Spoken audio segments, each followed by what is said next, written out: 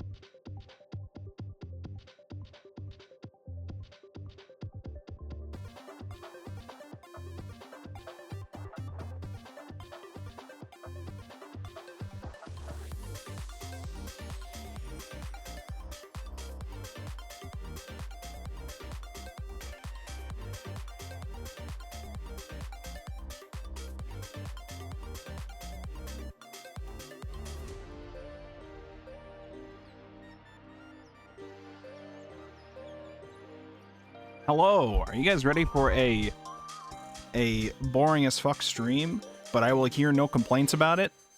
Are you ready for it? Because that's what's happening tonight. This is what's happening. Maybe some of you will find this interesting, or maybe you don't fucking care. But either way, I gotta get some of this shit going, and if I'm streaming it, I am held more accountable. So we'll try that out and see if we actually make progress with this fucking thing. We'll see if we make progress. We'll make sure my volumes are okay. I can be heard. That looks good. Everything looks good with this. How's it going, Andy? How you doing tonight? Let's see here. All right. We have research memes to do. I think I'm going to establish... Oh, I already have... Oh, thank God. Thank fuck. I use this note-taking app every day called Obsidian. And you can set up like different vaults with different sets of notes.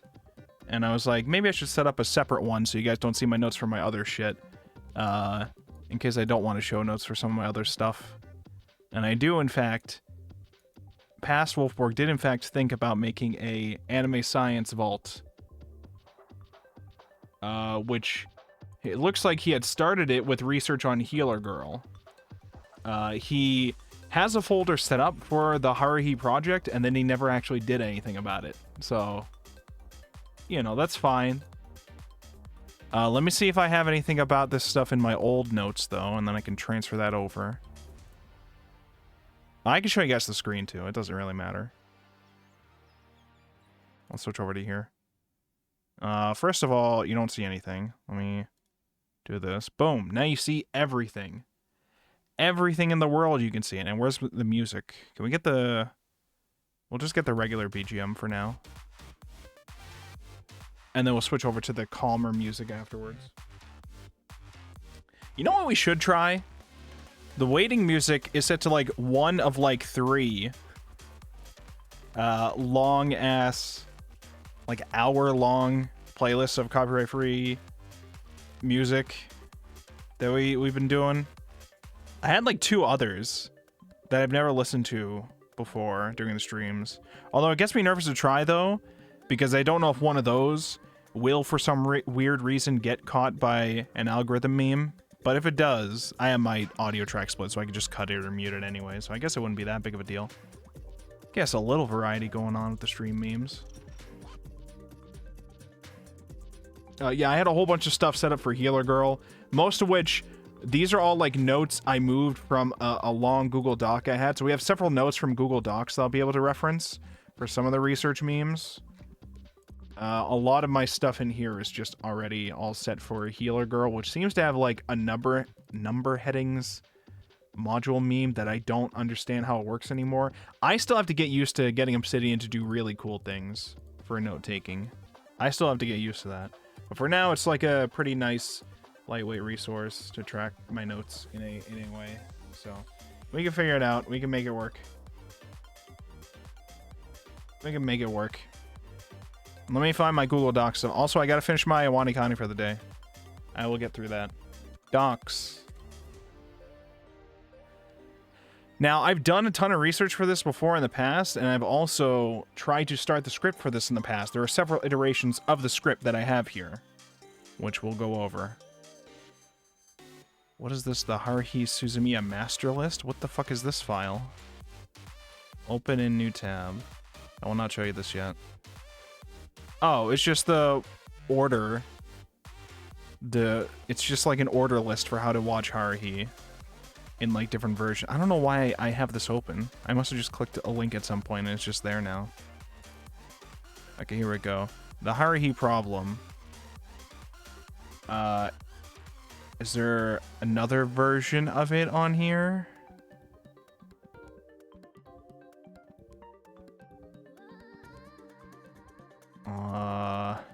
Anime science. Let me look up anime science stuff in general. Healer Girl V2. Haruhi Problem. Okay, so this must be the only one that I have for the Haruhi Problem. And it has like a short bit towards the beginning of... Oh no, maybe I did write a shit ton for this already. I think I wasn't satisfied with how I was explaining things.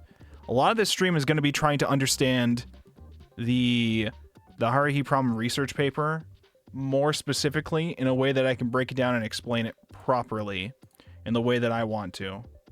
Now, there does already exist another video which is talking about the Haruhi Problem, which we'll watch today. We'll watch it today to get a review of what they talked about there. They talk about specifically without really the context of the Haruhi stuff related to it. And they also... How do I explain? I mean, you'll see when we watch the video. But the way that I would explain it is like more... I think explanation-wise of like how the algorithm presented in the paper should work. And then I'm also wanting to look into the research that they've done after that video came out, because there was more progress after that video came out, the original thing. So I want to talk about that too. So we'll talk about that. We'll talk about that. Plenty to talk about tonight. Plenty to talk about.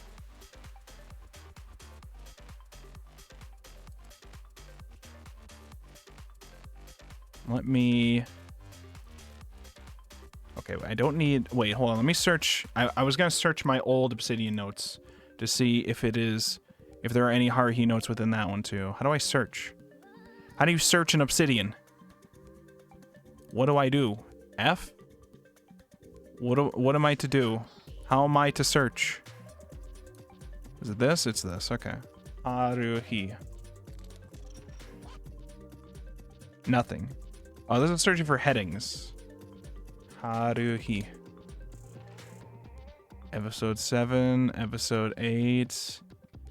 These are names of Haruhi Kage from My Goat. So this is every time I reference that song in one of my old notes.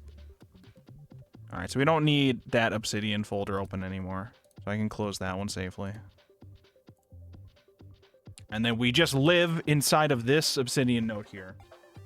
So we have sources here, which I don't remember how I set up my sources for this. Oh, I remember. I had like one note that was like the different sections of sources. Because we have sources from the animes for anime stuff. We have sources from the anime. So like Healer Girl, I have to talk about all the stuff that they reference within that world. Because with a traditional anime science video, what I typically do is I will go over how the anime presents this stuff in the logic of its world, and then we'll apply some of the science concepts related to them to try to explain or disprove whatever the fuck they show us. Anime Notes, I think, is supposed to be just the general central place for information about the anime itself and background stuff, in case that's relevant towards this, which in the case of Healer Girl it is. Episode Notes is going through every single episode for every instance of where they're mentioning relevant things. My server is hounding me for getting frustrated at video games and then not being able to use controllers. BC, I never learned how. They're like, just use a controller if your keyboard isn't working, and I'm like, babe, I grew up playing the piano, not Call of Duty. My thumbs don't work like the rest of my fingers. Okay, counter argument. Counter argument to your logic, though. If you don't ever use a controller, how do you expect to get yourself out of the fact that you don't know how to use a controller? They hurt my hands. Okay. But it sounds like they hurt your hands because you're not used to using them. Is what it sounds like. But hold on, let me read the rest of it to make sure I'm understanding the situation. Small hands. Small hands? I feel like you could still make it work. I feel like you are not ever going to not be able to use a controller. I don't feel like your hands are that small, but I don't know. Let me read the rest to make sure here, okay? How do we forget frustrated video games and then not being able to use controller because I never learned how? They're just like, just use a controller if your keyboards are working. I'm like, babe, I grew up... Well, first of all, what is wrong with the keyboard? Why is the keyboard not working? This, I think, would be my first issue. And I would just immediately resolve that issue before we even get into the issue of controller. Second question, what game are you trying to play? What is the game that you're trying to play? This is an integral question. Because it will dictate whether or not they're right or not, probably.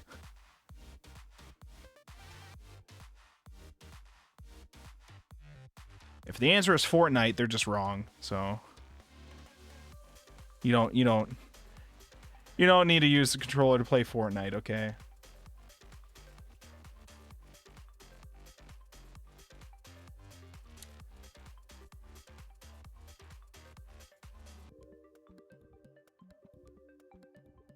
Okay, so basically also... I was playing Pokemon Mystery Dungeon, and my attack buttons were mapped to the number keys, so I was using my numpad for a while.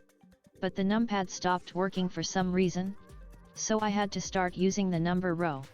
And it's not world-ending, but it kinda hurt my wrist. Wait, your numpad stopped working for some reason? Do you just have your numlock on? This is a wild question, I know, but... Did you just turn the numlock on?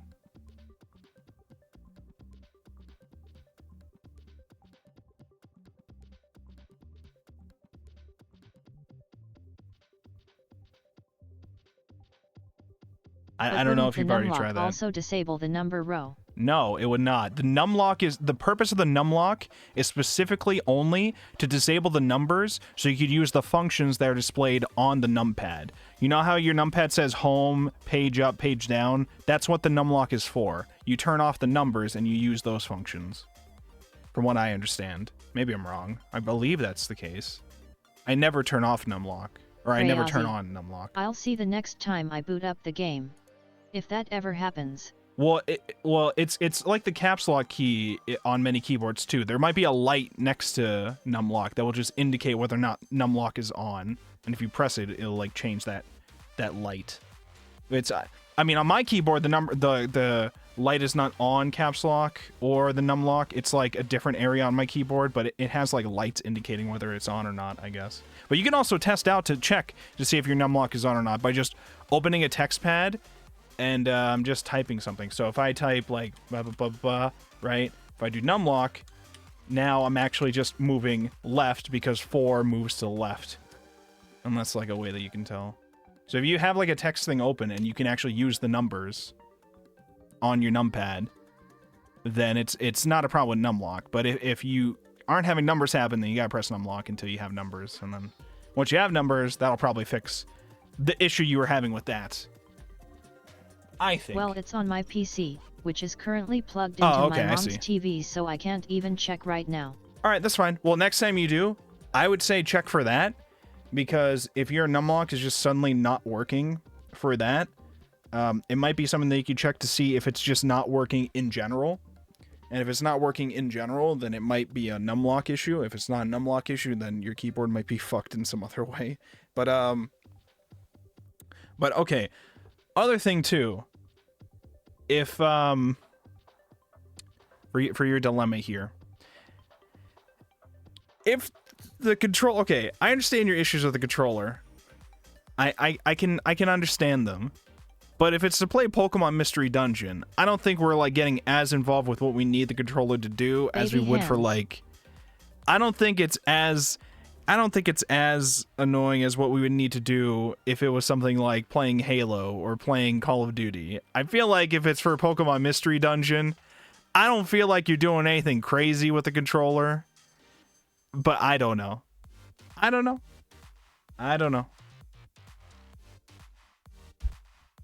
But my main thing to tell you, I don't know, they were just kinda dogging on me for not being a controller user.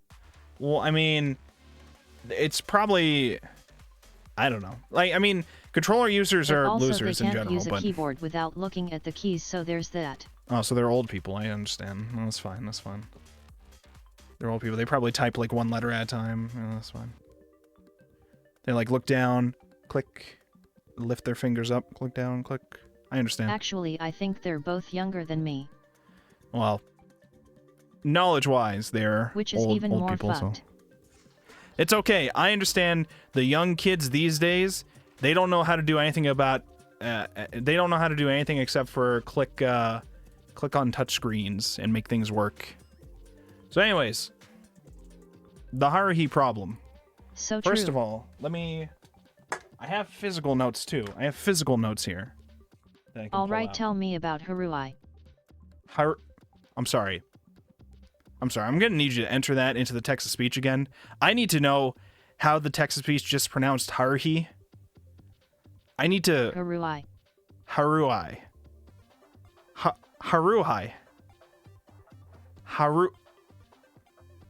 I don't think that's right. Haruhi? Haruhi Fujoka from the award-winning Ouran High School Host Club. Oh, yeah, of course. That's what we're talking about here. We're talking about Haruhi Fujioka from award-winning Ouran High School Host Club. This is true. No, Fujoka. Fujoka.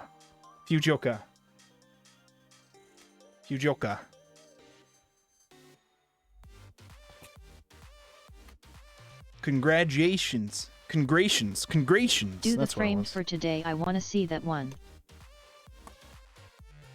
And the video game. Oh my god, you're gonna make me do all the dailies today, bro? What is this, Karate Kid? I don't fucking know. What is this? What is happening here? There's chains and shit.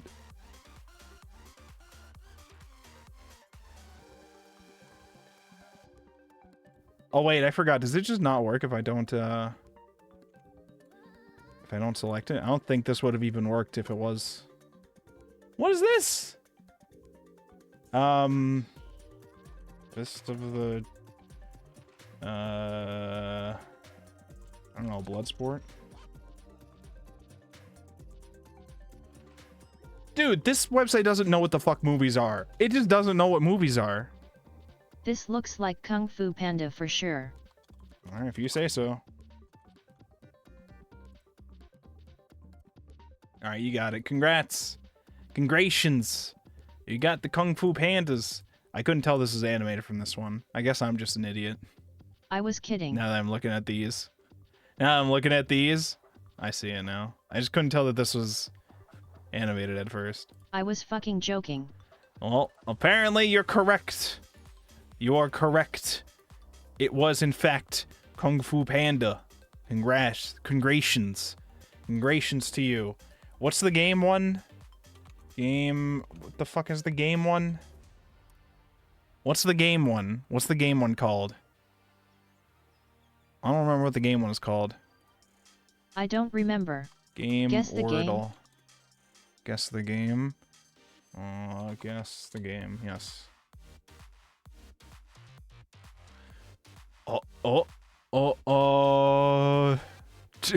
we've had Jack and Daxter before. Jack 2? Jack 3? No. Dead Island? Wait, what's the I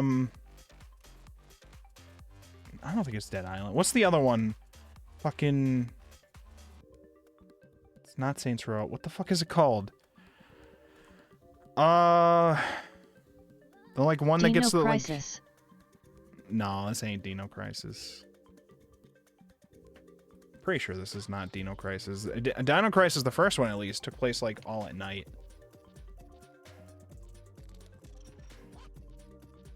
Fuck. I don't know. Dead Island. I'm gonna write Dead Island. I don't know. It looks like some Jurassic Park shit. That's all I got. It is from the Dead Island franchise. Up with the Kung Fu Panda. That's true. Dead Island Riptide. Boom. Easy. Done. Easy.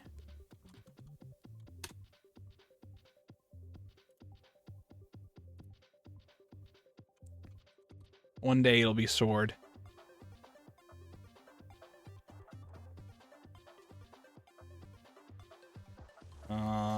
Dream. Oh.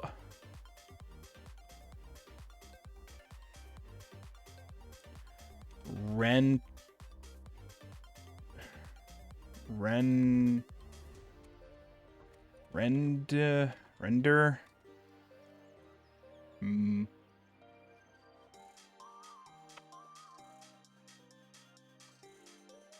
Radio.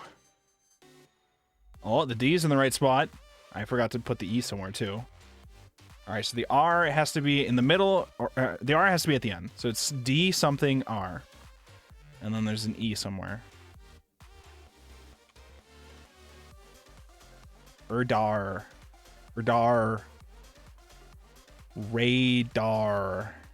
That's not. There has to be an E.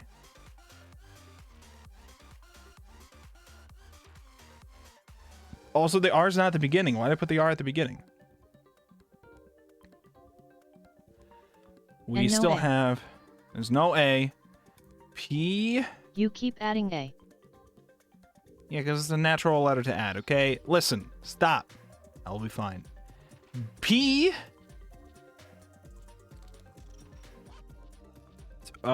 E...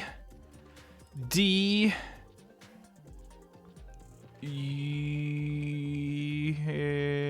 Something R. Okay, so that can't be it. The E probably has to be over here, so D-E-R. So D-E-R probably. D-E-R. What goes before D-E-R? Order? There's no O. Hoarder? There's no O. Header? Header? Is that a word? Okay, well, we know it is D-E-R. There's no H, no E. Okay, we gotta do a word to test other letters that we have here. We gotta do a word to test these other letters. So,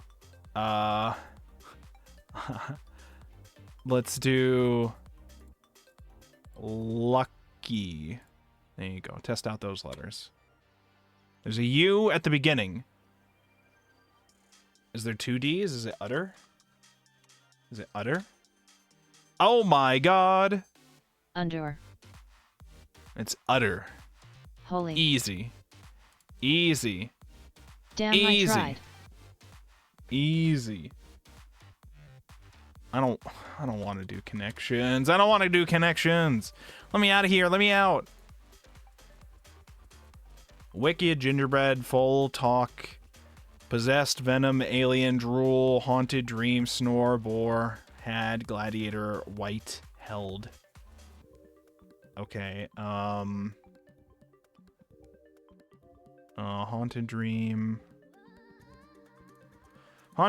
drool, related to like sleep, snore. These are like all sleep related things. No? One away though. Oh. Gladiator, Venom, Alien, Wicked are movies. Yes. Let me cook with this one real quick though. Snore, drool, bore, dream. No, okay, but it is okay. So it's these three and then something else. Possessed, had, white, held. Snore. The fuck else would you put here? People sleep, y'all. Talk.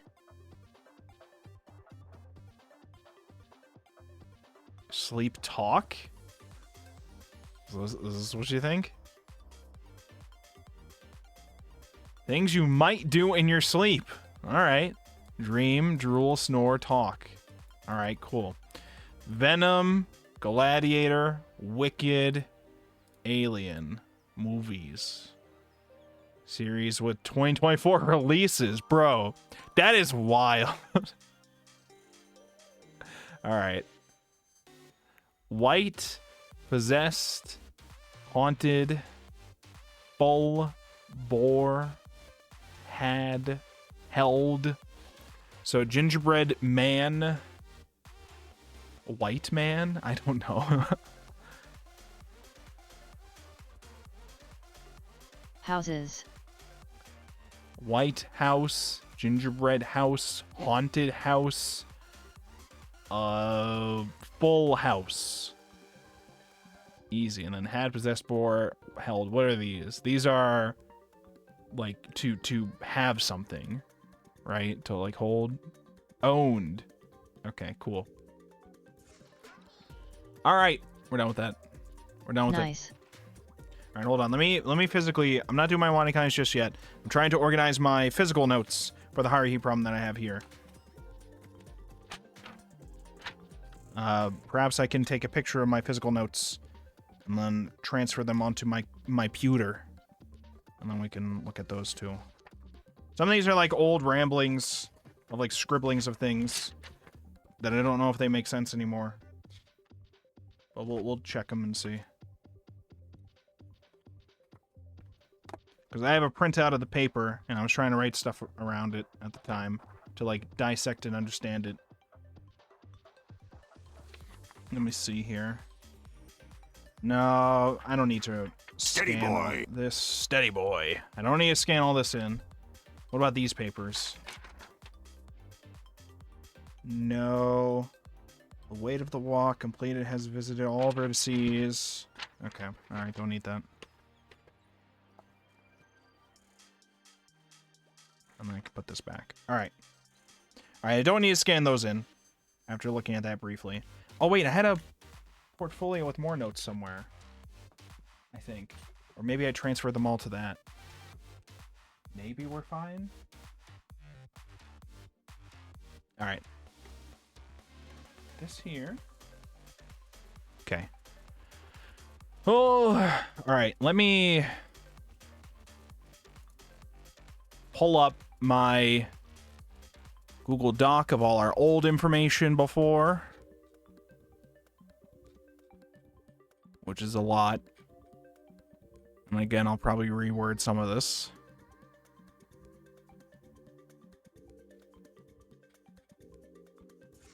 Those are my old notes about it. Which you don't have to read all of it. We're scrolling down to the bottom where it's got all my sources. Before we read my ramblings about it. Hello? Are you gonna open? Here we go. Alright, so this is gonna be a big portion about it. This page was like a big place to like accurately collect links towards the stuff. This is the actual paper itself. That's our main focus.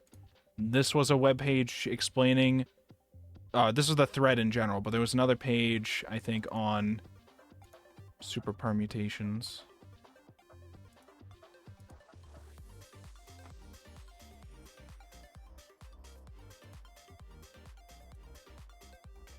Which one was this one? Oh, this one's just stripping it down. And then this is the science version of the post. But this is the same person who posted it, but they have different starts. Original problem is in the pic. And then, okay, so you have 14 episode series. I've done it, trust me, it sucks. Oh my god. Don't care. Please do not show me fucked up and evil 4chan shit.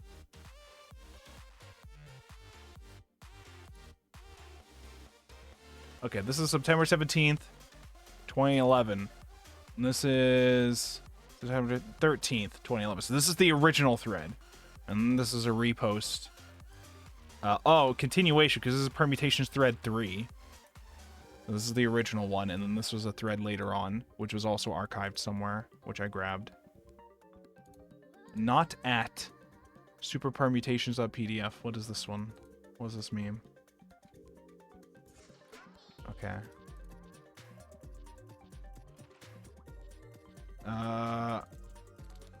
This is Greg Egan. This is the guy who I think was the guy who was interviewed in the video, which I think the video is also here somewhere.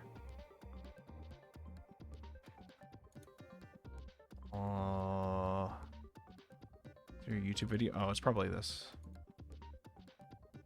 It was Okay. Let me explain to you the general gist of what we had going on here for this.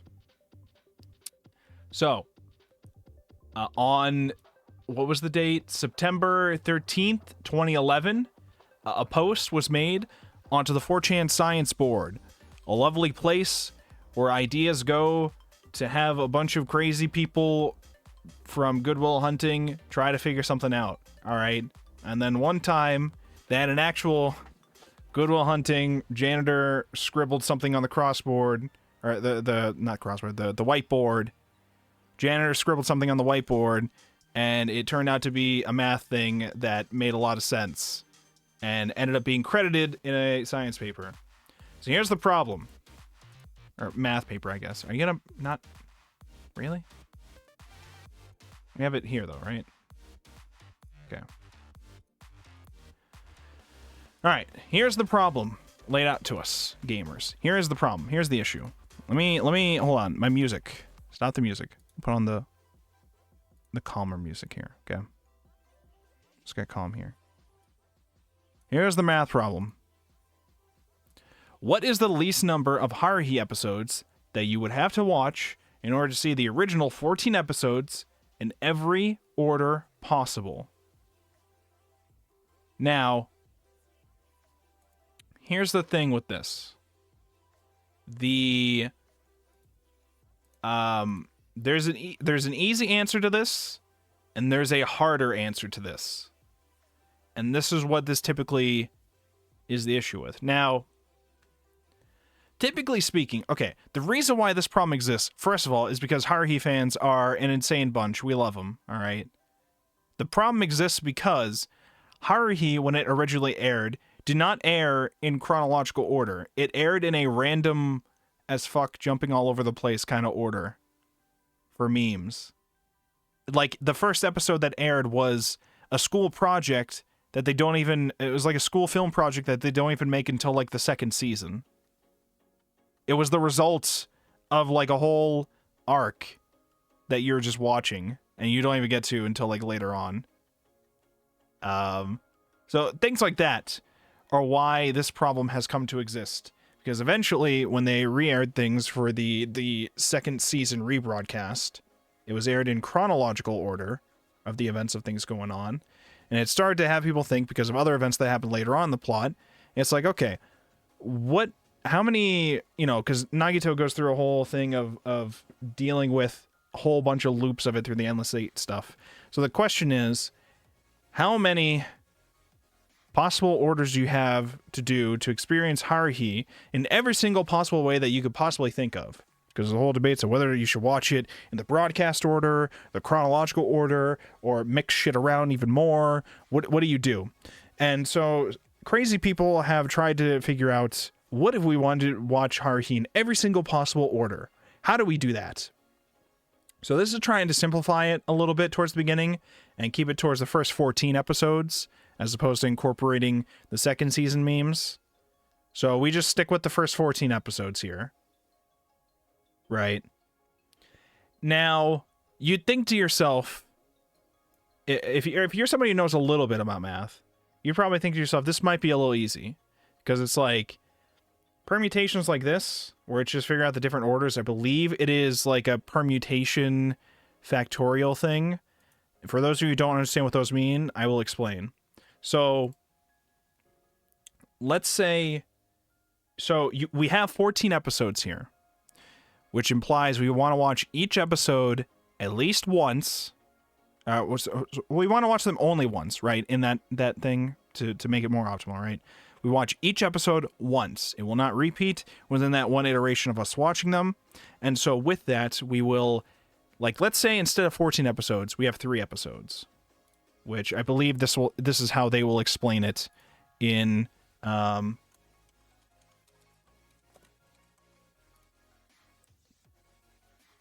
the video that we watch later on. Okay, let's say you have 3 episodes. We'll denote them by the letters A, B, and C, right?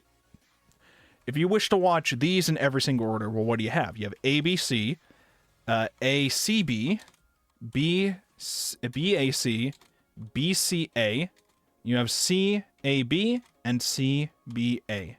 These are all of our possible orders that we have for this, right?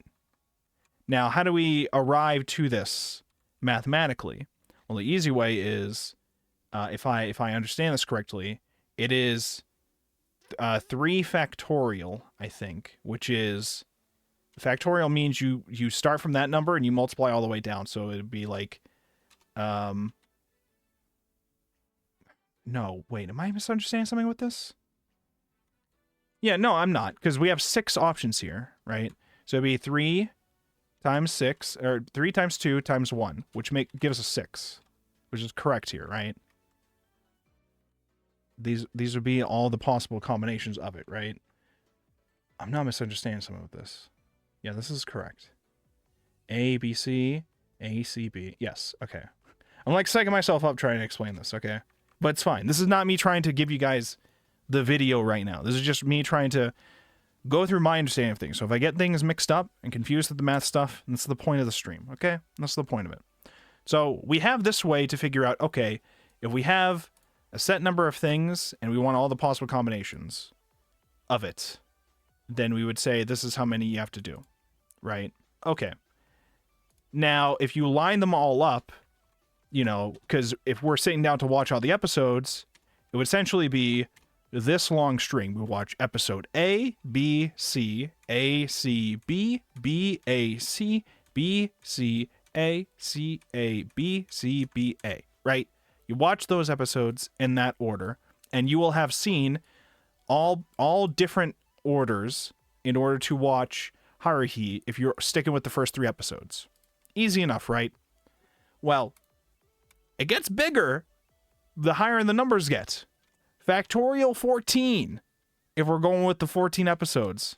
You get 14 times 13 times 12 times 11 times 10 times...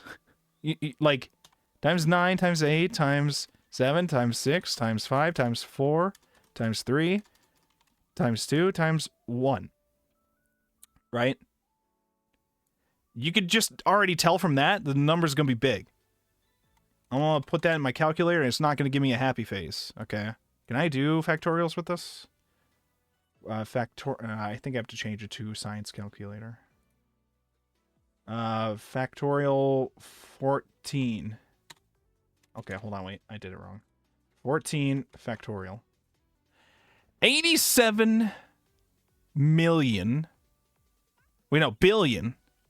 87 billion, 178 million, 291,200 episodes you would have to watch in order to do it like that. Now, I don't know if you understand this.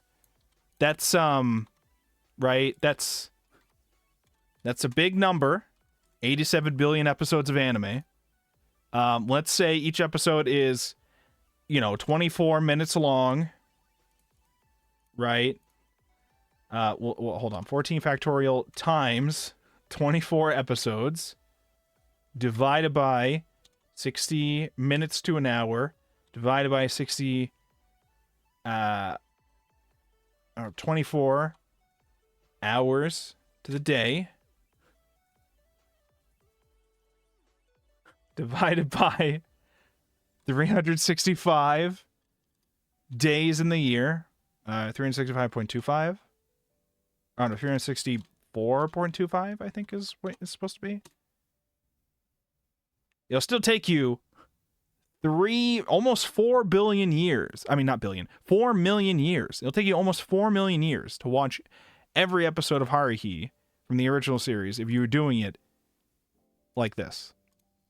So this is where we get into a concept. This is permutations. We're getting into a concept called super permutations. Super permutations. Fancy, right? Very fancy.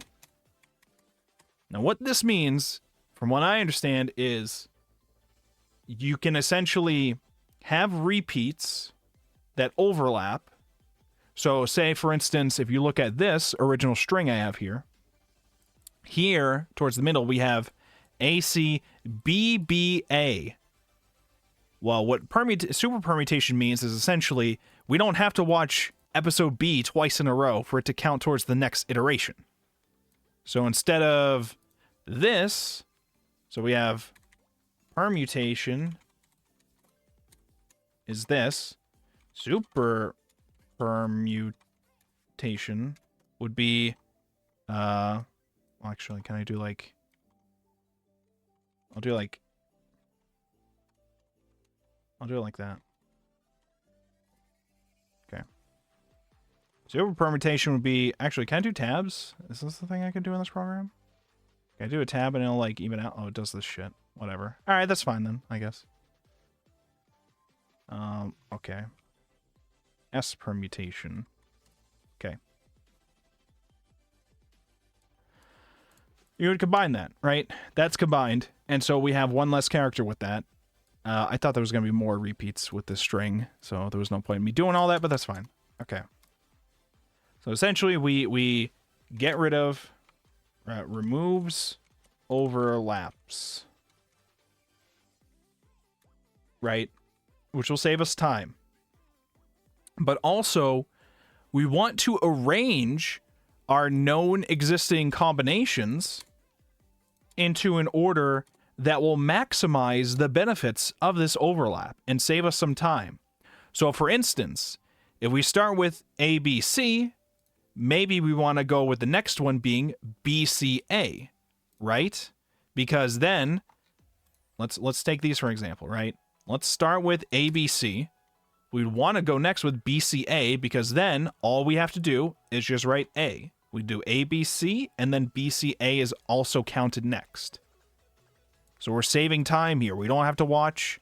We've gotten rid of 2 episodes we have to watch, and now we have 2 orders done. And then you continue that, CA. So CAB. So the next one would be B. And then we have that combination done. Now AB. We already have AB done. We don't have any more ABs in general.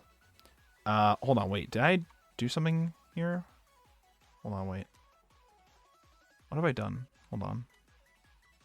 I just noticed something that was weird here, but I think we're fine. Okay, so A, B, C, B, C, A. Yes, that's correct. C, A, B. Okay. And then A, B. We don't have another A, B. We don't have another A, B for us to use here. So this is where we get into, I think with super permutations, you get like sometimes you cannot get it the most optimal with that. And so you'll have like one iteration where like you do have to get the additional one. So instead of A, B, let's go over the next one starting with B, which we have this. So B, A, C. We'll say B, A, C. So instead of adding 1 letter, we have to add 2 letters. And then from there we continue. A, C, B. Right? And then C, B, A. And this would essentially be, we've now gone from this with a permutation to this for a super permutation. Now, the length of this, so if we take the length of these characters too, each of them is 3, and there's 6 of them. So that gives us, what, 18? I believe that's, am I stupid? 3 times 6, I'm pretty sure that's 18. Yeah, it's 18. I don't know why I doubted myself. Let's, so the length, we'll say n equals 18. 18 episodes you gotta watch. Here, N equals 1, 2, 3, 4, 5, 6, 7, 8, 9. 9. You have cut down the amount you have to watch by half by doing this here. And now, obviously, the higher up you get, the more you'll be, like, helping to, you know, make yourself not have to watch 87 billion episodes of the anime. I would like to not have to watch 87 billion episodes of an anime. Now, probably no matter what we do, the answer will still be very, very, very, very, very, very, very, very, very long. And a normal person probably would not be able to watch all of this. But that's not the point. The point is to figure out what this super permutation would be. And more specifically, we're looking for this as like a string here. And these are, I believe, called superstrings is what they call them. So the point is to find a formal formula to find the shortest length of super permutation that is possible. Which, from what I understand, and maybe I'm wrong about what's currently been found about this stuff, we do not know a formal like algorithm to fully compute what the most optimal, the shortest length super permutation will always be given whatever number of items, like letters or episodes or whatever.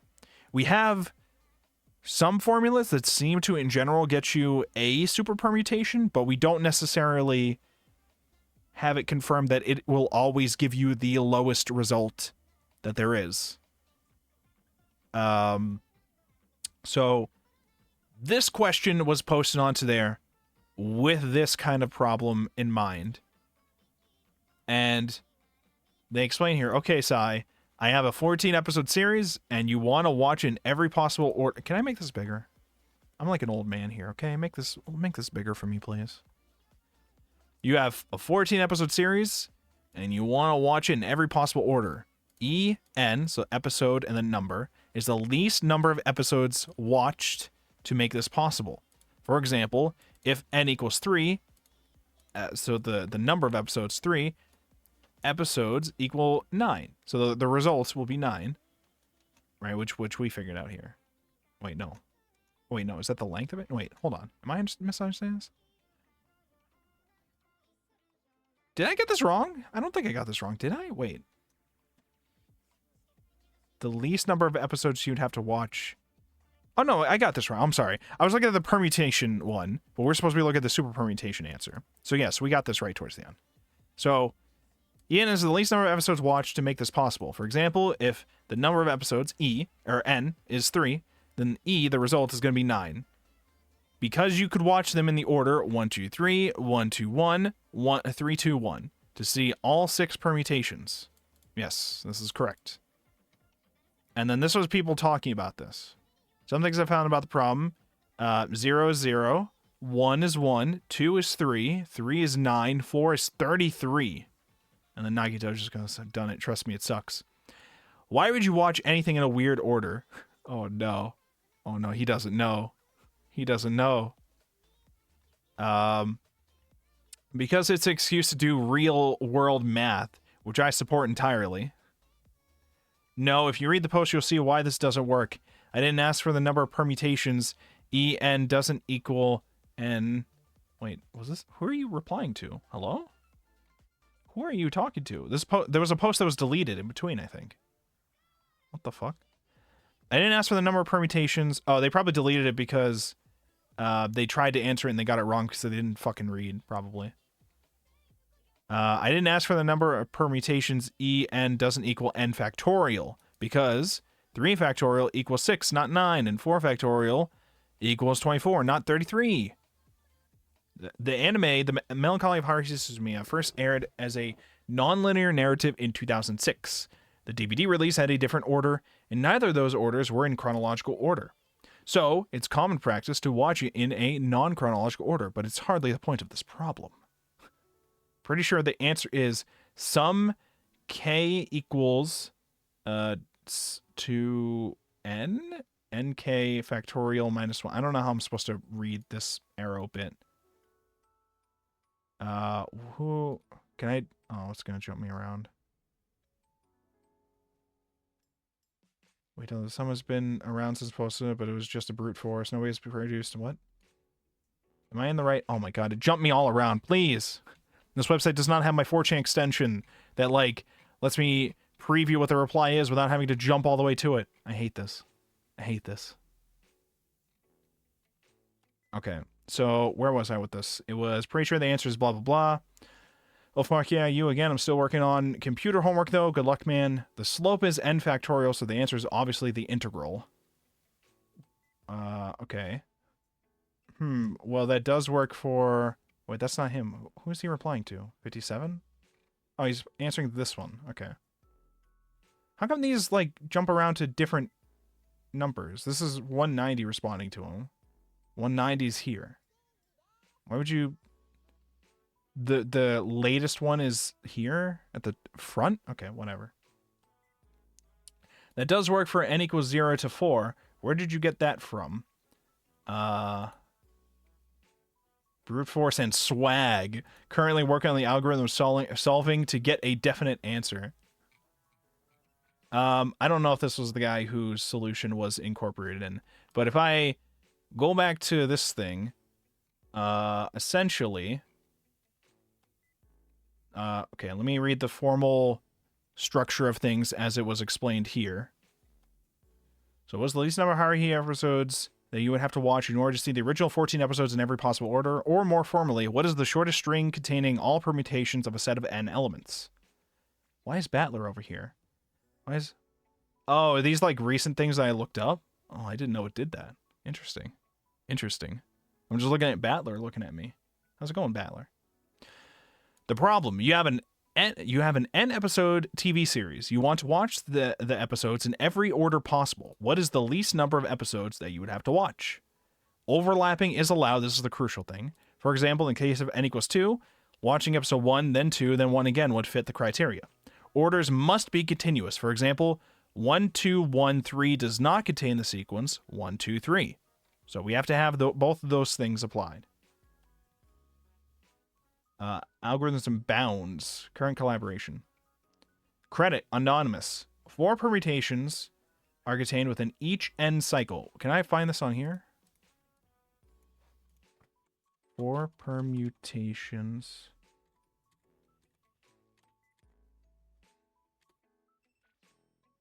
It just keeps going to 24 permutations. Okay, so maybe it's not referencing a post directly on here. Are contained within each n cycle. So the goal... Is this them just explaining it through them? Or I want to read the post that had their answer. I want to see how they explained it. Python algorithm by anonymous proof of the upper bound.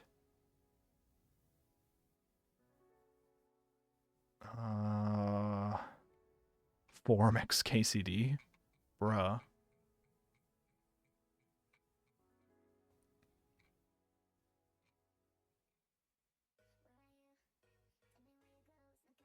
Contained within each... Okay.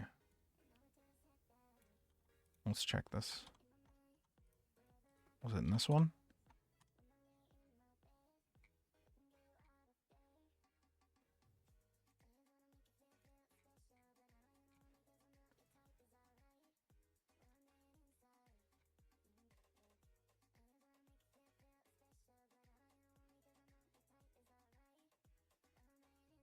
I have an interesting hypothesis.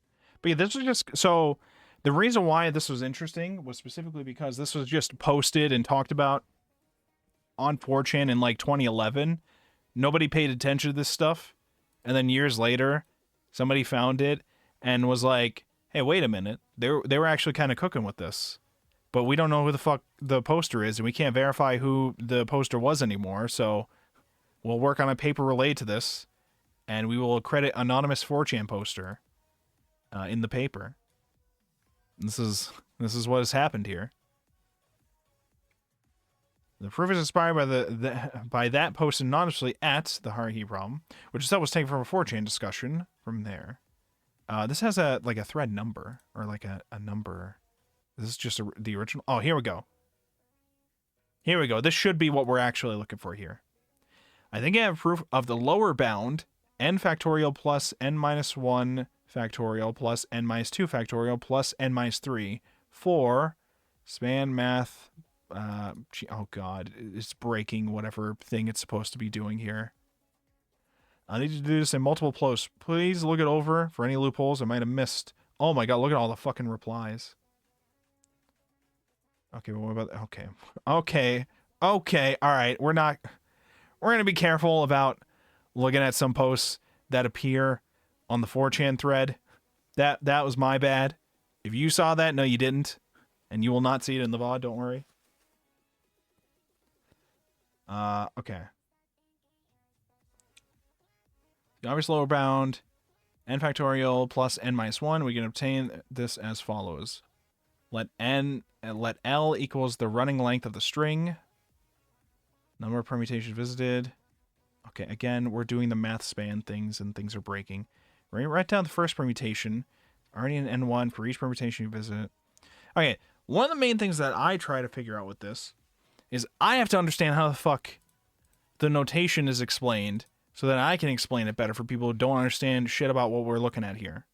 That's one of the things that I'm trying to understand with some of these things.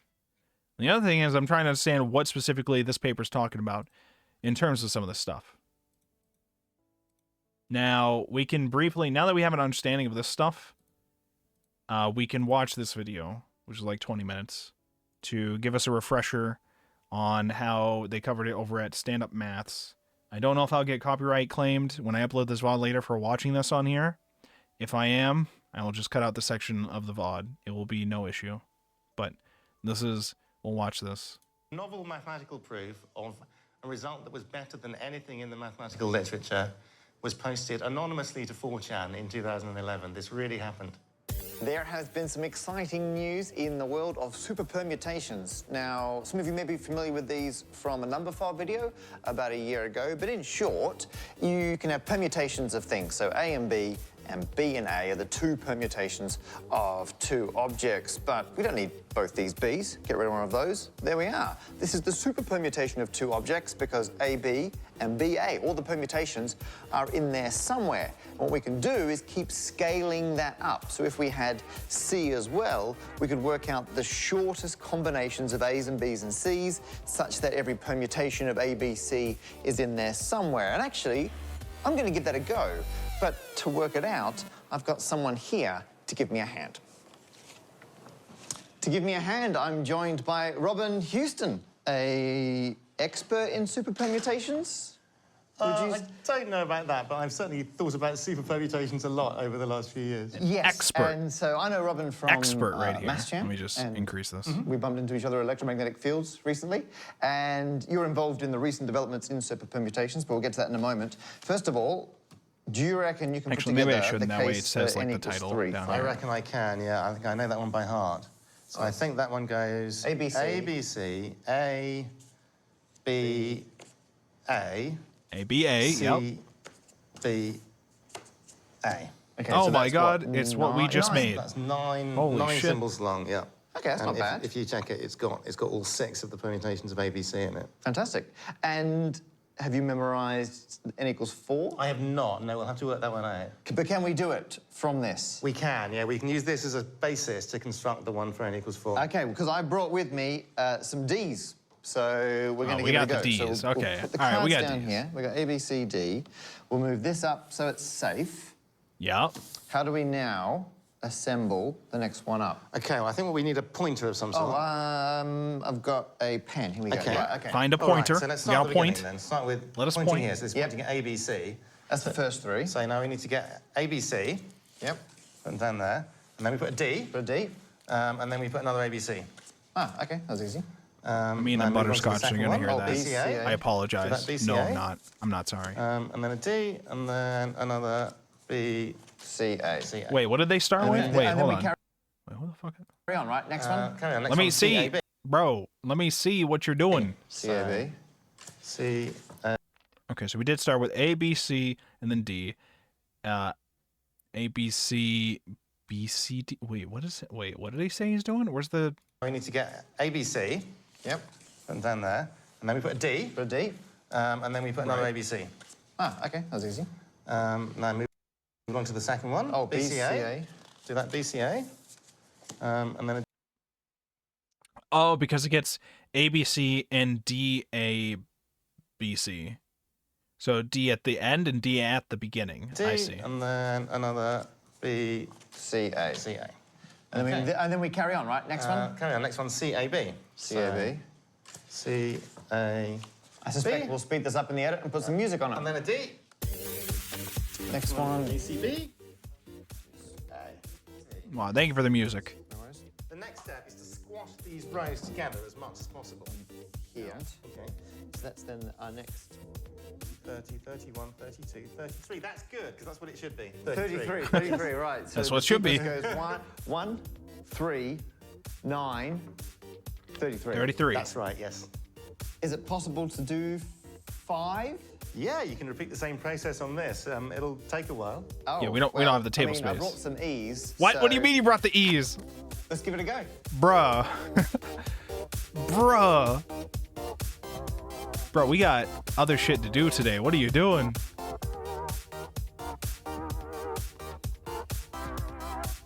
How many should E take?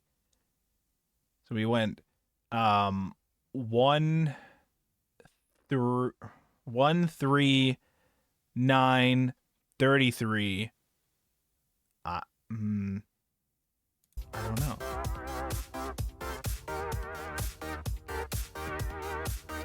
The fuck is 5 gonna be? 180 something, done it? probably. What's Maybe. interesting, I mean, obviously it's an achievement, but what is interesting about the case for 5? Well, I'm glad we went as far as 5, because this is where it starts to get interesting. It's where some of the patterns that you see for 1, 2, 3, 4 start to break down.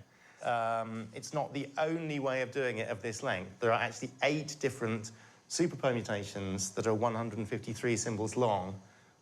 153. Okay, so not 100. So it's 153. So it goes 1, well, technically 0. 0, then 1, then 3, then 9, 33, and then 153. For 5 different symbols. But we got this one from doing that algorithm from the previous one. Right. And that's the only previous one, right? There's no other... That's the only 4? previous one of that length, yes. Right, Correct. that's the best 4. There are 8 equally good 5s. How do you get the other ones? OK, so one of them comes from the algorithm. One of them comes from the algorithm with a slight twist. So what you do is you take just the second half of it from there onwards. And you reverse 2 of the symbols. I'm afraid I forget which 2. Oh, fine. There's something like you swap all the B's and C's or something like that. Something like that, yes. I'd have to check which 2 it is. We can work it out. Is that because we are an odd number of elements that we're using here? That's allowed? And that's why that doesn't really matter when you do that? Is that why that's the case? Can you do that as well with 3? Can you do that as well with that? Okay, someone will look that up and put it in the comments. And apart from those 2, this one and this one... Because I would imagine, like, essentially, like if I had ABC, instead of, like, starting with that, you could... Well, you still need it to start with A, I think, right?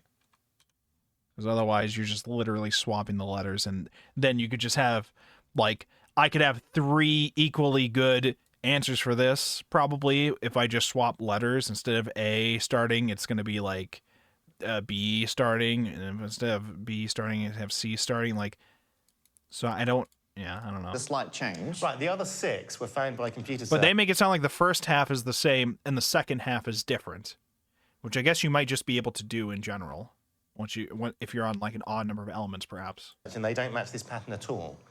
Oh, wow. They have a completely different structure, which we don't understand very well. We're starting to understand it a little bit in the last week or so, really.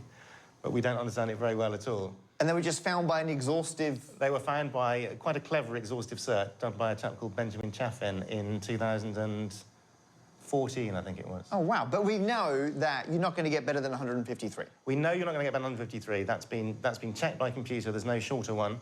But there are 8 different ones of this length. And it gets interesting once you hit 6. Well, it gets even more interesting once you hit 6, because for 6, if you do this algorithm that we've just been doing for 6, it would take a little while. and you would end up with 873 cards. Jesus. You end up with this super permutation of length 873. Is that the shortest? For A, B, C, D, E, F. Yep. I didn't bring any Fs, don't worry. But that is not the shortest possible. We know that there are lots of different ones that are one shorter. That's all we know. We don't know if you can go more than one. Wait, how many did you say? One shortest possible. E, F. Yep. I didn't bring any F. 3 E cards. You end up with this super permutation of length 873. 873. But he said that's not the shortest. They know you can at least go one shorter, so 872. Which is interesting because up until then, it sounded like all of the results had to be an odd number towards the end. But I think he also said that they're not sure if that is the shortest, so there might be a shorter one. 3. Okay. For A, B, C, D, E, F. Yep. I didn't bring any Fs, don't worry. But that is not the shortest possible. We know that there are lots of different ones that are one shorter.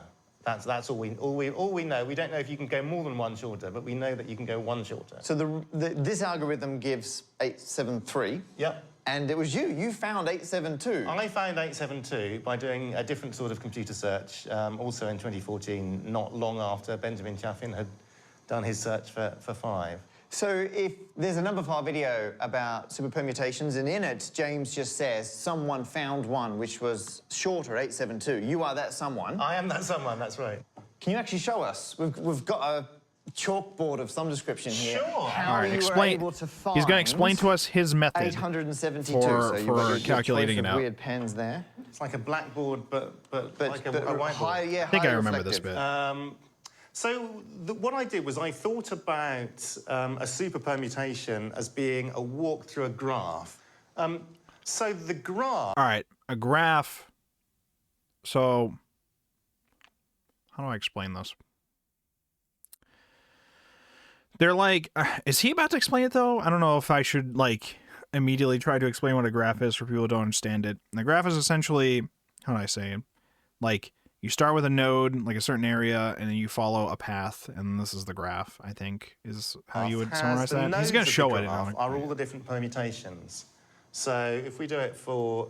The graph is, from what I remember, it has nodes, which are like the different areas, and then like different like circles of like, this is what this element is, this is what this element is, or like stops. I think like the traveling salesman problem is another one of these memes where it's like, this is this house, this is this house, this is this house, and each of them is connected like with an arrow or something, which I think would be called the vertice or whatever, to like another part of the graph. So you would follow the vertices to traverse around the graph, I think. ABC, let's say. We've got one permutation there, A, B, C, and then B, C, A. And then there's a path from there to there. So to get from ABC to BCA in our permutation on the table, well, we have to add an A onto the end. You've got to add 1. Yes. So you have to add 1. Because you could see here, A, B, C.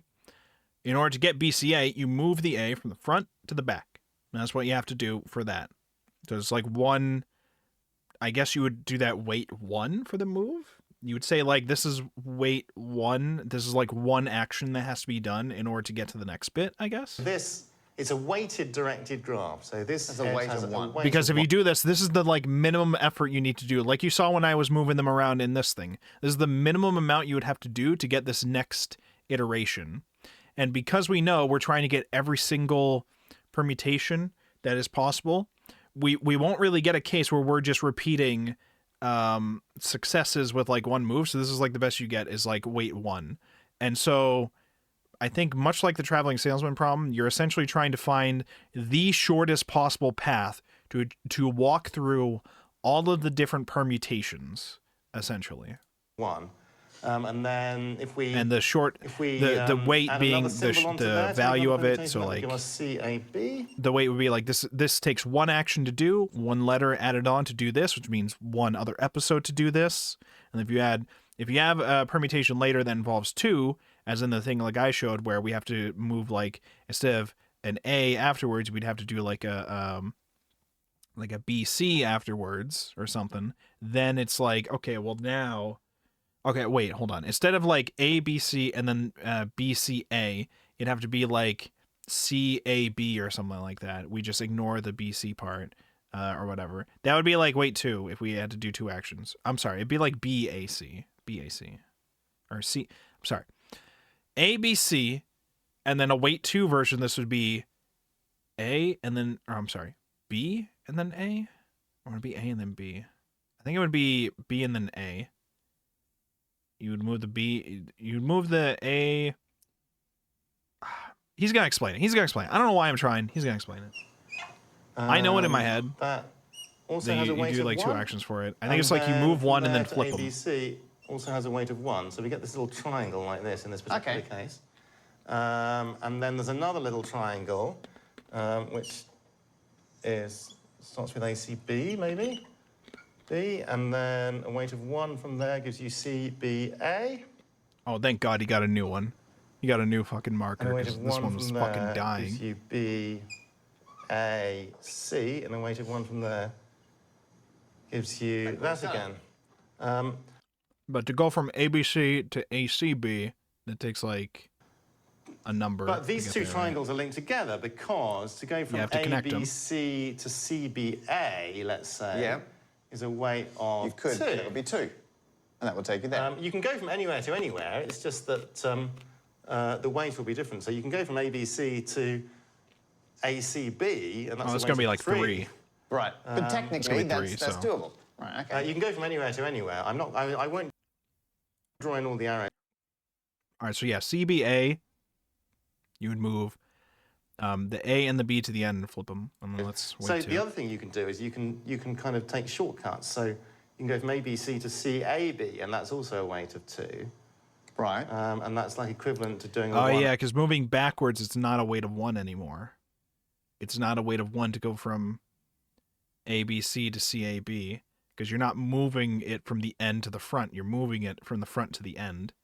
So in order to get to CAB from ABC, again with the A and then the B back. Okay. 1 and then a 1. Oh, right, okay. It's the same weight as you could go via somewhere else, right? Right, exactly. So we've also got these little edges like that in there. There's a bit of a technicality here. There are 2 different ways of thinking about this as a problem in graphs. And the way that I think about it, the way that I thought about it in order to find this superpermutation does include these edges that have the same weight as taking a root via another permutation. There's a different approach which doesn't include that. So anyway, so we have these 2 triangles. The fuck was he just trying to say? And then we have these edges of weight as taking a root via that have the same weight as taking a root via another permutation. There's a different approach which doesn't include that. Oh. So he's saying like there's a different way to get them the same weight, but a different thing? The same weight. Hold on. As you could go via somewhere else, right? Right, exactly. So we've also got these little edges like that in he saying? there. There's a bit of a technicality here. There are 2 different ways of thinking about this as a problem in graphs. And the way that I think about it, the way that I thought about it in order to find this superpermutation does include these edges that have the same weight as taking a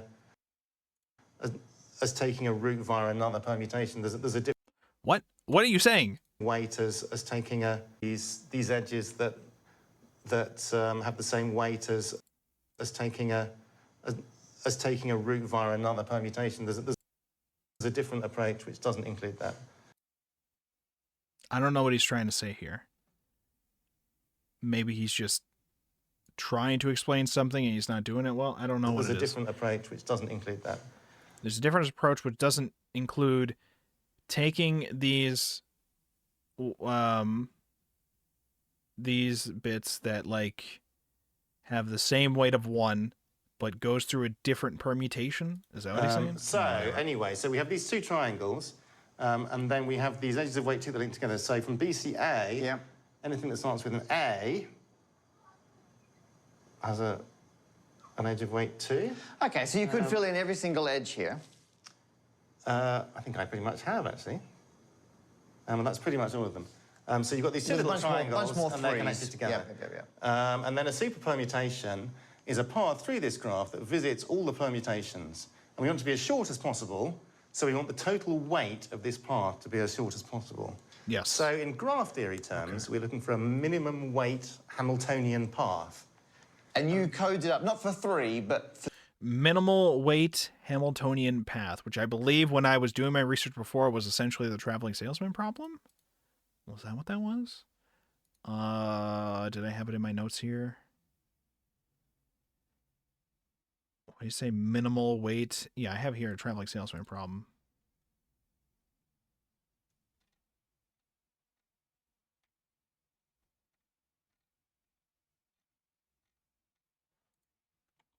Minimal weight Hamiltonian path.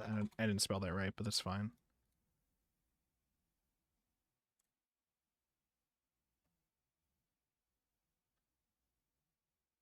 What the fuck?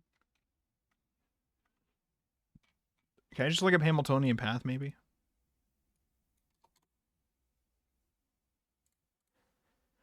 Hamiltonian path in the mathematical field of graph theory. A Hamiltonian path or traceable path is a path in an undirected or directed graph that visits each vertex exactly once. And a Hamiltonian cycle or Hamiltonian circuit is a cycle that visits each vertex exactly once. A Hamiltonian path that starts and ends at adjacent vertices can be completed by adding one more edge to form a Hamiltonian cycle, and removing any edge from a Hamiltonian cycle produces a Hamiltonian path.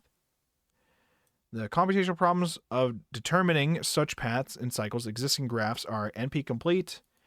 So we'd be finding the minimal path through all of these exactly once, and that, I believe, is supposed to be... Yeah, the traveling salesman problem is an iteration of it. Given a list of cities and the distances between each pair of cities, what is the shortest possible route that visits each city exactly once and returns to the origin city? Oh, so here it's you have to return to the origin city. In our case, we don't have to, but that's an important bit for the traveling salesman problem. It is an NP-hard problem in combinatorial optimization, important in theoretical computer science and operations research. Okay. Problem was formulated in 1930 and is one of the most intensively studied problems in optimization. It is used as a benchmark for many optimization methods. Even though the problem is computationally difficult, many heuristics and exact algorithms are known, so that some instances with tens of thousands of cities can be solved completely, and even problems with millions of cities can be approximated within a small fraction of 1%. Okay. For 6, you had all the different nodes, all the weighted links between them, and then how did you get your computer to calculate the minimum weight Hamiltonian? Right. Well, this is a really famous problem, finding a minimum weight Hamiltonian path. It's called the traveling salesman problem. Yeah, I think people will have come across that previously, right?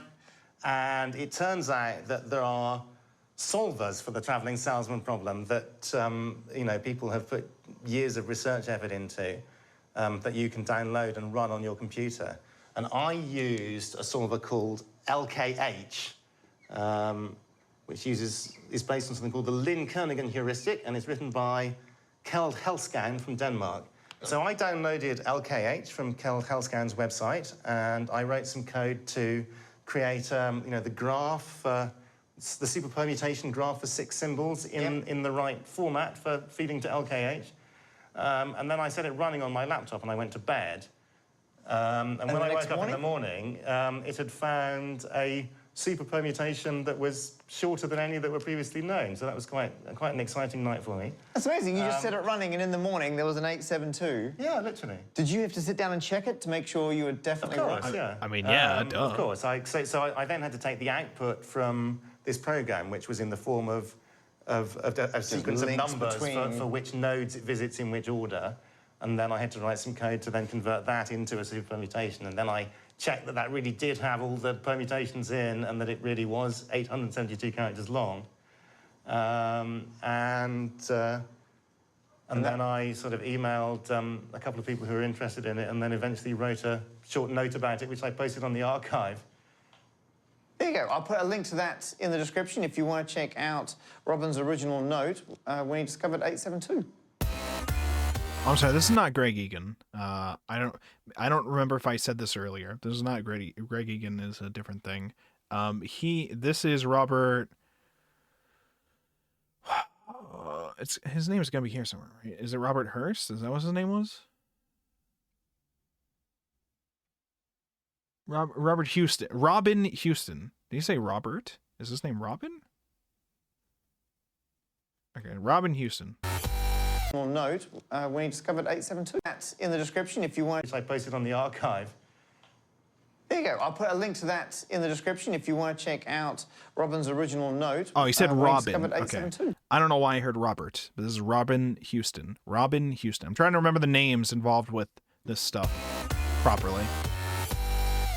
Greg Egan was just like I think a sci-fi writer who just also has contributed towards this stuff. 2018, which has been a very exciting month for super permutations. Very exciting month. It's been, which is why I got in touch and said, Robin, we have to do that video about super perms now. So, I mean, what I found, you tweeted that there'd been a development that no one had really noticed in like 2011, where someone had managed to find a lower bound for super perms and then just put it on a anime message board somewhere. So I originally found it via Nathaniel Johnston's blog, and he had found a wiki page on Wikia, right, which gave a proof of this lower bound.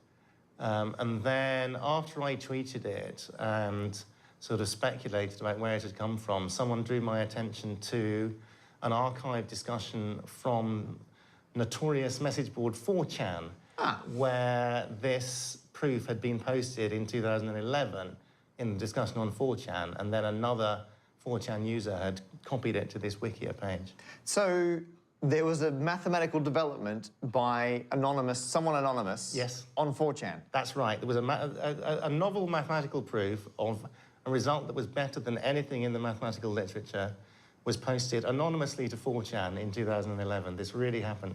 And just recently, people have actually taken it seriously, checked it, and it all works. Exactly, yeah. It's only really been in the last week or so that mathematicians have really studied this proof carefully and convinced themselves that it all works. So good. Actually, have you got that paper you're working on? So I asked Robin very nicely to print out. This is a draft. So here we are. This is a draft paper. This could change, but what I love is the authors, the lead author is anonymous 4chan poster, followed by Robin Houston, Jay Pantone, and Vince Vatter. So this one says October 25th. What's the version that we have? October 25th, 2018. Okay, so this is the draft version of the paper. So there might be a more final version of this paper that we can find somewhere, which I might have here. This one, Oasis A18632. Yeah, that's okay. Do we have a more formal final paper of this?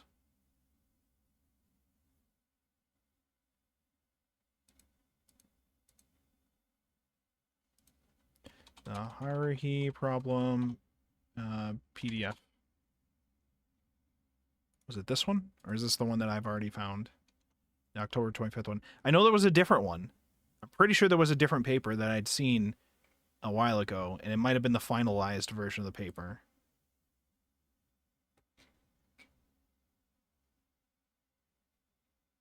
Or maybe not. Maybe this was just...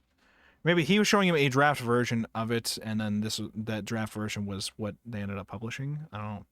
I thought I had read a different one at some point.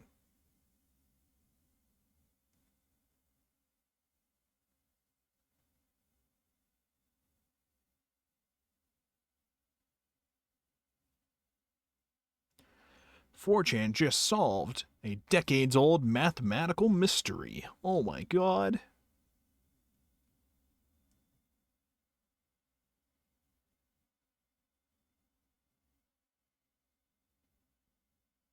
Okay. Maybe this was the one. I thought there was a different paper that I also read, but maybe I was just misremembering. It's possible. It's possible. So you've basically taken what an anonymous 4chan user did and written up their proof as a more conventionally mathematics layout paper. Exactly.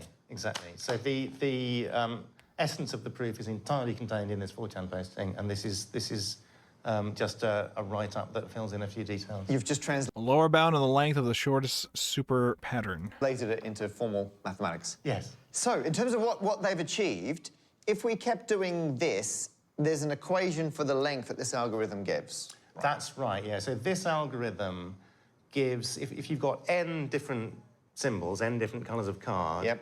then this algorithm will give you a superpermutation whose length is a sum of factorials. So 1 factorial plus 2 factorial, and so on, plus n Up factorial. to n factorial, right. So that's where the 873 comes from for 6 symbols. And you showed you can do better than that. I showed you can do better than that. So we know that that isn't optimal, but that is that gives you an upper bound, but we know that you can do better than that. Of course, once you've got a thing for 6 symbols that's shorter than this, then if you then reapply this algorithm, this will give you something that's 1 shorter for 7 symbols. Oh, so it's 1 shorter. You've broken everything.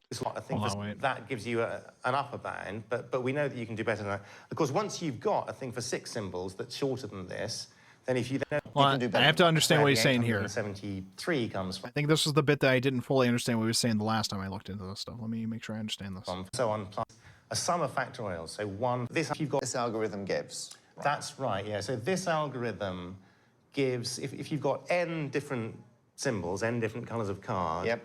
then this algorithm will give you a superpermutation whose length is a sum of factorials. So 1 factorial plus 2 factorial, and so on, plus n Up factorial. to n factorial, right. 1 plus 2 plus 3 factorial up to n factorial. And then that would give you the length of it.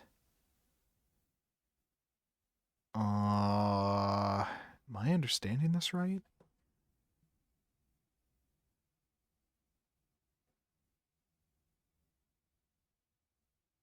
So the superpermutation of 3 with this would be 6 plus 2 plus 1, which is 9. And that is that. So that is correct. Why does that feel weird to me, though? What is the 3 factorial here? That was the number of regular permutations, which gives us 6. But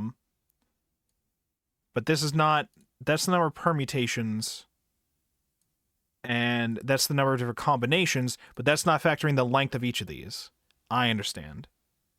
This will give us... This is the 6 possible permutations, and then you multiply that by 3 each to give you 18, which would be the length of the permutations all laid out without overlaps. But we want to shorten that with that second bit. So if you're adding them as the factorials instead, this will give you the shortest length for these. I see. So that's where the 873 But this is not actually the shortest, as he explains comes next. from for 6 symbols. And you showed you can do better than that. I showed you can do better than that. So we know that that isn't optimal. So we know that for later ones, you can't just do that and it'll still work. So it has to account for still making sure the bottom values are correct. Like everything before 6 is still correct. But the ones beyond that still have to account for the difference, I guess. But that isn't, that gives you an upper bound, but we know that you can do better than that. Of course, once you've got a thing for 6 symbols that's shorter than this, then if you then reapply this algorithm, this will give you something that's 1 shorter for 7 symbols. So it's 1 shorter. You've broken everything above that. Everything above that is at least 1 shorter. But the really exciting thing that's happened in the last week or so is that has been completely smashed out of the park by the science fiction writer Greg Egan, who discovered a new method for constructing superpermutations. Wait, when did he say he did this? But the really exciting thing that's happened in the last week or so... In the last week? Wait, is he a part of this paper? He's not a part of this paper. So this was written before the paper? Or, I'm sorry. Greg Egan's thing was done after the paper, it sounds like then. That has been completely smashed out of the park by the science fiction writer Greg Egan, who discovered a new method for constructing superpermutations, which are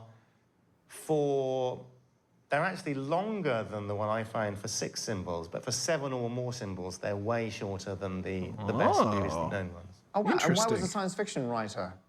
Well, he is a very serious amateur mathematician who does a lot of kind of mathematical work as well as writing science fiction.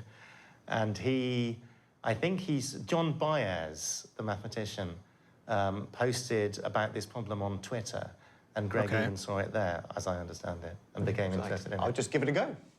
Yeah, why not? What was the equation for they've established a new upper bound, basically. Do I have the Greg Egan paper? For the length of Hold on, stop. Where's the Greg Egan? Is it just on his website? Because I know I have the link to Greg Egan's website explaining this stuff. Do I have...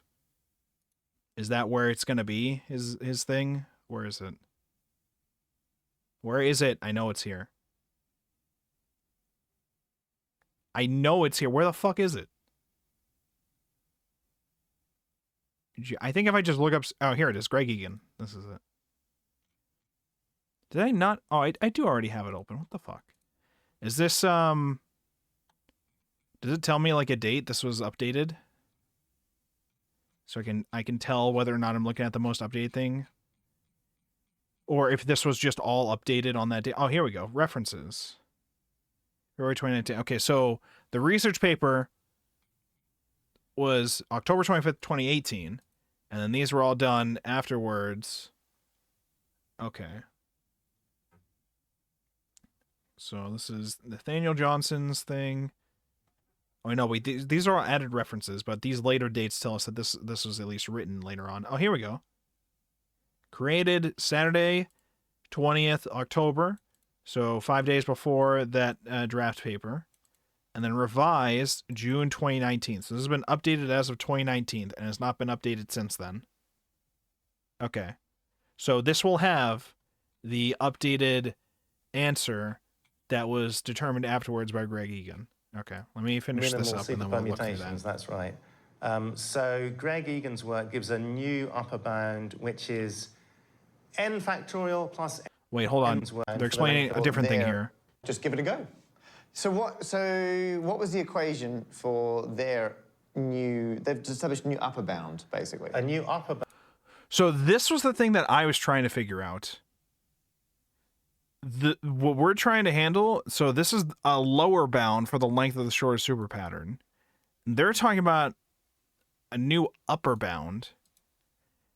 And I think this is a concept that still confuses me when it comes to math stuff. The lower bound and upper bound when it comes to super permutation stuff is confusing me. The upper bound would mean... When I hear lower bound and upper bound, I assume these are like the range that we know is possible. We don't have a definitive answer for what it is, but we know that this is going to be the shortest string, and this could be the longest string. Is that what the upper bound means? Or that means like you will get a super permutation, but this is the highest we can... No, but you're supposed to combine them together eventually. I'll let him for the talk length about of it. Minimal super permutations. Minimal super permutation. That's right. So Greg Egan's work gives... Which I think this guy had a paper on connected here, right? The minimal super permutation problem.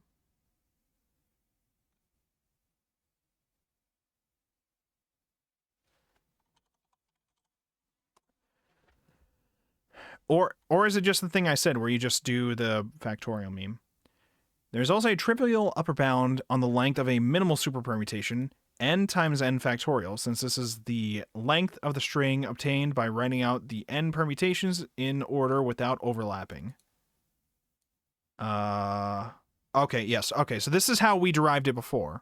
All right, so this is, if you ignore overlapping entirely, if you go through the process that we did, that is the trivial upper bound of which they're talking about. This is like the highest length that will... This is the like biggest length that you know will get you the correct super permutation that you're looking for.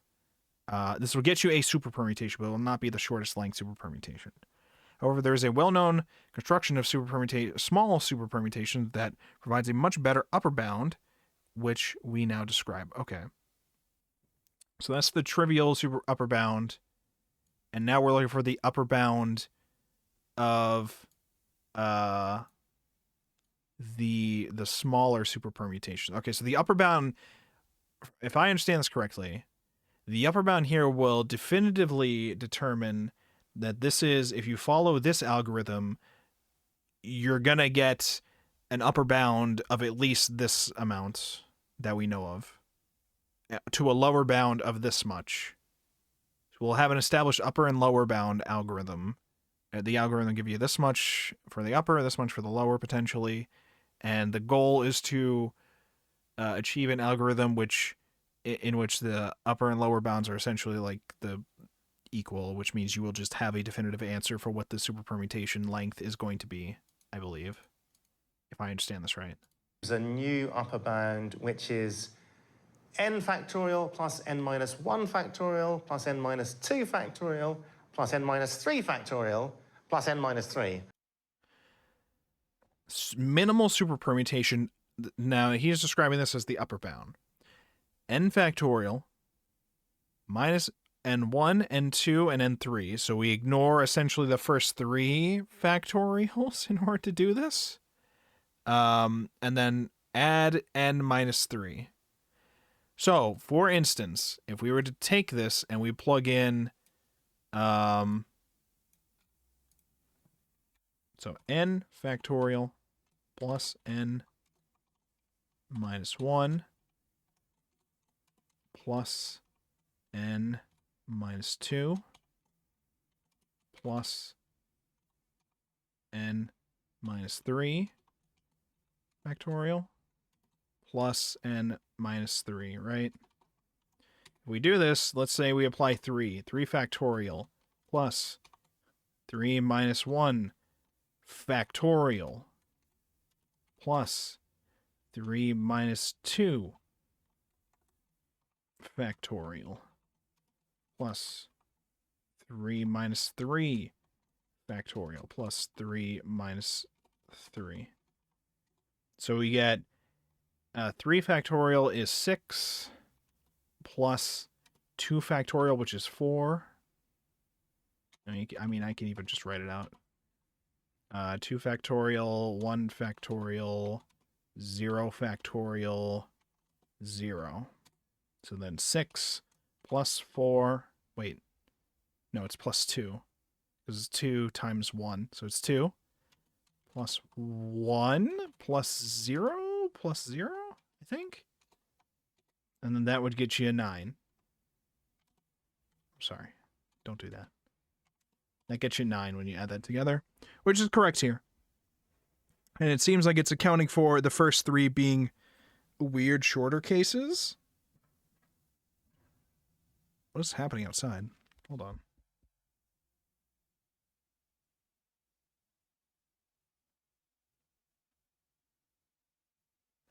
I just heard you outside. I don't know what it was. Hopefully it's fireworks. So, okay, so once you get to like things like 4, I guess, 4 factorial would be, oh god, 4 factorial, it's 24. 24 plus 3 factorial, which is 6, plus 2 factorial, which is 2, plus 1 factorial, which is 1, plus 1, which would give us 34, 5, 6.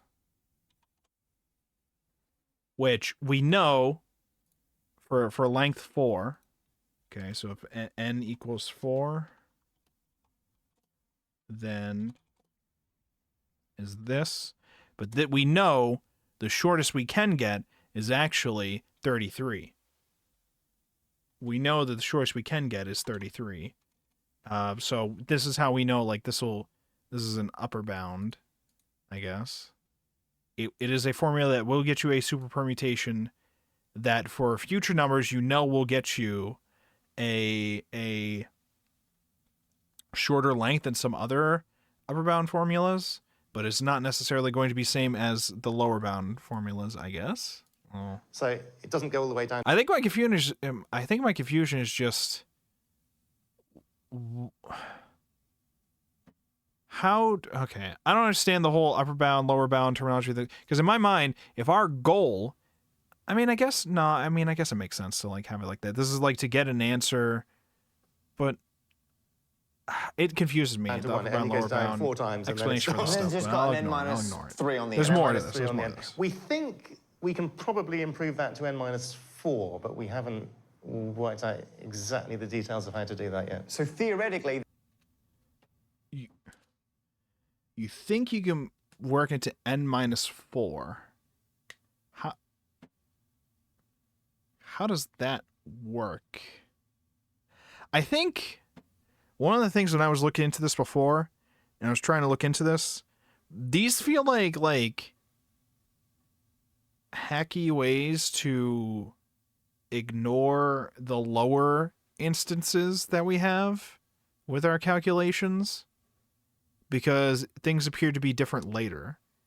And that confused me because it felt like these are just like ways to ignore things without actually solving the root of the issue. But I don't know. Maybe they know more than me, I guess. I don't. that final 3 could become a 4. Yeah. And bring it down by 1. And where does your 6 fit compared to that? Well, if we can bring it down by 1, then that will match the one that I find for 6 symbols. Okay, so that would make sense if that is the new upper bound. It would fit with what you So did. that would, it would then be a plausible conjecture that that's the best you can do. Well, I have no idea if that's true, but that would be a reasonable thing to think about. And this paper from 4chan, this gives a lower bound. This gives a lower bound, exactly. Which is n factorial plus n minus 1 factorial plus n minus 2 factorial plus n minus 3. And so... It's the same thing, it's just you don't add the plus n minus 3 factorial. So, minimal superpermutation greater than this, but less than this. Greater than the lower bound, less than the upper bound. What? So this is So our you can see a recurrent pattern in these formulas. They're very similar. And what's next? Are we hoping we can get the lower and the upper bound and merge them? Well, ideally, you'd be able to bring them together and get an exact answer. And that is always going to be the best. And then you would know what the shortest possible superpermutation is for any number of symbols. I don't know how to do that, but that's what people are thinking about. So if people want to get involved, it sounds like there's weird combinations of you could try and do simulations to find new, better, interesting examples. Mm-hmm. You could try and find structure in the crazy examples that have been found that way. Yeah. Or you can get involved in the theoretical side, trying to show possible upper and lower bounds on what the shortest length could be for any given n.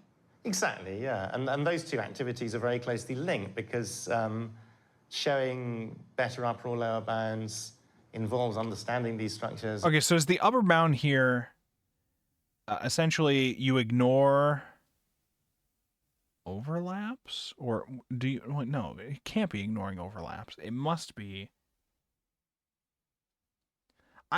I get confused in these discussions when they talk about the difference between the upper and lower bounds related to this, when the goal is to find the lowest, the lower bound, or the goal is to find the shortest length. But we have an upper and lower bound. When the lower bound, in my head, I'm just like, wouldn't that mean the lower bound is like the lowest that we technically know of? So this would technically be our upper bound because we can potentially find things that make it lower than that, like shorter strings. But maybe it gets complicated because he said for some of them it makes it shorter, for some it makes it longer, perhaps. Perhaps? And proving things about them. Fantastic. I'll put some links below if people, if this is, whet your appetite for some recreational mathematics at an amateur to professional level. I'll put the links below.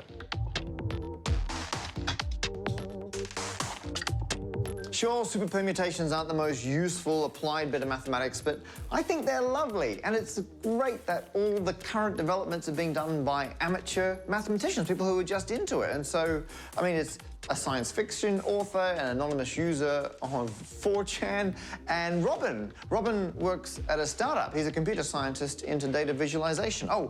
He works on Flourish.studio. So if you want to visualize some data, please do.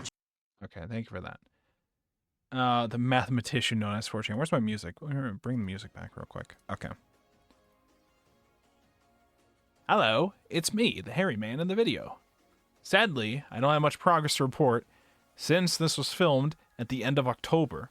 I managed to improve the 4chan lower bound by 1, but I think it's fair to say we're pretty stuck again after a period of rapid progress and wild optimism. We still have been able to bring the upper bound down by 1, but I still reckon it should be possible. I'm hoping someone here will have some good ideas. Alright, so the goal here is to just keep lowering the upper bound until we get to a formula where they both meet. Dude, mathematical proofing bullshit is like confusing to me, I think. I don't think I understand the concepts of the words that we're trying to use in order to explain what we are looking for here. What does the upper bound specifically refer to with this? Maybe I have to read this to fully understand it, right? Suppose we know a small super permutation on n symbols, such as one of the super permutations provided in the table in the previous section, and we want to construct a small super permutation on n+1 symbols.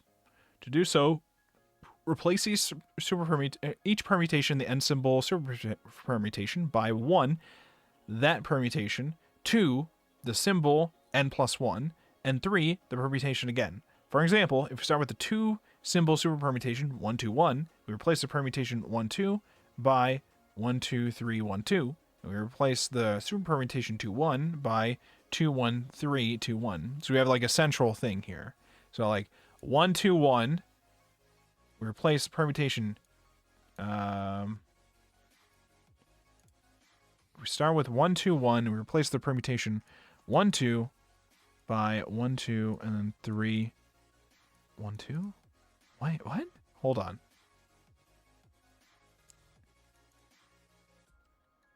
Replace each permutation in the n symbol super permutation by that permutation, the symbol n+1, and then that permutation again.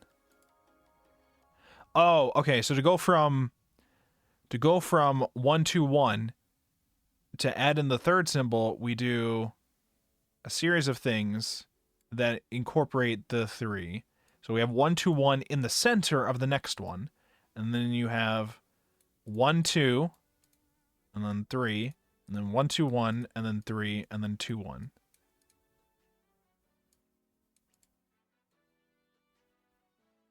So it's explaining here. It's combined in the end. So we have 1 2 3 1 2 1 3 2 1, and then this is the process that goes to the next one. So you have 1 2 3 here. Okay, so here we have 1 2, and then we have 2 1. So in the center we have 1 2 1, and in the ends we have 1 2 and 2 1. I see. I think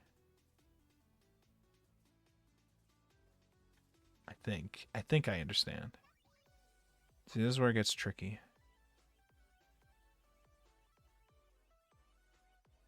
Robin Houston has disproved the minimal superpermutation conjecture for all n greater than or equal to 6. See here. Obvious does not imply the true or the superpermutation conjecture is false. Oh, damn. This is in 2014, by the way. I shouldn't be looking towards this all right now, then, because that's like 2014 memes. We gotta look at the updated memes. I think Greg Egan's explanation here, which I believe was also written in 2018, pretty much summarizes the Johnson. This is his name, right? Nathaniel Johnson. Essentially uses up his logic with this as well.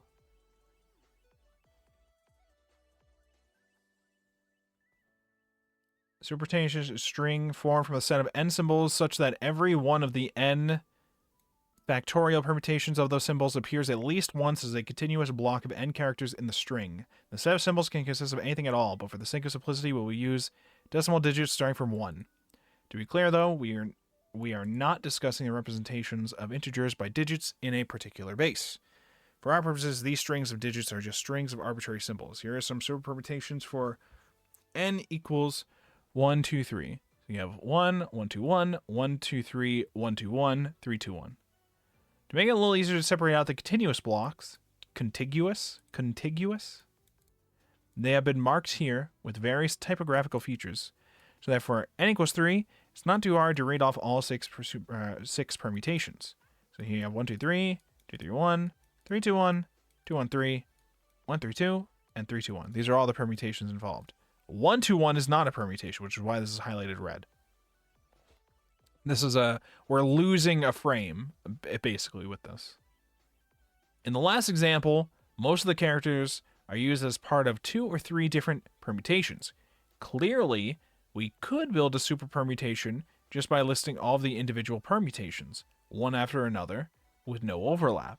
But the interesting features of these strings revolve around finding systematic ways to construct them that yield significant shorter results than that. In the n equals 3 example, the length of the string is 9. So there is a total of 7 frames, continuous blocks of n characters. This means one of the frames must not contain a permutation, and indeed, the 4th frame is 1, 2, 1, which contains 2 1s, no 3, and it is not a permutation. So it is not a permutation. For n greater than or equal to 3, it is unavoidable that some frames will be wasted. Here are a couple more examples. N equals 4 and n equals 5. So we have all this, all this. Is it feeling weird when I highlight stuff? It feels like there's like lag. Maybe it's because I have too many things open and one of these might be eating up my shit. I'll just close these until things work better, maybe. Perhaps.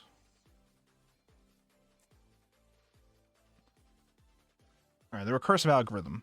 The length of the super permutations we have exhibited so far for n equals 1, 2, 3, 4, 5 are ln equals 1, 2, or ln equals 1, 3, 9, 33, 153. Yes, okay. This is consistent with what we were just told. You might notice that these all obey the equation ln equals ln minus 1 plus n factorial. And in fact, we have 1 factorial plus 2 factorial plus n factorial. This formula is a result of a simple recursive algorithm used to construct these examples, which I learned from an excellent overview of super permutations by Nathaniel Johnston. Johnston, not Johnson. Johnston. Okay. Given a super permutation on n-1 symbols, to obtain one with n symbols, you perform the following steps. 1. Write out the permutations in the original super permutation in the order in which they appear. 2. Duplicate each of them, placing the new symbol n between the 2 copies. 3. Squeeze the result back together, again, making use of all available overlaps. For example, to get from n2 to n3, we write 1, 2, 1, 1, 2, 2, 1. These are the 2 different sections. Duplicate each of the... write out the permutation in the original super permutation, the order in which they appear. Duplicate each of them, placing the new symbol n between the 2 copies. So the copy of 1, 2, and then 2, 1. So essentially we're removing the overlap bit, splitting it apart, and then we add the new symbol between. So 1, 2. Oh wait, but this one gets weird though, because it goes 1, 2, 3, 1, 2. So we do it for between the 2 copies. So we don't do 1, 2, and then 2. Okay, so we do the split through the middle, but then we do this bit. This is the bit that, okay. Write out the permutations in the original super permutation in the order in which they appear. So there's 1, 2, and then there's 2, 1. Duplicate each of them. Okay, I understand now. So 12 will happen twice, or 1, 2, 1, 2, 1, 2, 2, 1, 2, 1 on each side of the split. And then you add the new symbol in between them. And then you combine them together such that this overlap in the middle would be, you know, contained. And then the other overlaps that you're able to combine in, you do that. And then you can apply the same logic for 3 to 4. So you have this is a super permutation. These are all the permutations. And for each of these, you have to double them and then add the new symbol between. So 1, 2, 3, 4, 1, 2, 3, 2, 3, 1, 4, 1, 2, 3, 1, and so on and so forth. And then when you combine them in the middle, we'll have a lot more overlaps going on here. So we have 3, 1, 2, 1, 3, 4, right? So 3, 1, 2, 1, 3, 4. Okay. Yeah, because essentially the whole middle section here, these bits all combine, and then we go into like we just go 1, 2, 1. Yeah, it's just the middle bit. You combine the middle 1, 2, 1 immediate overlap. And then once that's all combined, and then okay, no, yeah, because some of these will also have like other overlaps between the two sections, perhaps. Not in this case, I don't think, but in other cases there might be. Am I understanding this right? Hold on. Because 1, 2, 3, 4, 5, 6, 7, 8, 9, 10, 11, 12, 13, 14, 15, 16, 17, 18, 19, 20, 21, 22, 23, 24, 25, 26, 27, 28, 29, 30, 31, 32, 33, 34, 35, 36, 37, 38, 39, 40, 41, 42. Okay, so we're moving more than just the 1 there. What else is getting combined? So 4 here.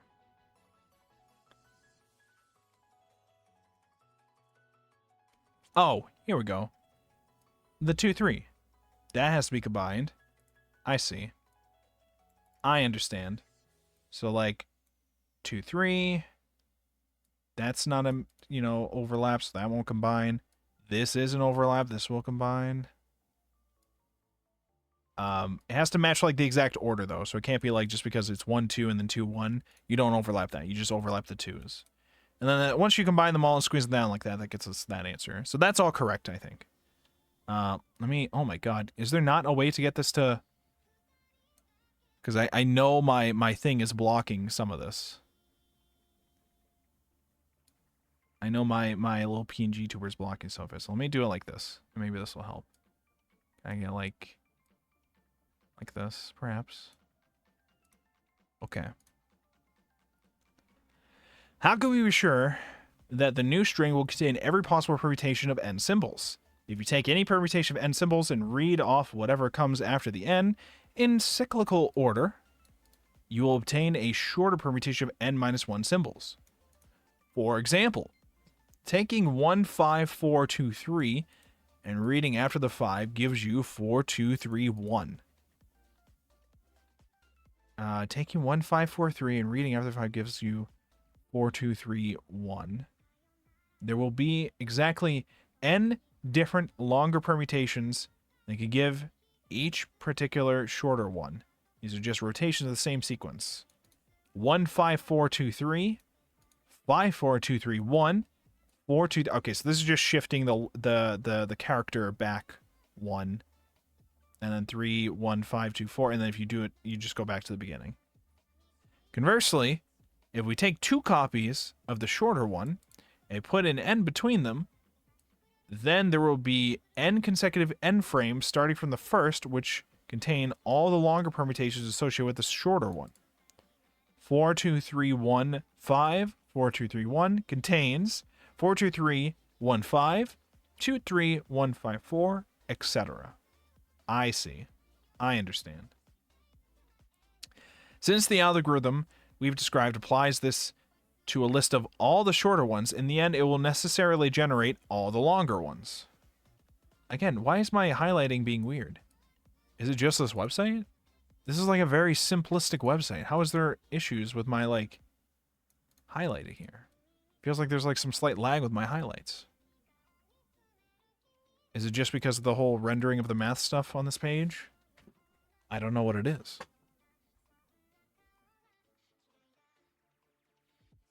Why does this process always increase the length? Okay, first of all, I didn't fully understand what the question we were trying to even answer was. I understand what we were explaining, but I didn't understand what the question we were trying to answer what this was. How can we be sure that the new string will contain every possible permutation of n symbols? Oh, we know this because if you take the permutation, you go through all the cycles with it, just shifting it around, you know that it'll be correct.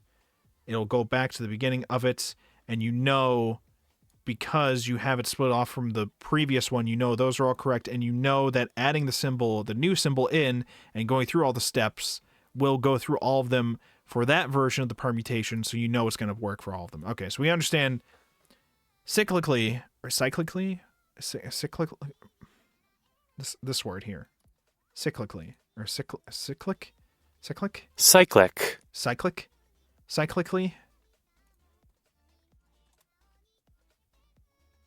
Cyclically? Okay, so it is psychically. So you know psychically that it will go to the beginning, and therefore you know that adding in the new symbol surrounded by the two similar symbols, like the two copies of the previous permutation, it will give you results that you know contain all the permutations. Describes a list of all the shorter ones, and the end will necessarily generate all the longer ones. Why does this process always increase the length of the string by exactly n factorial? First, note that however many characters we gain when we unpack the length n-1 characters of the original superposition into n-1 times n-1 factorial characters explicitly listing all the individual permutations, we will lose exactly the same number again when we squeeze the adjacent copies of those permutations back together again at the end. So the net gain comes from the duplication of those n-1 times n-1 factorial characters, plus the n-1 factorial copies of the new symbol n. So the gain is n-1 times n-1 factorial plus n-1 factorial equals n factorial. Proving that you are always gaining n factorial through this. Oh, this bit's where it's starting to confuse me, but I think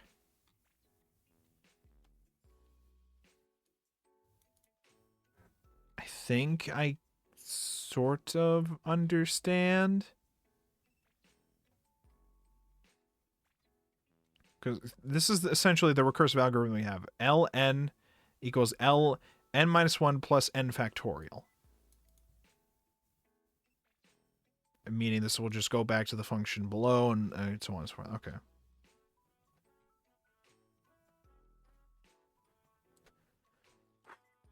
When we gain... Okay. However many characters we gain when we unpack Ln-1 characters of the original superposition, superpermutation, into n-1 times n-1 factorial characters explicitly listing all of the individual permutations, we will lose exactly the same number again when we squeeze them together. So the net gain comes from the duplication of those characters plus the... Okay. n-1 copies of the new symbol. Alright. So this is understanding that when we duplicate the previous superpermutation,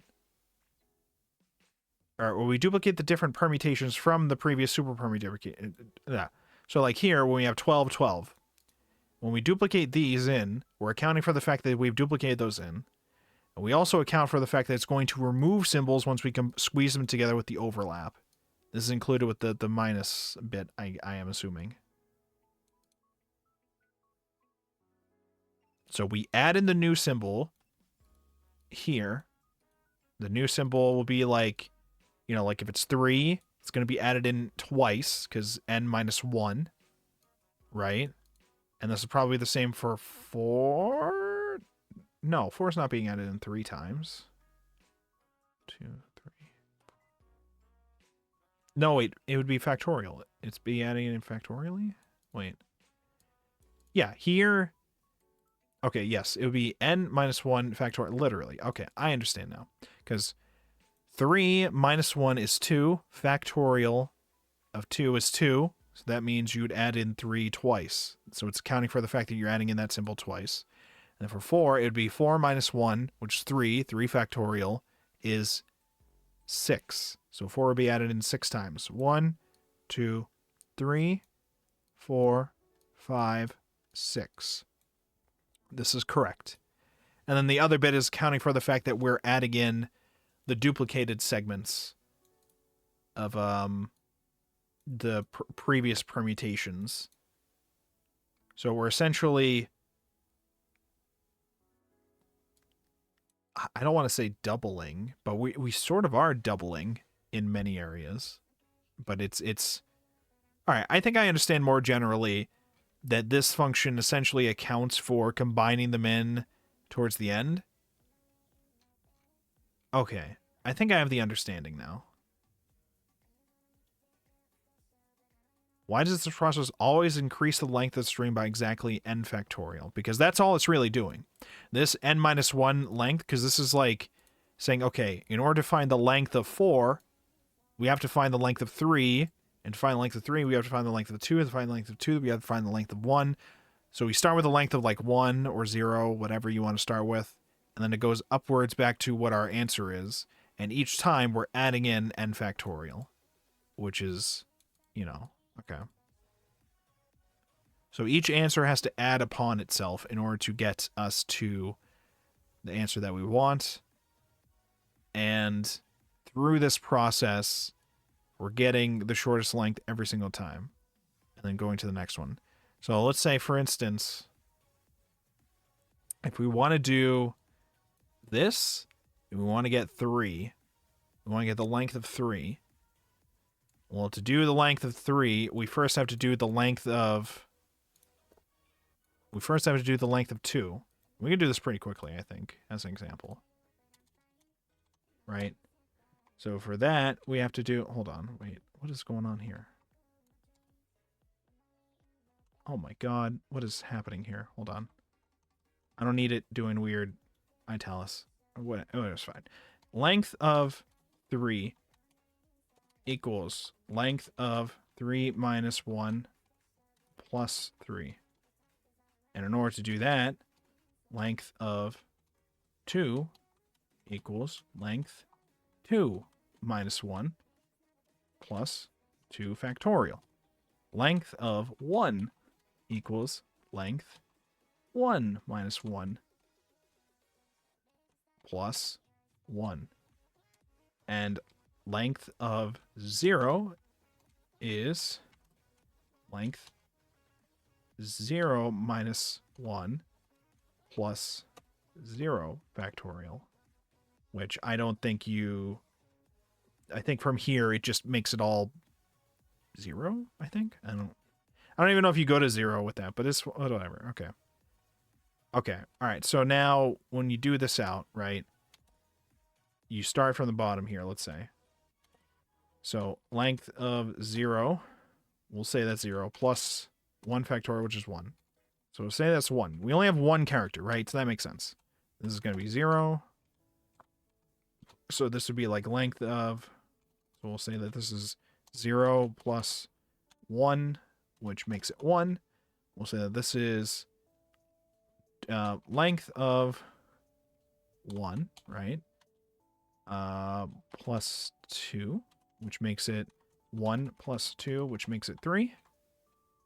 And then length of 2 plus 3 factorial is 6, which makes it 3 plus 6, which is 9. That is correct. And then if we take it further, we got L4 equals L4 minus 1 plus 4 factorial, which would give us L3 plus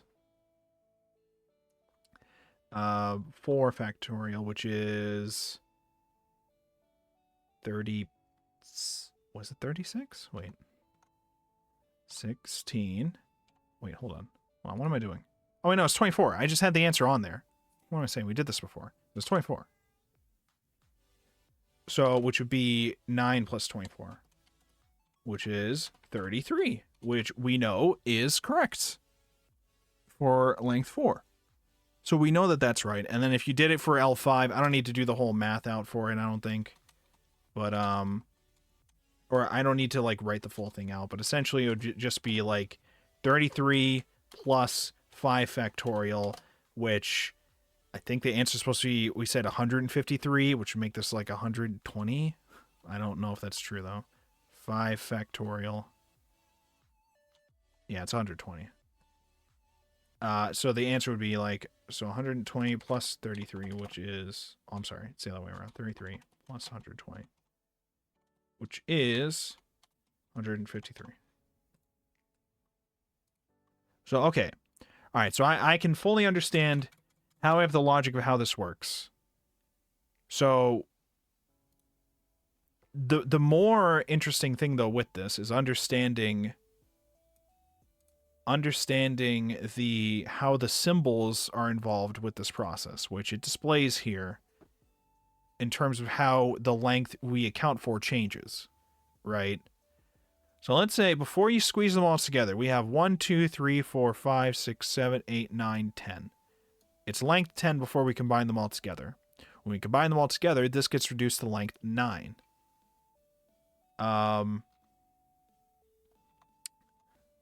is this accounted for? Oh, I also need to figure out a way to not get, every time I alt tab, it shows all my alt tab things. I need to figure out a way to set up my thing to not show it on the main screen, probably. Get it to show on my side screen. There must be a way to do that. Windows, show alt tab on different monitor. There must be a way to do that.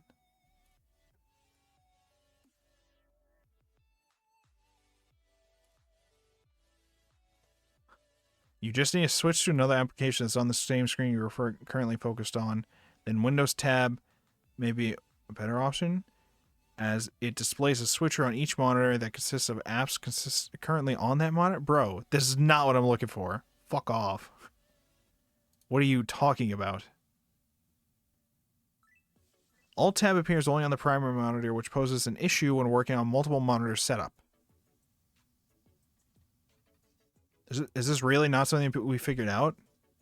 Oh, here we go.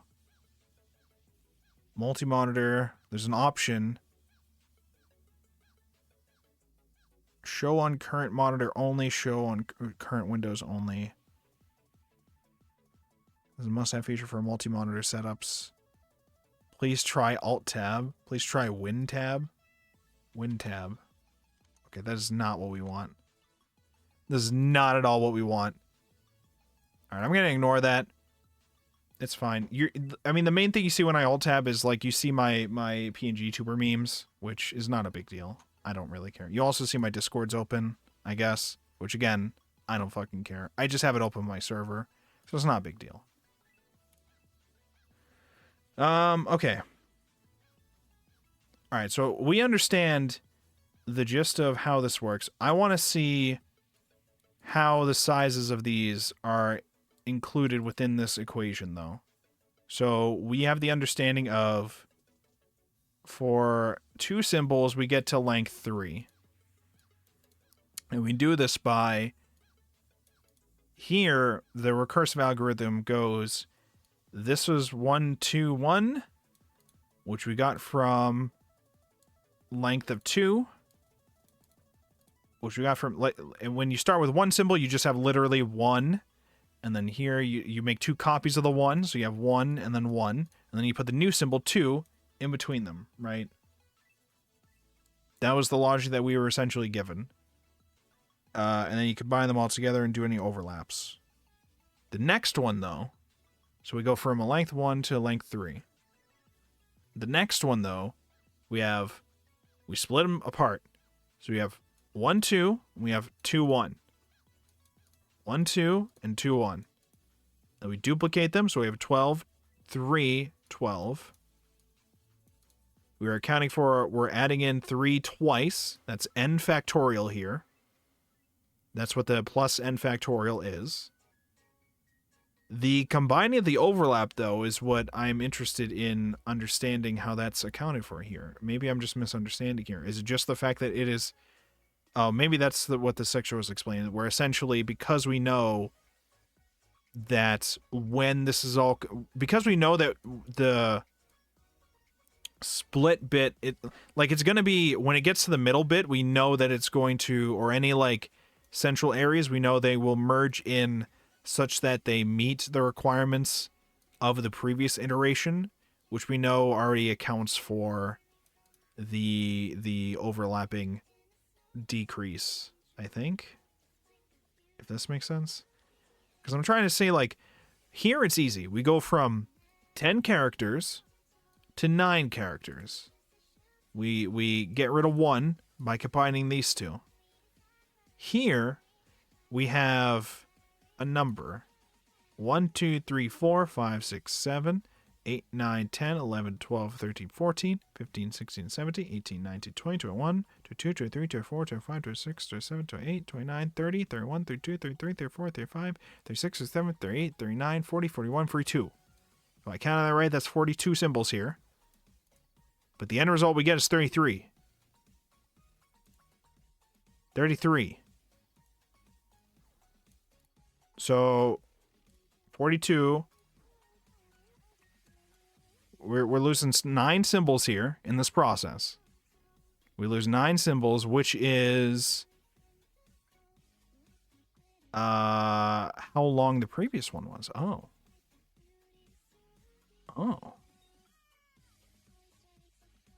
Okay.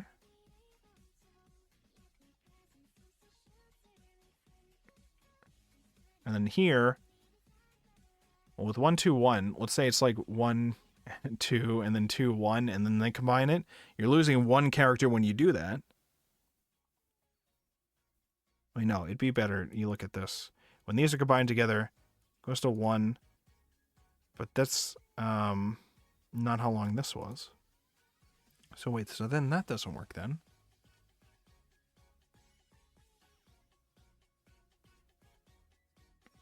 What am I not understanding here?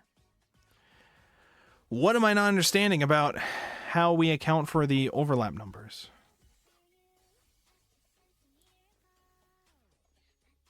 However many characters when we unpack ln characters, the original super permutation, m-1 times n-1 factorial characters, explicitly listing all the individual permutations. We will lose exactly the same number again when we squeeze the adjacent copies of these permutations back together at the end. So the net gain comes from the duplication of those characters plus the copies of the new symbols. Okay, when we unpack the characters, explicitly listing... Okay, so essentially it's just saying the logic of how this works is we know that once we combine them all together in the end, we will... All the unpacking we do when we duplicate them out will be undone for the additional ones that we don't need anymore once they're combined. Okay. I'll say I understand that at this point. I do understand the logic in general for how we're just adding n factorial every single time. I understand that now. I understand that. Because it's accounting for, like, adding in the new symbol. Yeah, because, like, the 3 is added in... I'm sorry, the 4 is added into this 6 times, which is 3 factorial. Okay, so that's fine. Minimal length. We have a simple algorithm that is guaranteed to generate super permutations for any n, and a simple formula telling us the length of those super permutations. Let n equals 1 factorial plus 2 factorial plus ... plus n factorial. Guaranteed to generate super permutation for any n, and a simple formula telling us the length of those super permutations. Okay. So we just add factorial up to n, and this will always give you a super permutation. Our goal is to get the minimal length, but this will give you a super permutation no matter what. This will tell you a super permutation that you can get. Oh shit, hold on. I have to move my mic. Here we go. So one natural question is to ask whether it's possible to do any better than this. For n equals 1, 2, 3, 4, it's not too hard to check with some computer assistance that the recursive algorithm yields super permutations that are as short as possible and that are unique up to an overall renumbering of the digits. So does it always yield a super permutation of the minimum possible length for each n? For about 22 years, no one had any counterexamples to this plausible sounding conjecture. But from 2013, some cracks began to appear. First, Nathaniel Johnston showed that for n greater than or equal to 5, superpermutations of the same length as that produced by the algorithm could not be unique. There would be an increasingly large amount of freedom to renumber some parts of the strings independent of others without changing the length. So if I'm understanding that correctly, for n greater than or equal to 5, there were multiple superpermutations found that were the same length, but they were different strings, but they were the same length. So we would have like the same number of the length, but not necessarily the same order of the strings once we get to the larger ones. There would be an increasingly large amount of freedom to renumber some parts of the string independent of others without changing the length. In 2014, Ben Chafin found, after an exhaustive computer search, that although there were no shorter superpermutations for n equals 5, there was a total of 8 different ones of the same length. And while the recursive algorithm always generates strings with wasted characters placed in certain patterns, 6 of Chafin's 8 superpermutations deviated from that pattern despite retaining the same overall length. So what does this mean? So we didn't find anything shorter for n equals 5, but we found like 8 different versions that were the same length for what we knew for the shortest length that it could be. And while the pattern always generates strings with wasted characters, meaning like frames where there's not a permutation happening, that's just unavoidable after a certain point. In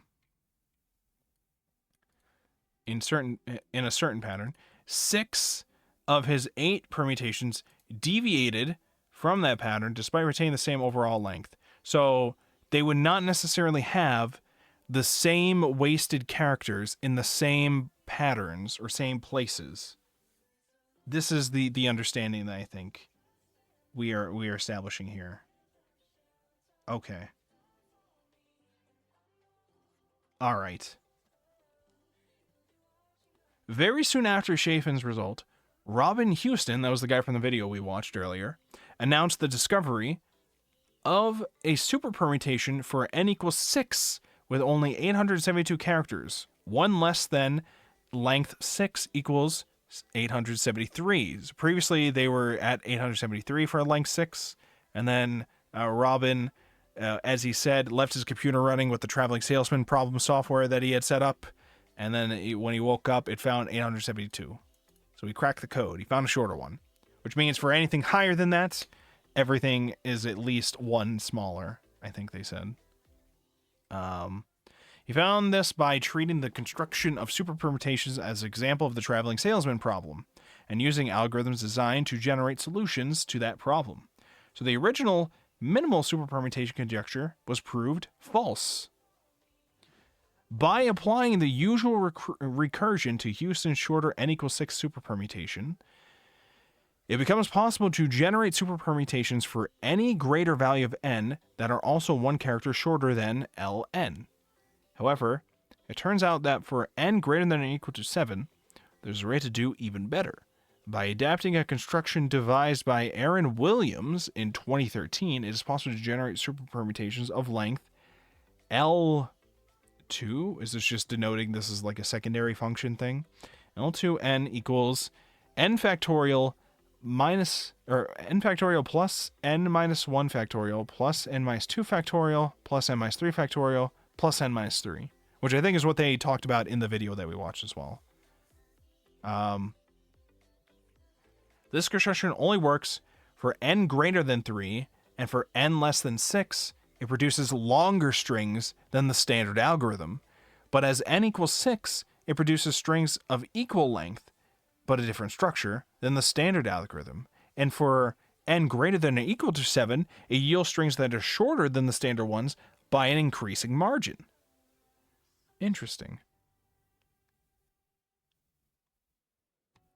L27 is 5908, which is 5 shorter than 5913. Okay, so we had 5 shorter, 28 shorter, 147 shorter, which makes sense because we have a massive length as we go up in the number of elements anyways. They just keep going up a shit ton. So it's natural for us to get more shorter lengths, but it's more significant than like being one less, I guess, like the other one I think was doing. So as you can see the examples here. Oh my god, is this going to be... Oh my god, this is it. This is the super permutation for 7. Oh my god, let's see 8. Oh my god. I have to scroll. Oh my god. Massive lad. Massive lad. And this is shorter than what we had before, okay? And this one, like, this is 7? Not bad. Like, it's big, but I only have to scroll, like, half the wheel to, like, go to the top and bottom. This I have to scroll, like, several times. 1, 2, 3, 4, 5, 6, 7, 8, 9, 10, 11. Like, 11 full scroll wheels to get to the top and bottom of this. Bro. Wild. Shorter super permutation than those proposed by either the standard algorithm or this new construction are currently known only for 2 specific cases.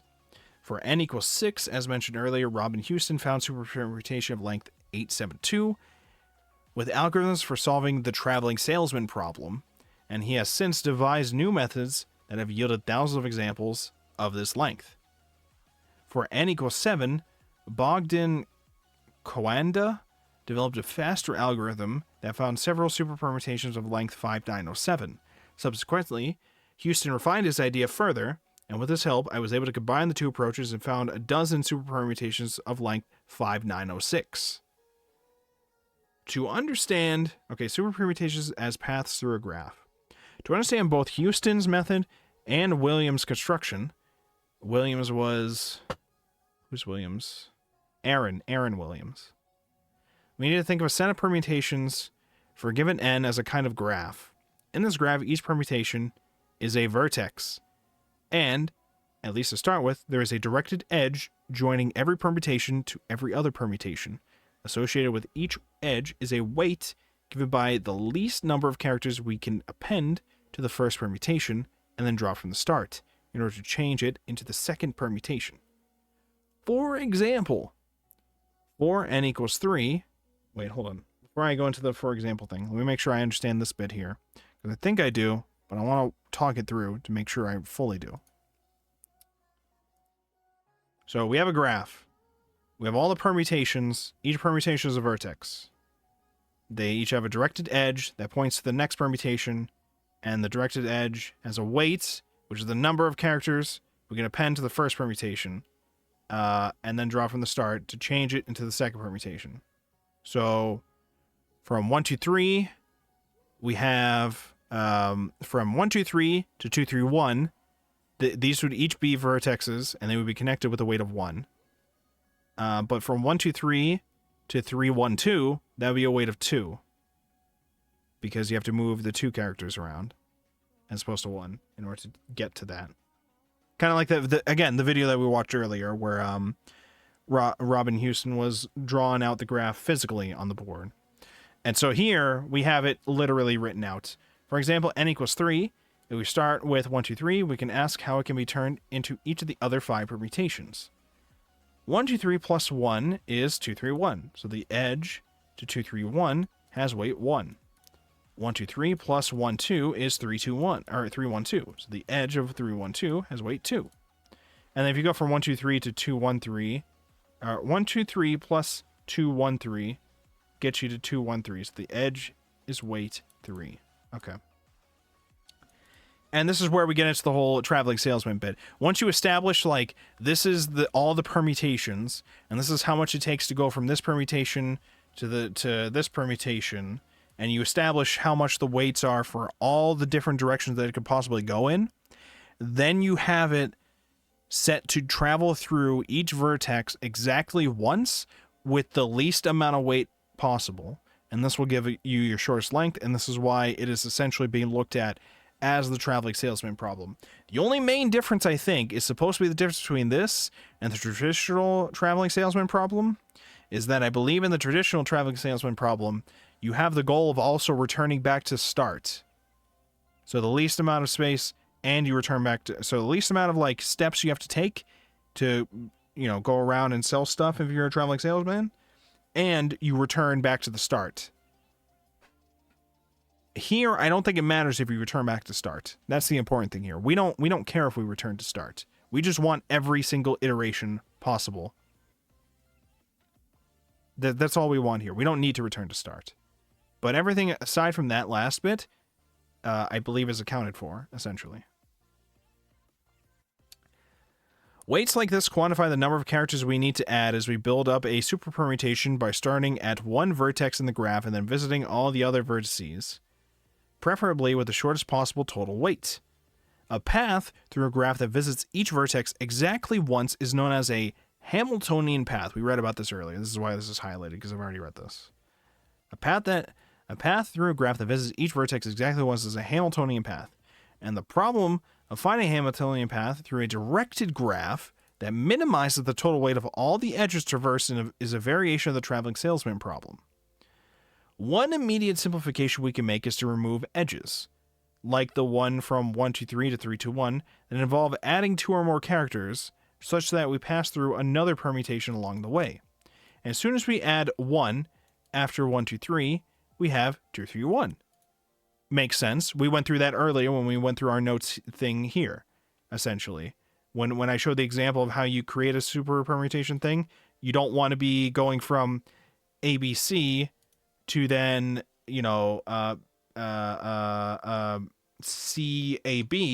because there's a better way that you can do the next iteration, because you get ABC, then you get C, AB, but you could also just do ABC, what was it? ABC and then BCA.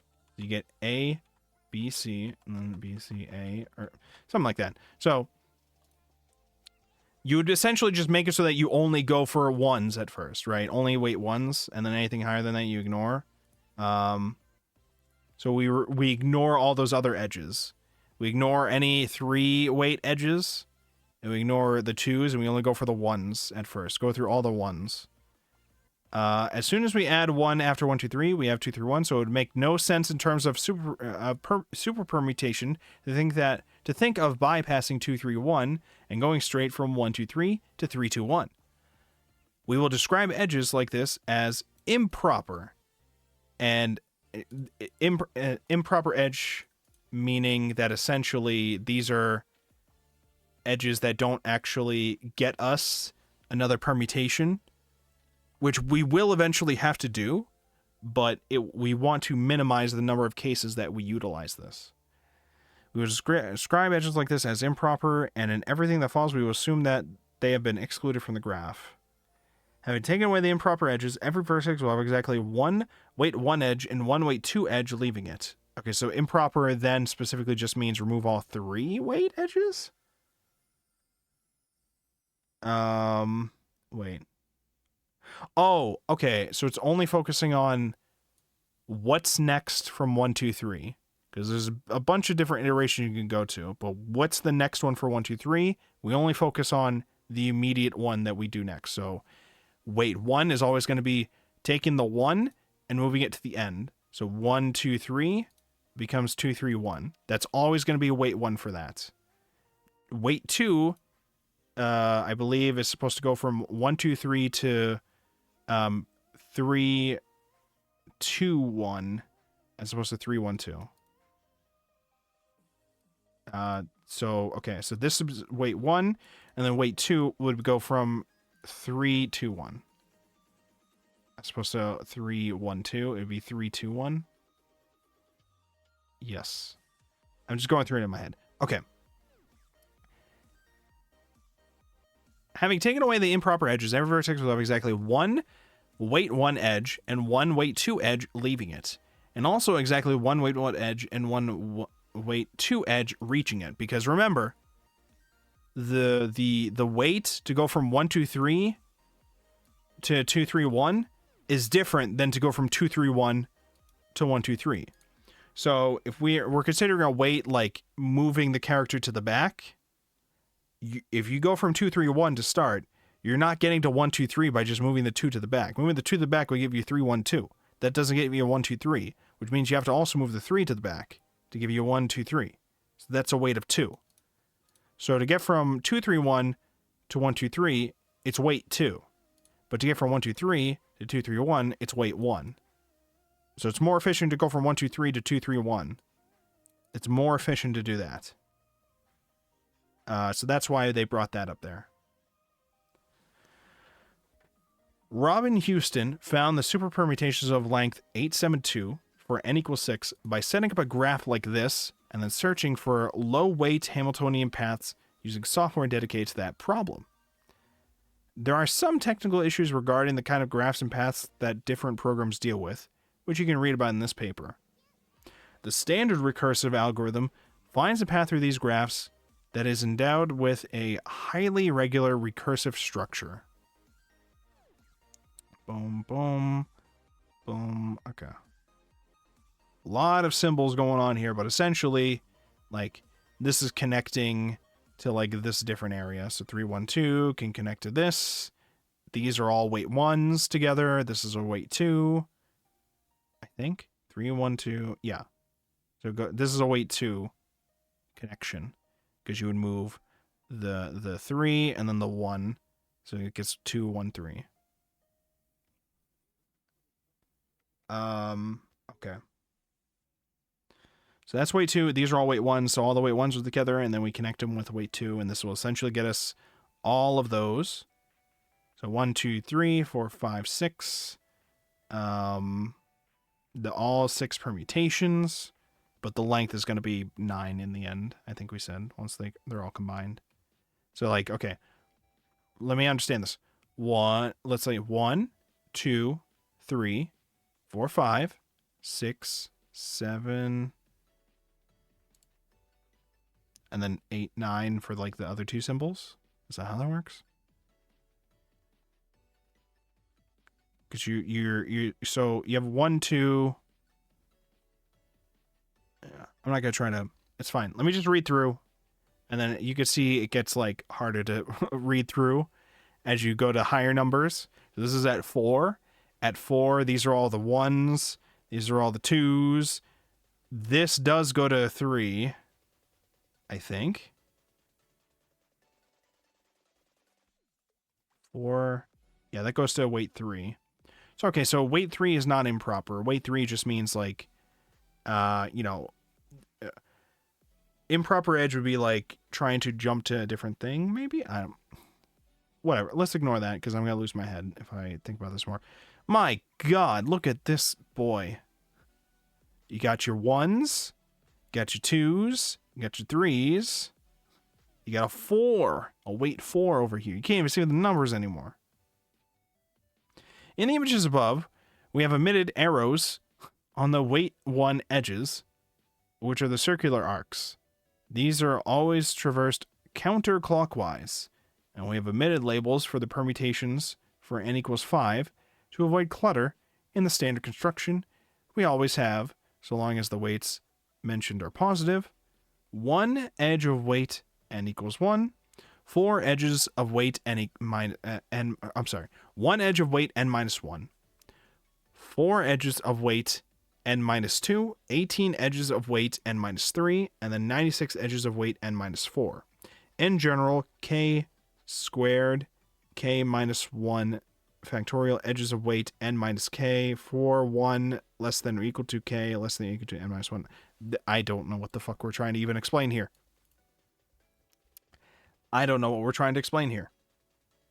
When we apply the recursive construction to obtain a new super permutation with n increased by 1, all the edges in the original path have their weight increased by 1.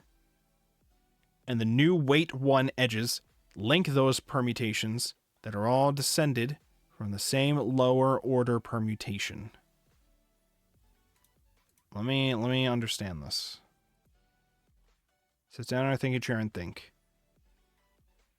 When we apply this recursive construction to obtain a new superpermutation with n increased by 1, all the edges of the original path have their weight increased by 1, And the new weight 1 edges link those permutations that are all descended from the same lower. Oh, okay. Because this has like weight 1s and then a weight 2. These have weight 2s, weight 1s, weight 2s, and a weight 3. And then here we include weight 4. Okay.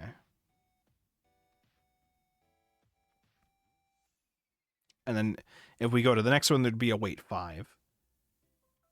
So in general, we have weight 2. We have 2 weight 2s into each sections here. Here we have 1, 2, 3 weight 2s in each section. So, okay, 1, 2, 3 weight 1s. 1, 2, 3, 4. So 3, 4, 5. And then with the 2s, yeah, it also increases by 1. All right, so every time we have them in, we increase by 1. All right, I understand. To adapt the work... Oh, Jesus. Hit the mic. To adapt the work by Aaron Williams on Hamiltonian paths through the systematic group to the problem of constructing superpermutations, we need to pare down the graphs so they only contain edges of weight 1 and weight 2. In the language of group theory, the set of permutations of n objects is known as the systematic group of n letters Sn.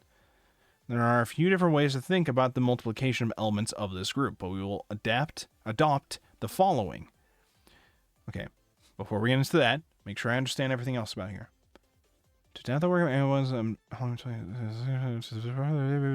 need to pare down the graphs. They only contain edges of weight 1 and weight 2, ignoring the other ones. We try to only focus on weights 1 and 2.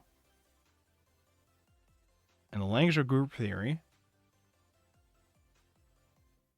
a set of permutation of n objects is known as the systematic group of n letters, Sn. So systematic, S of n letters. Set of permutations of n objects is known as... Okay. There are a few different ways to think about the multiplication of elements of this group, so we adopt the following.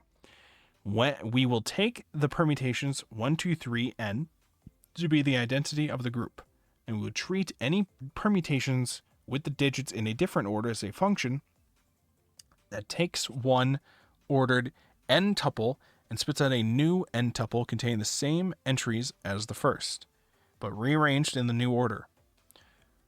So by 5, 2, 3, 1, 4, we mean a function that, when fed any P1, P2, P3, P4, P5, gives the result P5, P2, P3, P1, P4.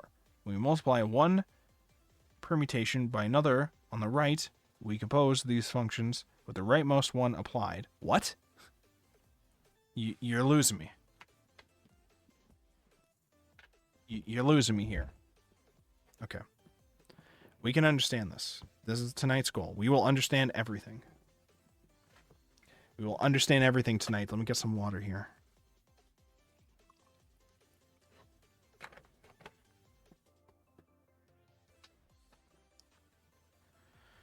Let me take a little check to see if any new memes are happening on Discord. Slight break while I take a drink of water. Okay, I think we're good. Any Twitter memes? Okay. Okay. All right. Let's get right into the news here. What is this supposed to mean? What are you trying to explain to me? If I understand the systematic group N, this is just trying to explain that Sn is supposed to be like, this is like the group of all of those, is trying to describe this permutation as the group of all these letters. So like 5, 2, 3, 1, 4. This is S of 5. This is a permutation of N, of Sn. This is one of them. Because this is a set of the permutations, and so this would be one of the permutations within the set. Is this what I'm understanding? I think that's what they're trying to tell me here.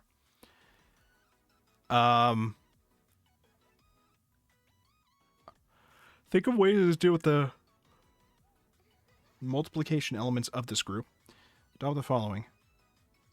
We will treat any permutation with the digits in a different order as a function that takes one ordered n tuple and spits out a tuple, meaning this, I guess. Spits out a new n tuple containing the same entries as the first, but rearranged in the new order. So 2, 3, 1, 4, we mean a function that, when fed 1, 2, 3, 4, 5, has p 2, 3, 1, 4. When we multiply a one permutation by another on the right, we compose these functions with the rightmost one applied last. So 5, 2, 3, 1, 4 is, they're calling it a function. We mean a function that, when you give it all the letters, gives us the result of this. Because it's P 5, 2, 3, 1, 4. When we multiply a one permutation by another on the right, we compose those functions with the rightmost one applied last. Okay, so we know we have these characters, P 1, 2, 3, 4, and 5. And when we say 5, 2, 3, 1, 4, we're technically meaning we're taking those symbols and arranging them in this method. I don't know if I'm misunderstanding the point of what it's trying to explain here, other than that it's trying to tell me that P2314 just means the permutation that we're talking about. I don't know what the rightmost. When we multiply one permutation by another on the right, we compose those functions with the rightmost one applied last. So if we do 1, 2, 3, 4, 5, that permutation times 5, 2, 3, 1, 4, we compose them with the rightmost one applied last. Meaning we go 1, 2, 3, 4, 5, 2, 3, 1, 4. I combine them together, and that's multiply. Is that what I mean? I'll ignore this for now. We'll ignore this section for now. I'm a little confused about what they're trying to say. We'll ignore it for now.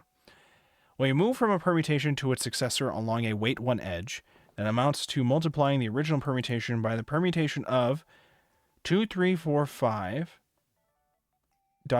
and 1, which simply rotates everything one place to the left. We will call this permutation...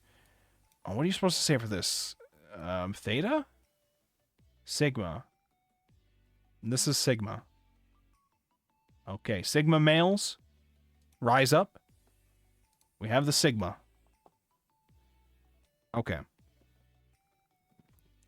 When we move from a permutation to a successor along a weight 1 edge, that amounts to multiplying the original permutation by the permutation 2, 3, 4, 5, and 1. Okay, so this is trying to say we're multiplying it by this permutation functionality thing. So essentially we're just rotating it one place to the left and then moving. So it's the thing that we were seeing before, where we're just taking, like, say this 5 from the beginning, we move it to the end. So 2, 3, 1, 4, 5. That's weight 1. And weight 2 is you move the first two characters to the back and then you flip them. This is why we get 3, 4, 5 and then N, 2, 1. They're like flipped in the back. So you're moving like the first element back and then the second one back and then you flip the two. And this essentially gets you that. All right, so I guess I was trying to explain the multiplying thing to tell us that this is how it is moving it at weight 2. I guess that's its goal with trying to explain the whole functionality thing. Okay. When we move a permutation to a successor along weight 2, which rotates everything 2 places to the left, then swaps the order of the 2 entries that it moved from the start to the end. We will call this permutation... Oh, what the fuck are you? Delta. That's the symbol for delta? Okay. Alright, so we have omega for weight 1, delta for weight 2. It turns out that these two permutations are enough to generate the whole group. Generate relations, okay. Generate the whole group. Every element can be written as some product built up from these two. Oh, I'm sorry, you might not have been able to see some of the stuff that I was just reading. This is the delta. This is the delta. And then this was the 3, 4, 5, and 2, 1. Let me move this like this so I know you'll be able to see the whole thing. I know you'll be able to see this all now. We'll do it like that. There you go. Alright, it turns out these two permutations are enough to generate the whole group. Every element can be written as some product built up from these two, or the empty product, which is just the identity. So any G in Sn can be written in a form of like, so G meaning graph or generator. Any G in the systematic group of N can be written in the form of like omega, omega, delta. I'm sorry, not omega. Sigma. Why did I say omega? This is sigma. So you have sigma and delta. So sigma, sigma, delta, sigma, dot, dot, dot. So weight 1, weight 1, weight 2, weight 1. And then so on and so forth. With some finite number of terms. This means that we can certainly reach every permutation, starting from the identity, using only weight 1 and weight 2 edges. However, that is not enough to guarantee that we can find a Hamiltonian path, which needs to visit each permutation exactly once. Williams proved that the graph on the systematic group generated by a slightly different pair of permutations is Hamiltonian. He called his permutations sigma and, what is this one? Is this pi? Tau. Tau. The voiceless dental plosive. What the fuck? So we have tau. Prove that the graph on the systematic group generated by a slightly different pair of permutations is Hamiltonian. He called his permutations sigma and tau. And as you might guess, we have chosen to call the weight 1 edge permutation sigma because it is exactly the same as Williams sigma, but his tau is the permutation 21345N that transposes the first two entries. Oh. So it just swaps the first two characters for the way that he does it. I see. The good news is that most of the beautiful work that Williams has done with his choice of permutations can be adapted without much trouble, and to use our permutations, sigma and delta, instead. To explicitly construct a Hamiltonian path through the systematic group, Williams first proves that you can construct a cycle cover of the group that consists of just 2 cycles, which can then be cut and spliced to form a path that visits each vertex once. So you construct a cycle cover. What is a cycle cover?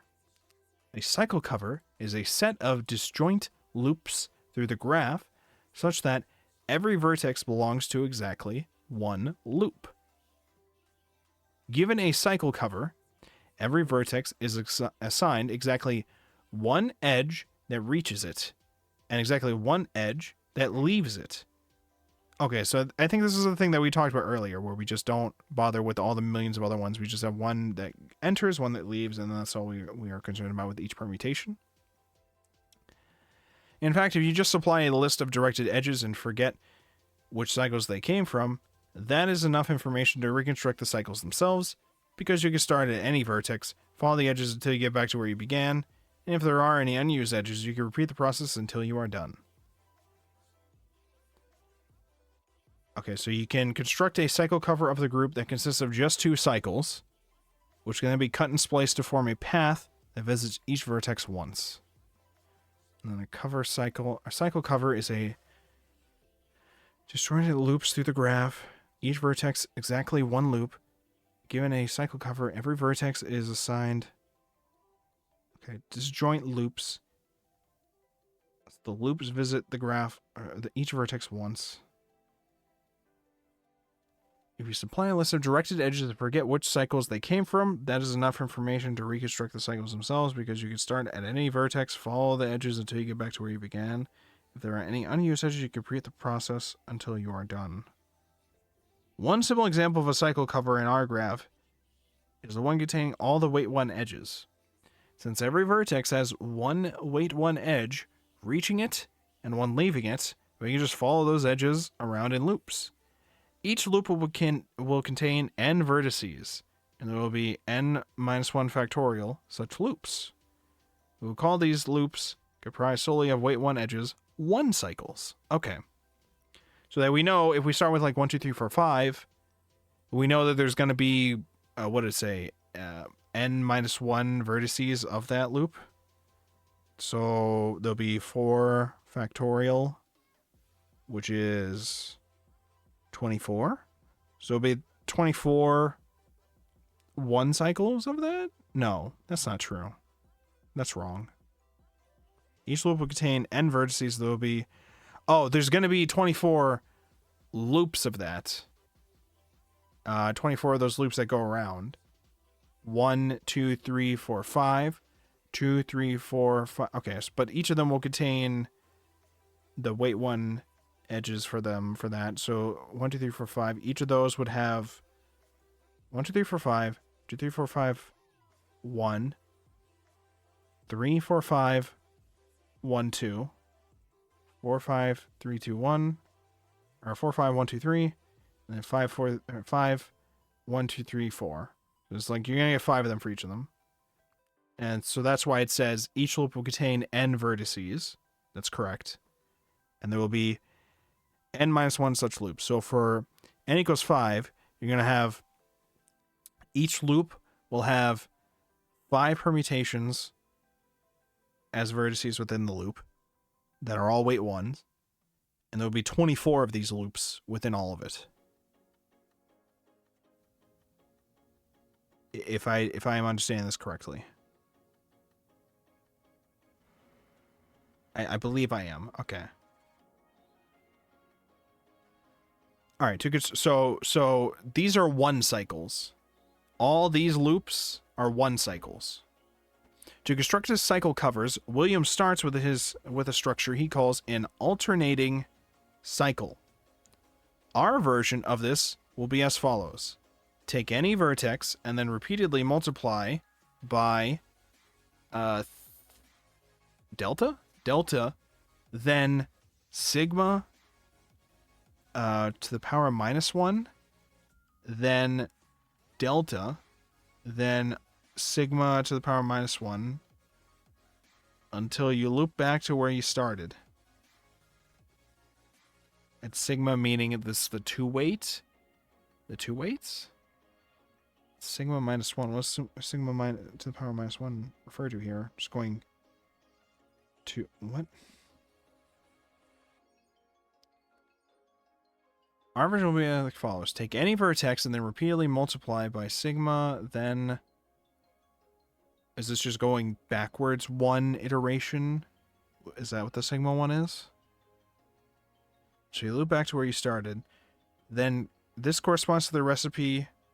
Follow a weight 2 edge, then a weight 1 edge backwards. Okay, so you just go backwards 1.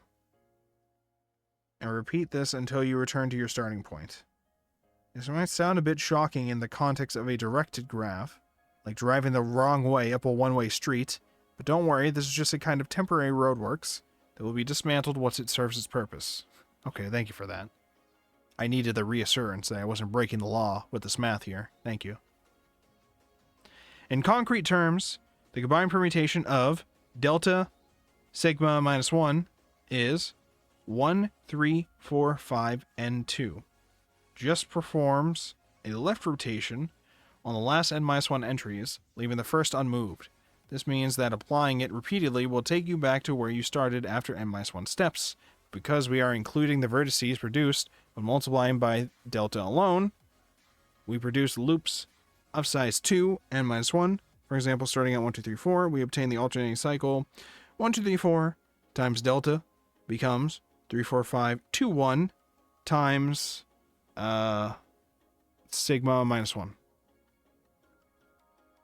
Okay, what has happened here?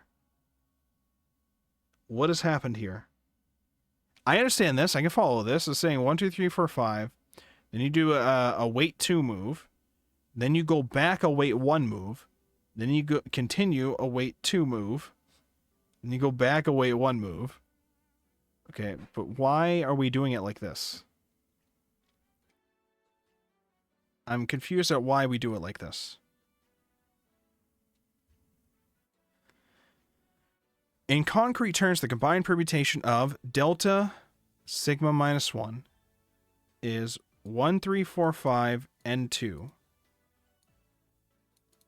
So delta times, so a weighted move of 2 times a weighted move of 1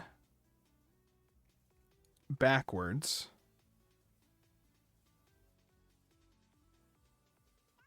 So, okay, so normally we would do, if it was 1, 2, 3, 4, 5,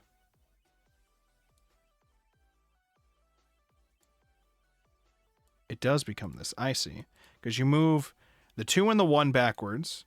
2, because you're moving it 2. So 3, 4, 5, and then 2, 1. And then if you go backwards 1, it goes there. So essentially, as this is declaring here, you're taking basically the second value in this. You're taking the second character. In this case, it's 2. And you're just moving that to the back. And you could do this over and over and over again. And this will just take you from the initial step to that next step. And then here, the second character would be 3. You just move that to the end. And here it's 4. You move that to the end. Here it's 5. You move that to the end. And then that would get you back to the beginning. This is essentially what we're doing here with this. Alright, I understand now. Why are we doing it like this? This is how he constructs his cycle covers. I see. I see. Okay, so the cycle covers here refers to... We construct them like this as a way to understand, like, these are like not weight 1s and not weight 2s. We construct them like this so that we can jump between them more easily. I think. Wait.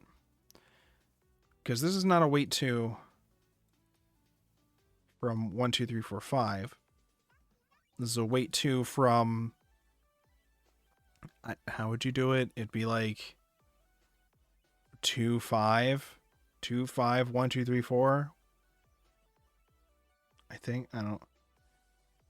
This is how he's constructing the covers. The cycle covers.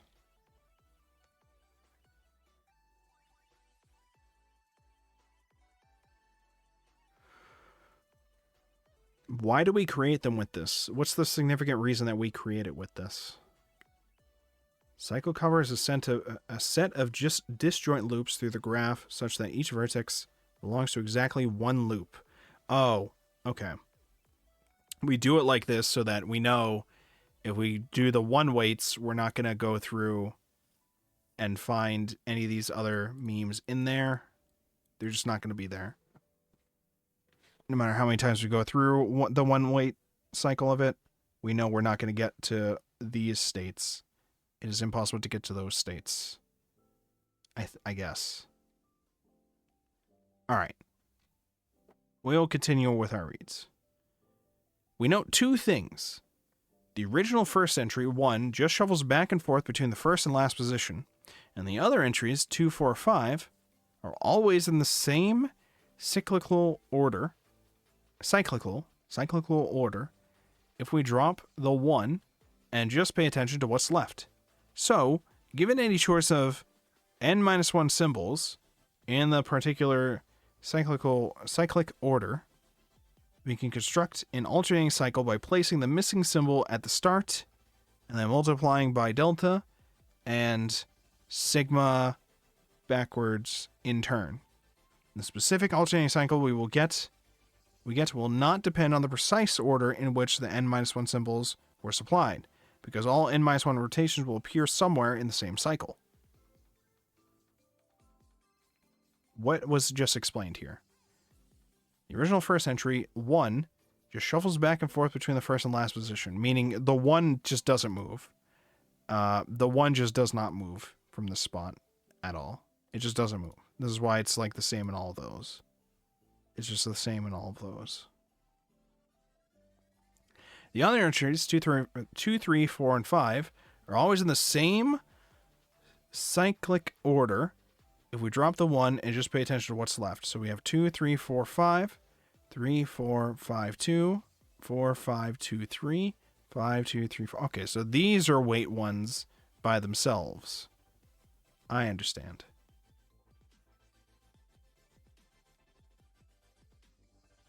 So given any choice of n-1 symbols in a particular cyclic order, we can construct an alternating cycle by placing the missing symbol at the start and then multiplying by delta and then sigma minus 1 in turn.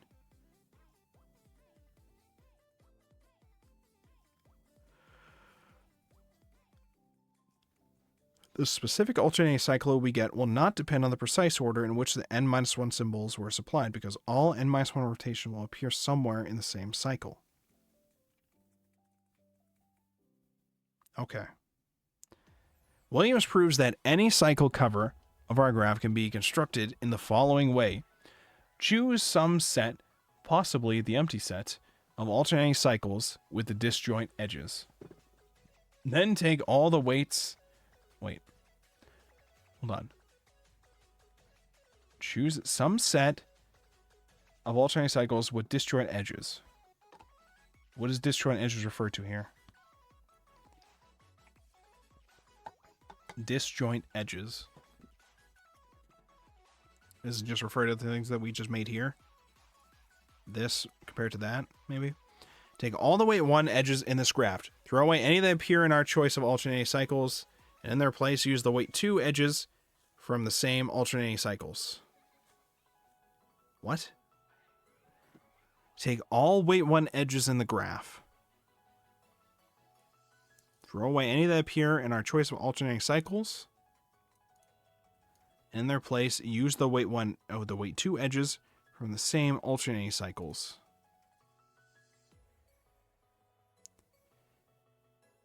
Okay, so first we get our alternating cycles. Let's say it's these ones. And then we get all of our weight 1 edges in the entire graph. We get rid of all of the ones that are these. And then we use weight 2 edges from the alternating cycle to get between them, I think. Why does this give us a cycle cover? When we start with just the weight 1 edges, we know they form a cycle cover, comprised of all the 1 cycles. For each weight 1 edge, we throw away because it appears in an alternating cycle. There are 2 vertices affected, the one at the start of the edge and the one at the beginning. But the one at the beginning, when it loses a weight -1 edge, or a weight 1 edge, that leaves it, gains a weight 2 edge from the alternating cycle that leaves the same vertex. And the one at the end, when it loses a weight 1 edge that reaches it, gains a weight 2 edge from the alternating cycle that reaches the same vertex.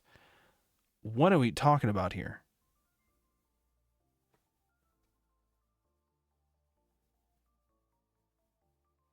What are we talking about here? When we start with just the weight 1 edges, we know they form a cycle cover comprised of all the 1 cycles. When we start with just weight 1 edges, yes, we know they form a cycle cover. Once we go through them, that's a whole cycle cover. Comprised of all the 1 cycles. For each weight 1 edge we throw away because it appears in an alternating cycle, there are 2 vertices affected, the one at the start and the one at the beginning. Start of the edge and at the beginning. But the one at the beginning, when it loses a weight 1 edge that leaves it, gains a weight 2 edge from the alternating cycle that leaves the same vertex.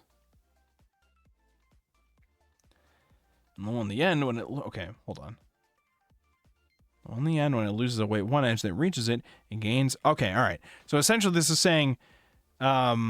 this gives us a cycle cover because even though we are essentially removing the weight 1s within certain cycle covers because they're in alternating covers, that's okay because we're using the weight 2s from the alternating cycles in order to go back into there, so we know that the cycles will continue proper.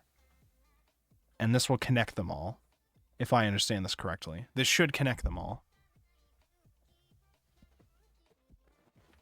This should connect all of our 1 weights with the weight 2s when we do it like this.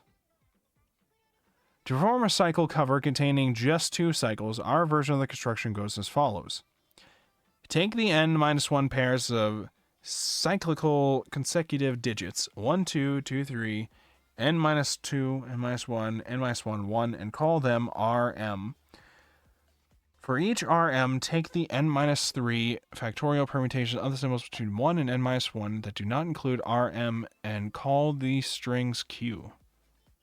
Then for each of these n-1, n-3 factorial possibilities, generate the alternating cycle we get by starting at MNRQ.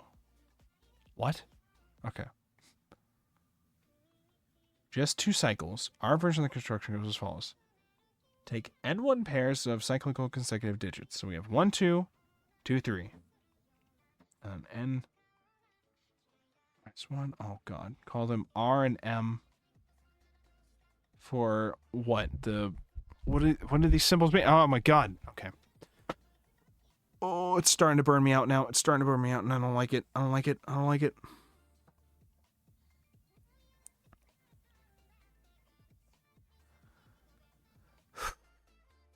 What do you mean? What are you supposed to mean?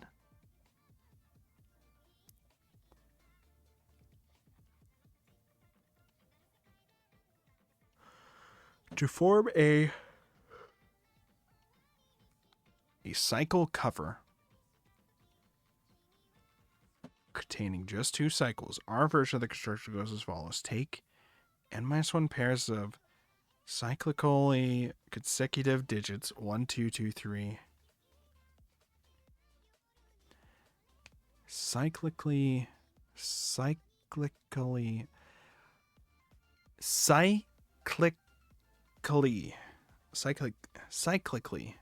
it's like psychic, but it's cycle, but it's still pronounced the same way. Psychically consecutive digits 1, 2, and then 2, 3, and then n-2, n-1, and then n-1, and then n. Okay.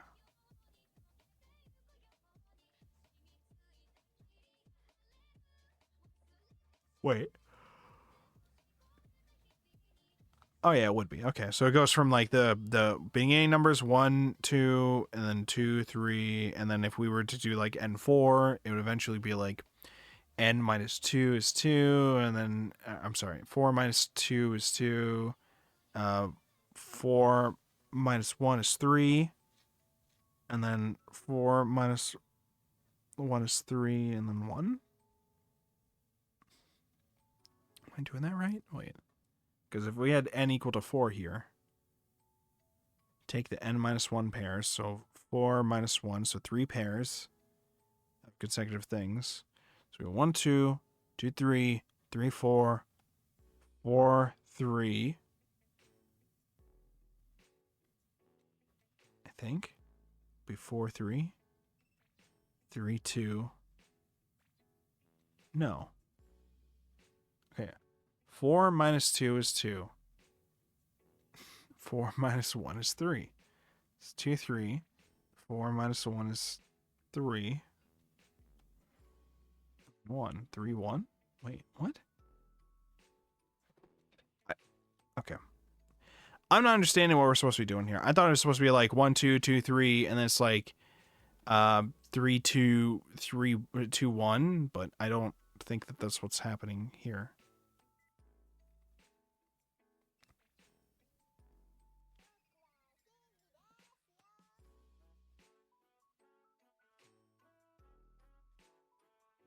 Whatever. Okay. Call them RM. Call what RM? These pairs? Pairs of cyclically consecutive digits. Cyclically consecutive digits. Am I misunderstanding something? I understand 1, 2, and then the 2, 3. But then we have, like, if you take any n that's bigger than... It's just any n, actually. Like, let's say it's 3. 3 minus 2 is 1. 3 minus 1 is 2. Right? So it'd be 1, 2. And then 3 minus 1 is 2. 2, 1. 1, 2, 2, 1. Towards the end? What's happening?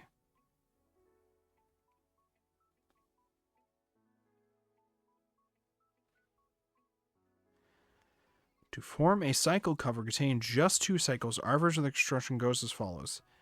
Take the n-1 pairs of cyclically consecutive digits 1, 2, 2, 3, n-2, n-1, n-1, 1, and call them Rm.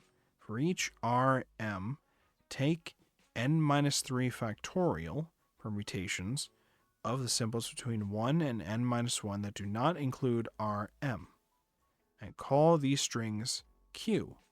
And for each of these n-1, n-3 factorial possibilities, generate the alternating cycle we get starting at MNRQ. A lot of letters being thrown around here. MNRQ.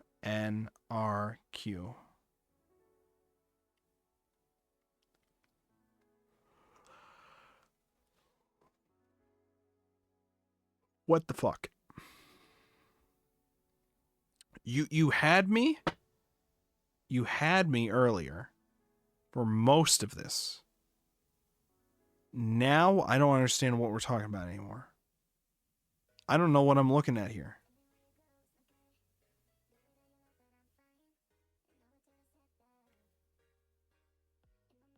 What is this supposed to mean? Is there examples here? I don't understand what I'm even looking for here.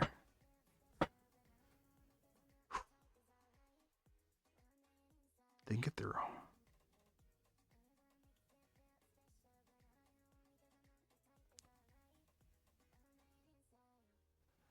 Our version of the construction goes as follows.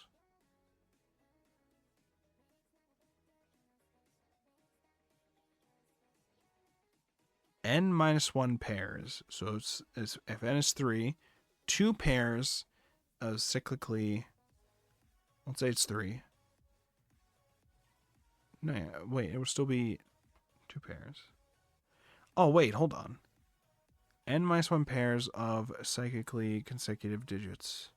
So if n equals 3, so we're getting 2 pairs of cyclically consecutive digits. So perhaps in this example, they're trying to look for 4? I don't know. They're just trying to give us like a formula for like all of them though. And that's why I don't understand, because I don't know, like 6. If I do 6, 6 minus 2 is 4, 6 minus 1 is 5. So 4, 5, and then 5, 1. What am I to do with that? I don't get... Oh my god, this one's annoying me so much. These two, right here. What are you supposed to mean? Okay. We have to go back and understand what we're asking for here. Cyclically consecutive permutation avoidance. Okay, I think we understand this, right? Just... No? Do I not? A cyclic number is an integer of which cyclic permutations of the digits are successive integer multiples of the number. The most widely known is the 6-digit number 142857, whose first 6 integer multiples are 142857, 285, 714, 428571. Okay, so I see. I understand. So it's like rotating them around. All right.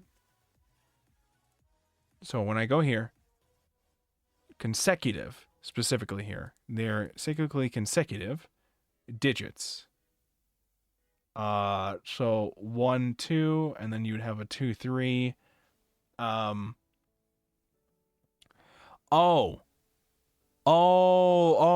I get it now. I think I get it now. Okay. So for example, 1, 2, 3, 4, 5, right? You have 1, and you have 2. Then you have, when you cycle it out to the next bit, the next walk, hold on. What's the, up here? I think, no. Did we not have a thing here? I'm scrolling too far down now. I think I have it now, though. I think I have it. So, all right. Let's say, for instance, right? I think I got it now. 1, 2, 3, 4, 5, right? We start from there. A walk of 1 would give us a 2, 3, 4, 5, 1. A walk of 1 from there is 3, 4, 5, 1, 2. And then 4, 4, 5, 1, 2, 3. And then 5, 1, 2, 3, 4. As you can see here, 1, 2, 2, 3, 3, 4, 4, 5, 5, 1? Am I understanding that right? Or maybe I'm not. Hold on. I think I'm getting closer to understanding it though. I think I'm just applying it a little incorrectly here. Let me see here, because here 5 minus 2 is supposed to be 3. And then 5 minus 1 is supposed to be 4. And then 5, but this is 5 and 1. Or, I'm sorry, 4 and 1. Okay, so maybe I'm not understanding. I don't get it. Wait. I don't understand. What is happening? I thought I had these beginning bits. 1, 2, 2, 3. Or even if it was just like 1 to 2, and then 2 to 3, and then 4 to 5. But that's not what's happening here. Because they're telling me it's something like 1, 2, then 2, 3, then something in the middle, then it is, it would be 5 minus 2, which is 3, and then 5 minus 1, which is 4, and then 4, and then 1. This is what we were told we're supposed to be able to get out of this. If we were to go with n equals to 5, right? And n equals 5, supposedly. What am I supposed to recognize about this, though? This is supposed to be n minus 1 pairs of psychically consecutive digits. Psychically consecutive digits. N minus 1 pairs. So if n is 5, this would be 4 pairs. It would be 4 pairs of these. 1, 2, 3, 4. That should just be all of them then, right? 1, 2, 2, 3, 3, 4, 4, 1. Is that correct? So it's just saying go from 1 to 2, then 2 to 3, 3 to 4, and then from 4 to 1. All right. So if that is the case, then I think that narrows down my understanding of that more. It's just the next digit. And then once you get to the ending digit, the ending character, I guess, for our permutation, you go back to the beginning bit. And that's why it goes from n minus 1 to just back to 1. So for 6, for instance, at n equals 6, we're going to have 1, 2, 2, 3. So, well, first of all, we're going to have 5 pairs here. We're going to add another pair in. So 3, 4, and then 5, or 4, 5, and then 5, 1.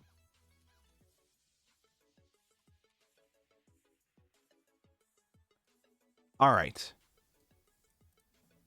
It goes through that, and then it goes to there.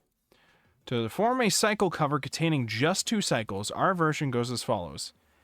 Take n1 pairs of cyclically consecutive digits, call them Rm.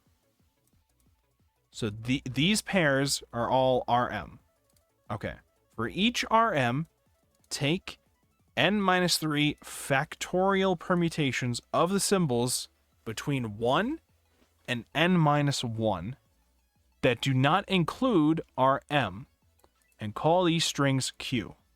Let's break this down here. For each Rm, so each one of these things, we're going to take n minus 3 factorial, so 5 minus 3 factorial is 2 factorial, which is 2. 2 factorial. Take 2 permutations of the symbols between 1 and n minus 1 that do not include Rm, and call these strings Q. So let's say for this one, for instance, right? So we have to take, for n equals 5, we have to take n minus 3 factorial permutations, which is going to be, we'll say 5 minus 3 factorial, which is 2 factorial, which is just 2.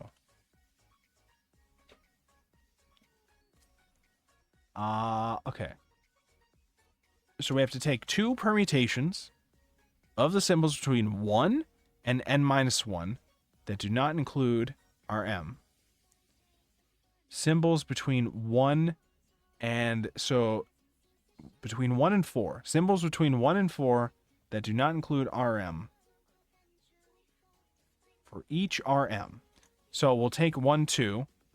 So we have to take permutations that do not include Rm. We have to take 2 permutations of the symbols between 1 and 4 that do not include Rm, and call these strings Q. Okay, what do you mean by take the permutations of the symbols between 1 and 4? Okay, so permutation between 1 and 4. So permutation between 1 and 4 that do not include Rm. So it's not going to include any of these. And we have to take 2 permutations for each of these. So 1 and 2.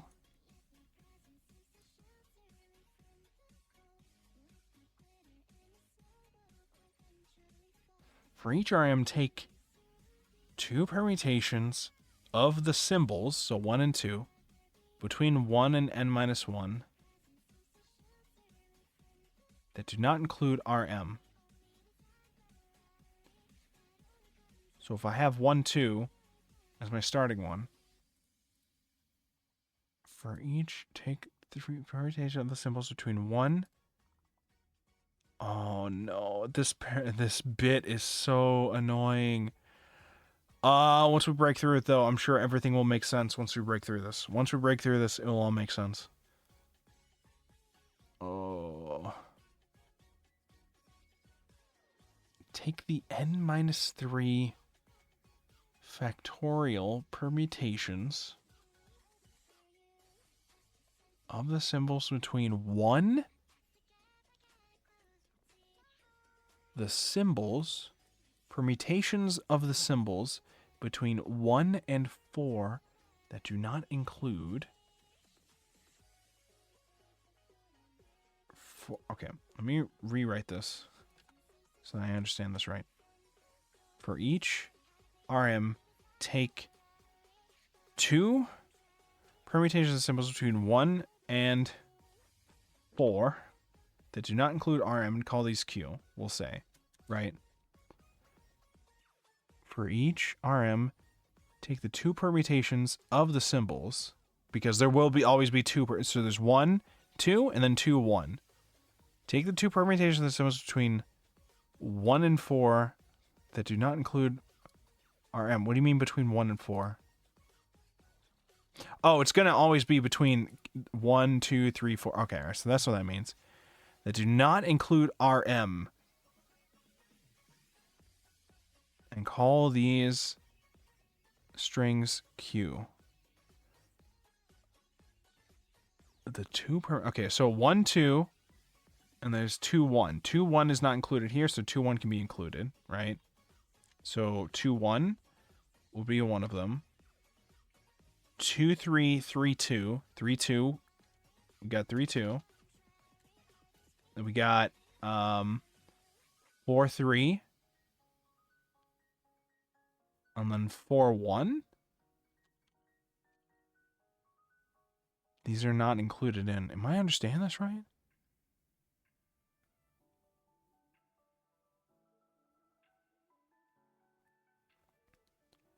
So 2, 1, 3, 2, 4, 3, 4, 1. I'm sorry, 1, 4. 1, 4, not 4, 1. And 1, 4 is not included there, so that's fine. So 2, 1, 3, 2, 4, 3, 1, 4.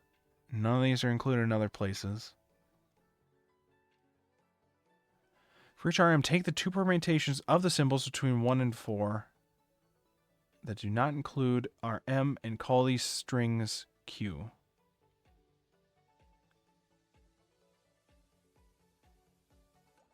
Why is it specified between 1 and 4? Why is it specifying that that's... I feel like that's a thing that I'm misunderstanding here. I feel like there's a step missing with what I'm trying to figure out here. For each RM, which is each pair, for each of these pairs, take the 2 permutations of the symbols, which is always only going to be 2 because it's a pair. So 2 permutations of the symbols between 1 and the highest number that do not include RM and call these strings Q.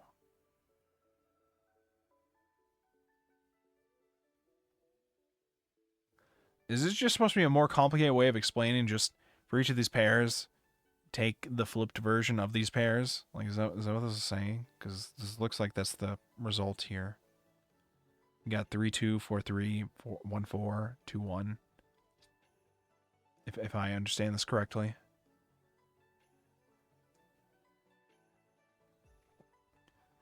Then for each of these, so we'll say this is strings Q. Let's assume I did that right.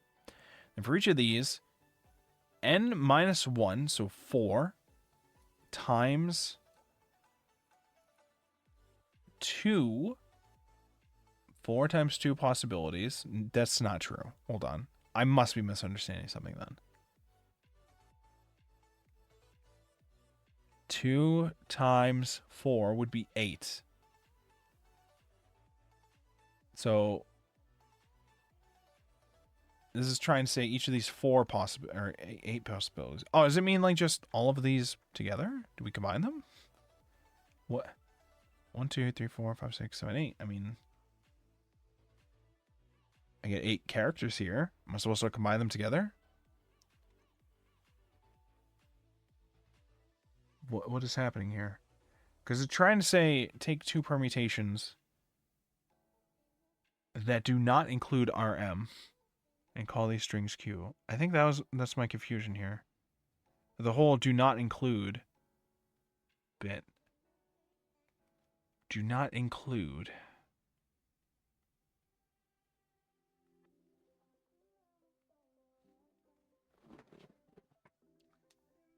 What do you mean?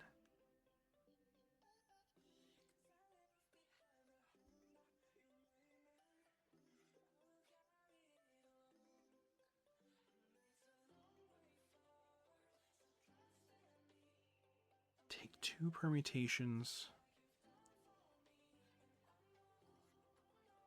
between 1 and 4 that do not include RM and call these strings Q. What do you mean? Why? What is happening?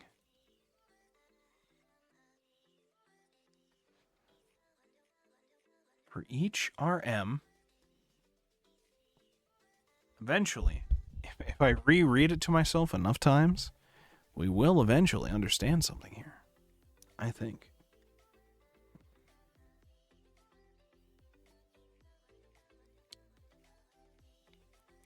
For each pair, take the 2 permutations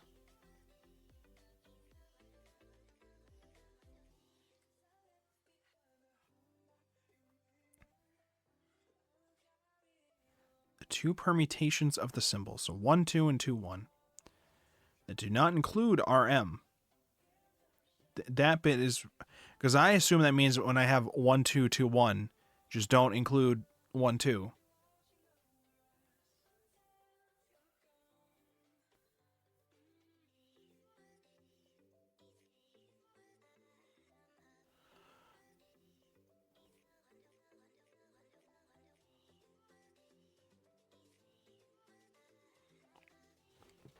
Because the next one is saying, with each of these possibilities, generate the alternating cycle we get by starting at MNRQ. M is the second bit of the pair. N is the length that we have. R is the first of our pair. And then Q is the remaining 2 characters. Oh. Oh, wait. Hold on. MN. RQ. Okay, so let's try M. M in the first pair of 1, 2. M is the 2. So we do 2. Length would be 5s. So 2, 5, 1, and then 4, 3? 3, 4?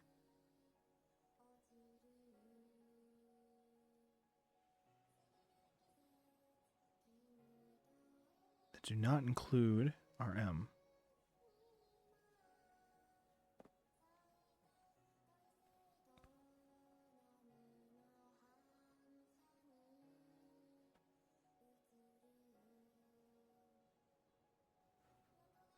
Because this is trying to tell us, MNRQ is trying to tell us like the characters, right?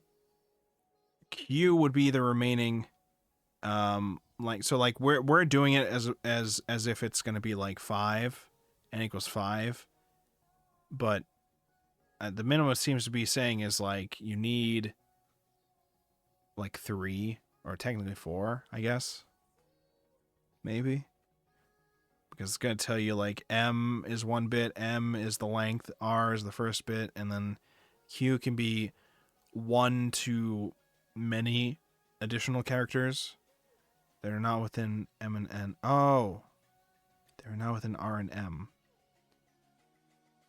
but it also can't be the length. Oh, but it's never going to be the length, because for our pairs we don't include the length as at any point.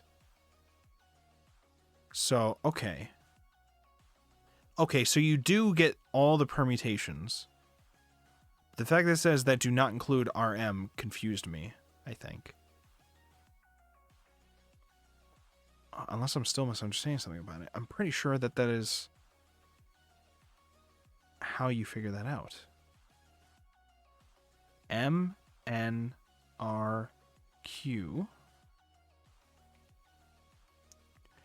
So 2, 1,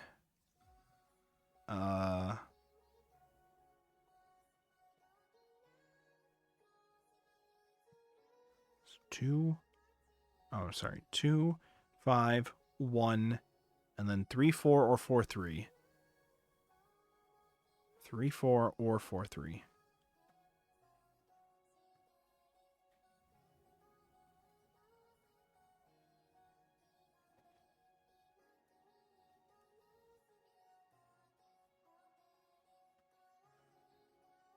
Okay.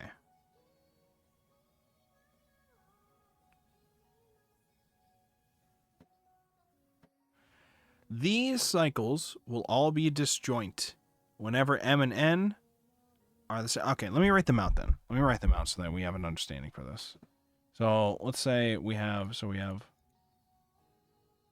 1, 2, 2, 1, 2, 3, 3, 2, 3, 4, 4, 3, 4, 1, 1, 4. So if we have the 1, 2, we have 1, 2. So 2, 5, 1.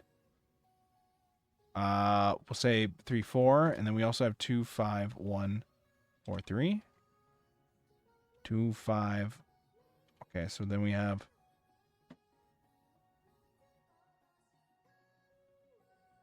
2, 3. So 3, 5. 3, 5, 2. 1, 4. I want to be 4, 1, 4, 1. 4, 1, 3, 5, 2, 1, 4. And you get 4, 5, 3 with 1, 2, 4, 5, 3, 2, 1. And then you get 1, 5, 4, 3, 2, 2, 3, 2, 3. 1, 5, 4, 3, 2. And this will give us 1, 2, 3, 4, 5, 6, 7, 8 possibilities, which we established already. Okay.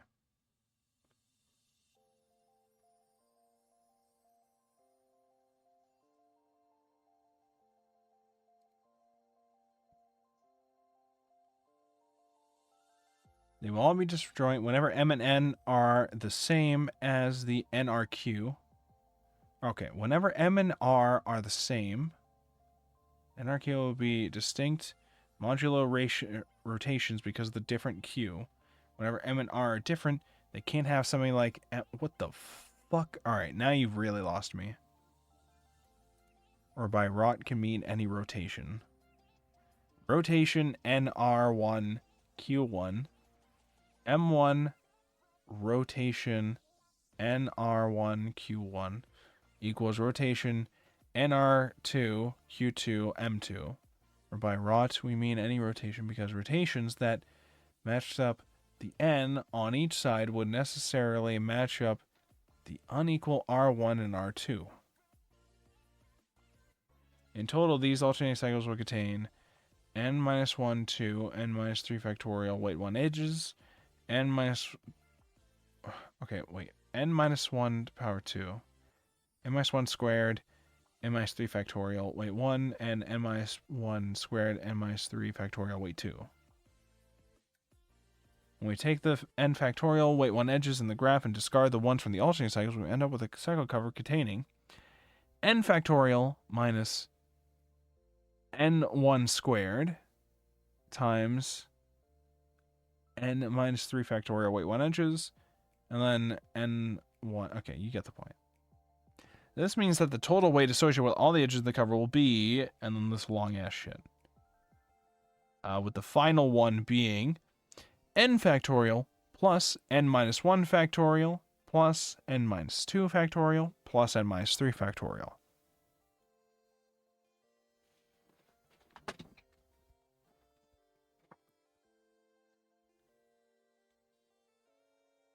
Now, come closer. Come a little closer here, okay? Thank you. Now, Williams goes on to prove that this particular cycle cover contains exactly 2 cycles. 2. His proof is quite long, so we won't repeat it here. But if we take that for granted, we can now easily see how to construct a Hamiltonian path from these 2 cycles. The steps are: pick any vertex V that has a weight 2 edge leaving it in the cycle cover.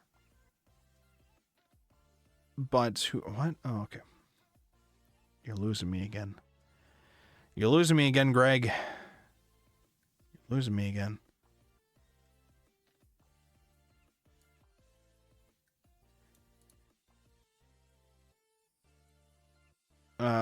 If we take that for granted, we can easily see how to construct a Hamiltonian path from these 2 cycles. Pick any vertex V that has a weight 2 edge leaving it in the cycle cover, but whose weight 1 edge leads to the other cycle. Identify the weight 2 destination for the vertex, call it S, and make it the start of the Hamiltonian path. Follow the cycle cover edges from S around the cycle all the way back to V, but then Instead of following the original weight 2 edge from V, follow the unique weight 1 edge that leaves V. This takes us onto the other cycle of the pair, arriving at the same vertex. Is this supposed to be pronounced mu? Is just letter U? What is this? That's not helpful here. Okay. Vertex U.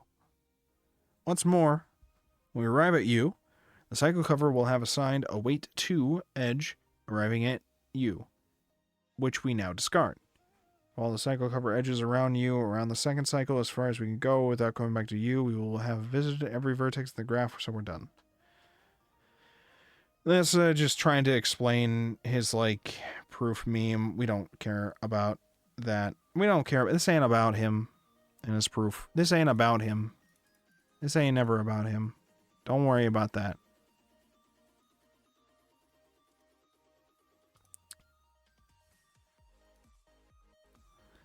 What is the length of the super permutation we obtain this way? Our cutting and splicing of the loops discards 2 weight 2 edges and adds 1 weight 1 edge, which reduces the overall weight by 3. And in addition to the edge weights, we need to include the length of the initial permutation in our string. So we have a total length for this construction of length to n equals n factorial plus n minus 1 factorial plus n minus 2 factorial plus n minus 3 factorial plus n minus 3. Our cutting and splicing of the loops discards 2 weight 2 edges and adds 1 weight 1 edge, which reduces the overall weight by 3. So we know that we'll be reducing it by at least 3 when we do this. But we're still adding in.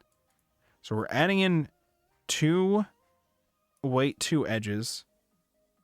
All right, so we're discarding 2 weight 2 edges, but adding 1 weight 1 edge, which is why you have to do n minus 3 as opposed to just minus 3. So like if it's 5, again, 5, we're getting rid of the 2 weight 2s, adding a weight 1, I think. Oh, whatever. Reduce the overall weight by 3. And in addition to the edge weights, you need to include the length of the initial permutation in a string. Okay.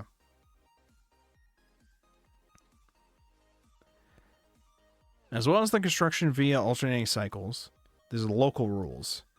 Williams states some simple rules for determining edges in his cycle orders. We can adapt his rules to our own choice of generating permutations, and they actually turn out to be even simpler. Given any permutation of 1, ... n, if the first digit of the permutation is not equal to n, the digit 1 plus blah, blah, blah. Okay, I think this is where we can skip a lot of this stuff. I think we needed just the general gist of things before, but I don't think we really need a lot of this stuff here. Or maybe I'm just getting tired. I don't know, but listen. A third way in which we can understand our version of the Williams construction is via the notion of 2-cycle graphs. And I think this is essentially how the notation in the paper is described. This paper. So I'll make sure we go through this at least.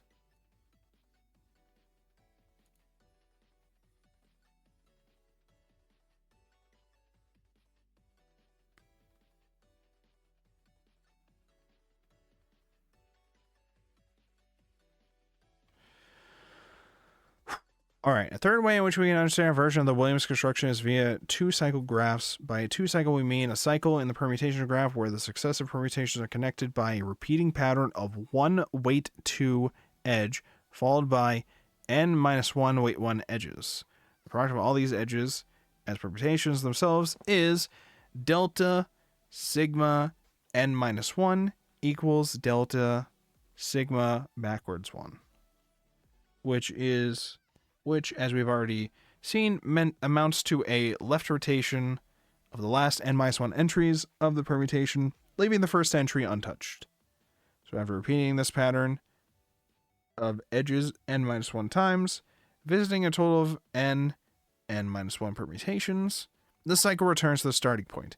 For example, for n equals 4, if we start with a weight 2 edge, leaving 1, 2, 3, 4. All right, let's see if we can understand this. Let me set up here. I'm going to sit up in my gamer seat. Sit down in our thinking chair. We will think. I'm ready to think this out. If we start with a 2 weight edge, leaving 1, 2, 3, 4, it goes to 3, 4, 2, 1, which is weight 2, and then we go to weight 1s from there. So we go to a weight 2, so we move the 2 and the 1 to the back, and then flip them.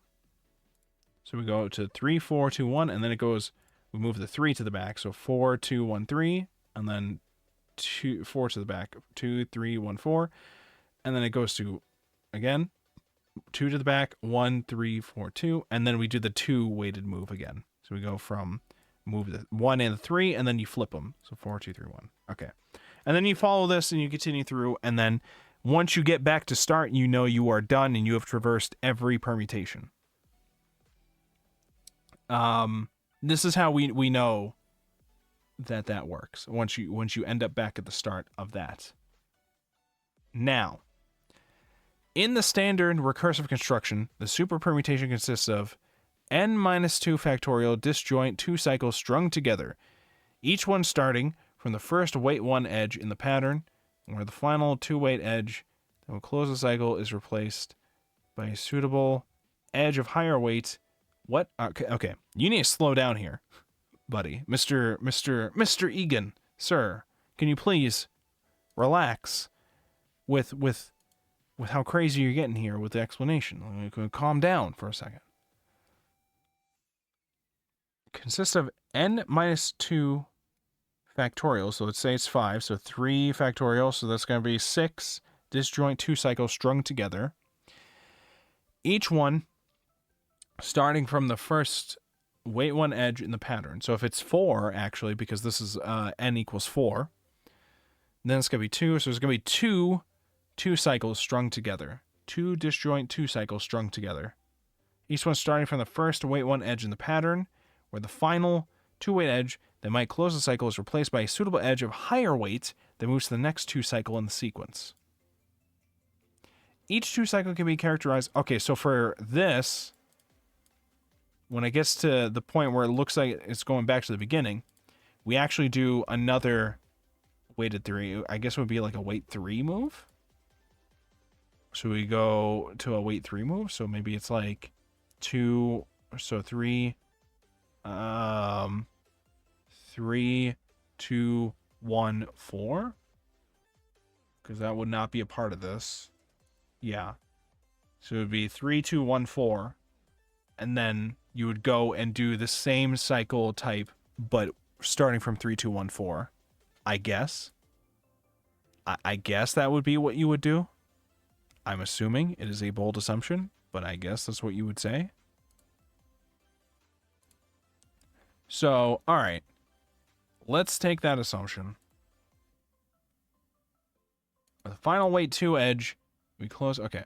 Each 2 cycle can be characterized by the choice of the first entry of the permutation from which there are weight 2 edges, and the cyclic order for the remaining n1 entries. We write a 2 cycle with the notion MQ, where M is the first entry and Q gives the remaining part, which can be rotated freely without changing the 2 cycle.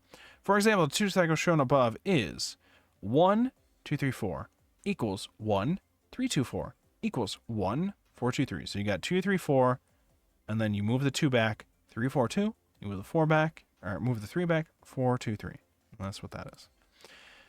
We can make a standard choice of the 2 cycle label by rotating Q so that the lowest digit it contains appears first. But sometimes it will be convenient to rotate it into other positions.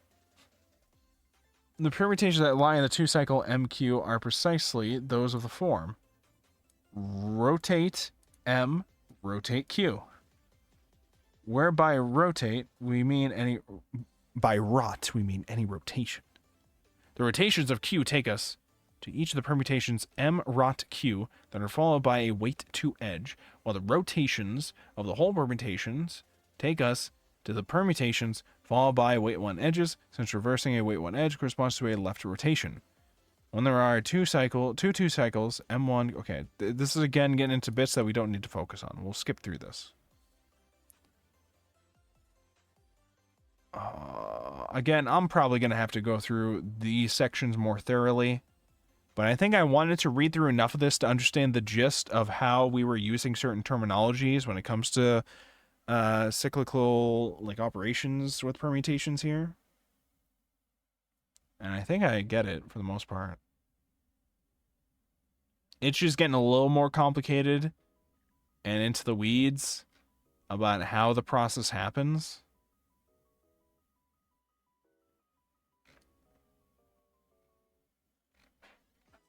And then rules for constructing with a polygon and all that stuff. All right, let's get into here. Breaking news. On February 2019, so this article here was originally written in 2018, I believe. This is written on October 20th, 2018, which is 5 days before the paper by Robin Houston was written. The draft of it, at least, I think. On February 1st, February 2019, Charlie Vane discovered a super permutation for n equals 7 of length 5907, a new record. Holy shit. Holy shit. This was announced in the comments section of a YouTube video on super permutation by Matt Parker. Wait, have I seen this video? Wait, hold on. Wait. Where's Matt Parker? Oh, this is a comment on the video. Have I seen this video before? A novel. Oh. Oh, so it's... Oh. Oh. What the fuck? Bro, wait, bro, wait. Wait, what the fuck? Wait. Wait. Bro just said, all right, so anyways, here you go. Wait, what did he say before that? Did he just show up as like, all right, anyways, here's this. Bye, guys. What? Did he say anything before he posted that? Charlie, what are you... Charlie the goat just showed up and said, all right, anyways, new record. Get fucked. 5907 length for number 7. There's... What the fuck? The solution might be to go and skip ahead of the rational numbers and go to the irrational. Should it not be clear the x factorial function as a solution? Also for irrational numbers, Robin, do any other three of it? Do people like talk? Well, blow me. This is a new record. This is Robin coming into the comments. You're like, what the fuck? Does that actually verify? And if yes, any idea it's min length? It's good. It is a super perm. Did you steal their hair from the other guy and now you have double? Wait, what the fuck? I would have thought all do. I haven't checked the minimum across the three of us yet. What happened here? It wasn't really clear in the video how shortening the best tested sequence by one would create a new sequence that was only one shorter. Oh yes, I didn't understand that either yet. Based on the work done building the n equals 5 sequence, it appeared that you reuse the previous sequence multiple times to expand the sequence. Oh, okay, yes, that would be why. Why would upgrading a shorter sequence only result in a sequence a single letter shorter? Ooh, that's an important question. I would have expected to be shorter by a number of uses. Amount shorter. Oh no, I think we went over this with that EGAN explanation. I'm not sure I'll be able to give you an excellent answer. I agree it's not obvious that the algorithm should behave in this additive way. Personally, I had to think about this quite intensely for days before I started to feel comfortable with it. I think it's the sort of thing where you really need to sit down with a pencil and some paper and play with some examples to get a feel for it. What made it click for me was thinking in terms of the super permutation graph that I talk about briefly in the video.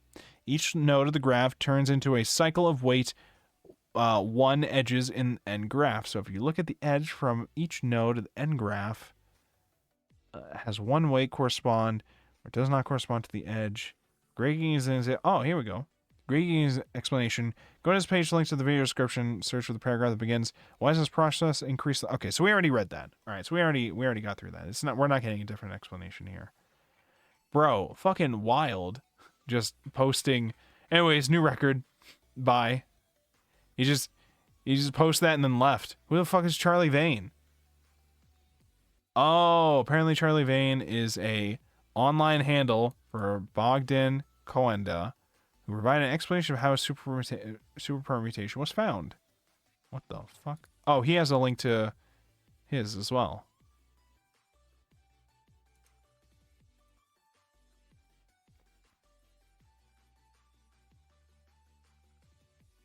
Here we go. Bogdan Coenda. What the fuck? Google Groups.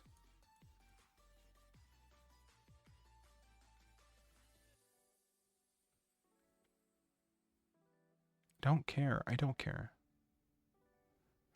After I saw the number 5 video, a year ago, I saw it as solvable and got to work on it. Please bear in mind that I'm an algorithm specialist more than a mathematician per se, so here's what I noticed. I'll start with number 6.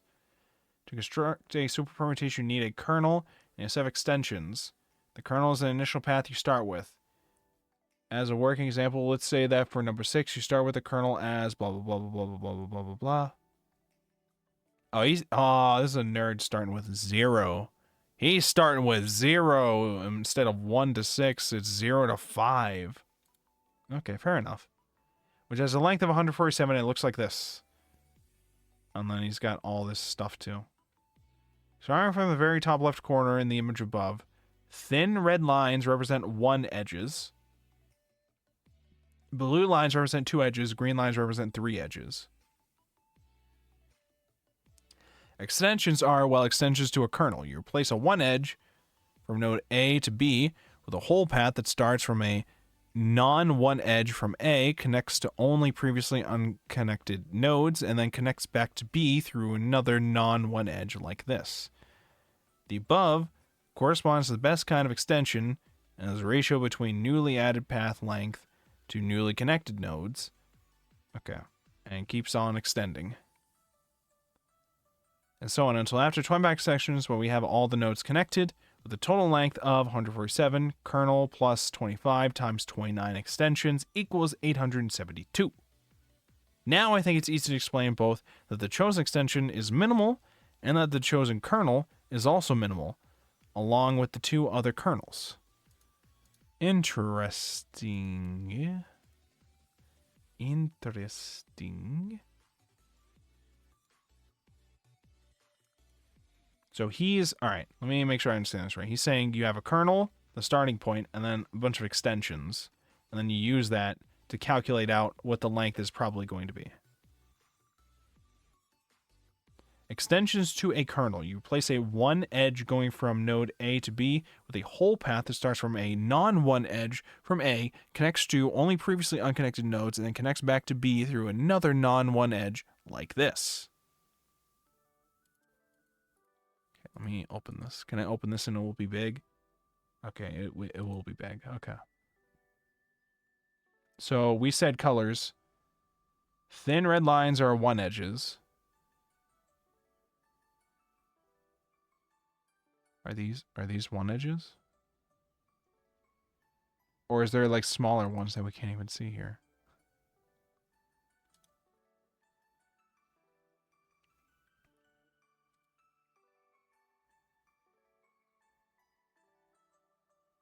But essentially, we're like connecting through all these different cycles.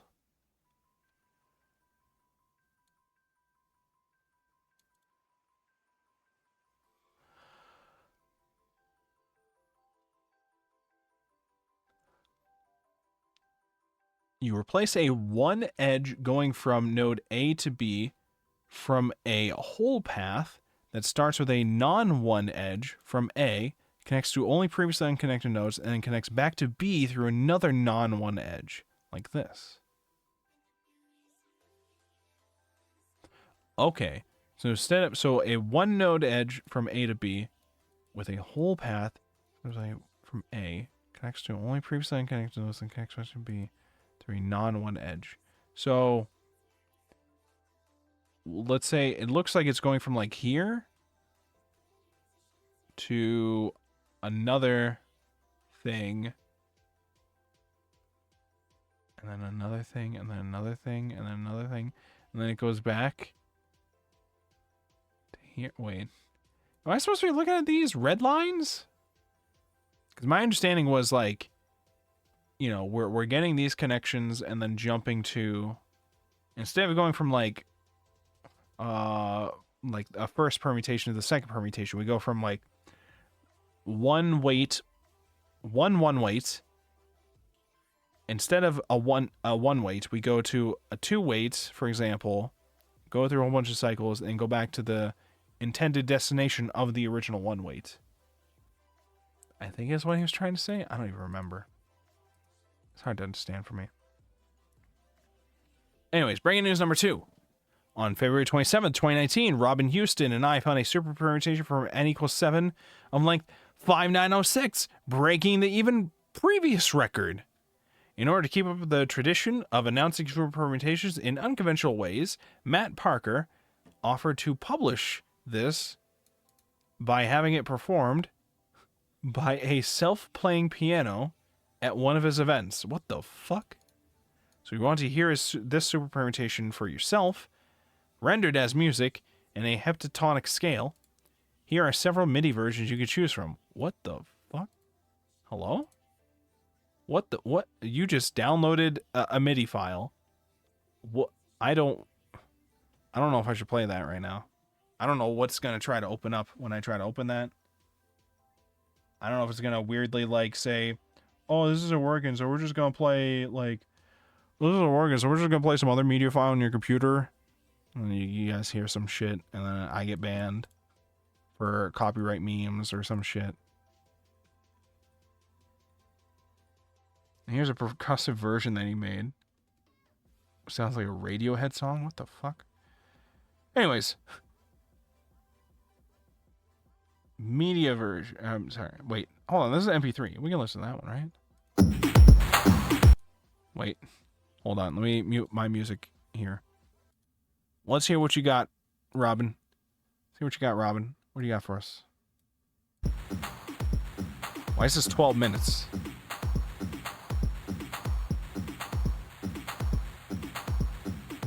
A self-playing piano. A super permutation of auto-playing pianos in a heptatonic scale. And it takes 12 minutes for it to play this.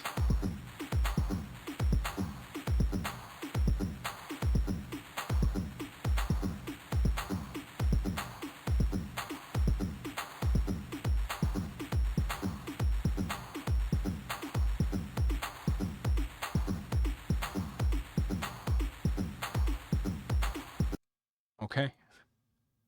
Fair enough. They was going to do that for 12 minutes. That was going to happen for 12 minutes. We're not waiting around here for 12 minutes. So, move on from that. Move on from that.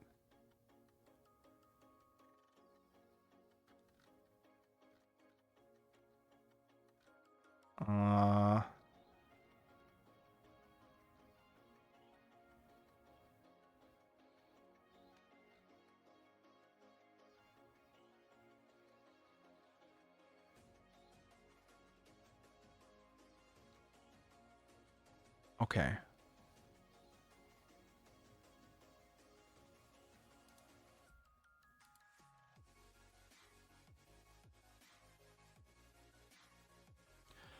All right. How was this super permutation found? So quick backstory first. Ever since Robin Houston found the shortest permutation for n equals 6 via a travel salesman solver, he and several collaborators have been trying to understand and generalize the structure of that super permutation, and the thousands of others he later found of the same length. Until recently, the state of the art here was to start with a portion of the standard permutation for the same value of n consisting of a number of whole 3 cycles. Each 3 cycles is a sequence of n-2 2 cycles connected by edges of weight 3. While consecutive 3 cycles are joined to each other by edges of weight 4.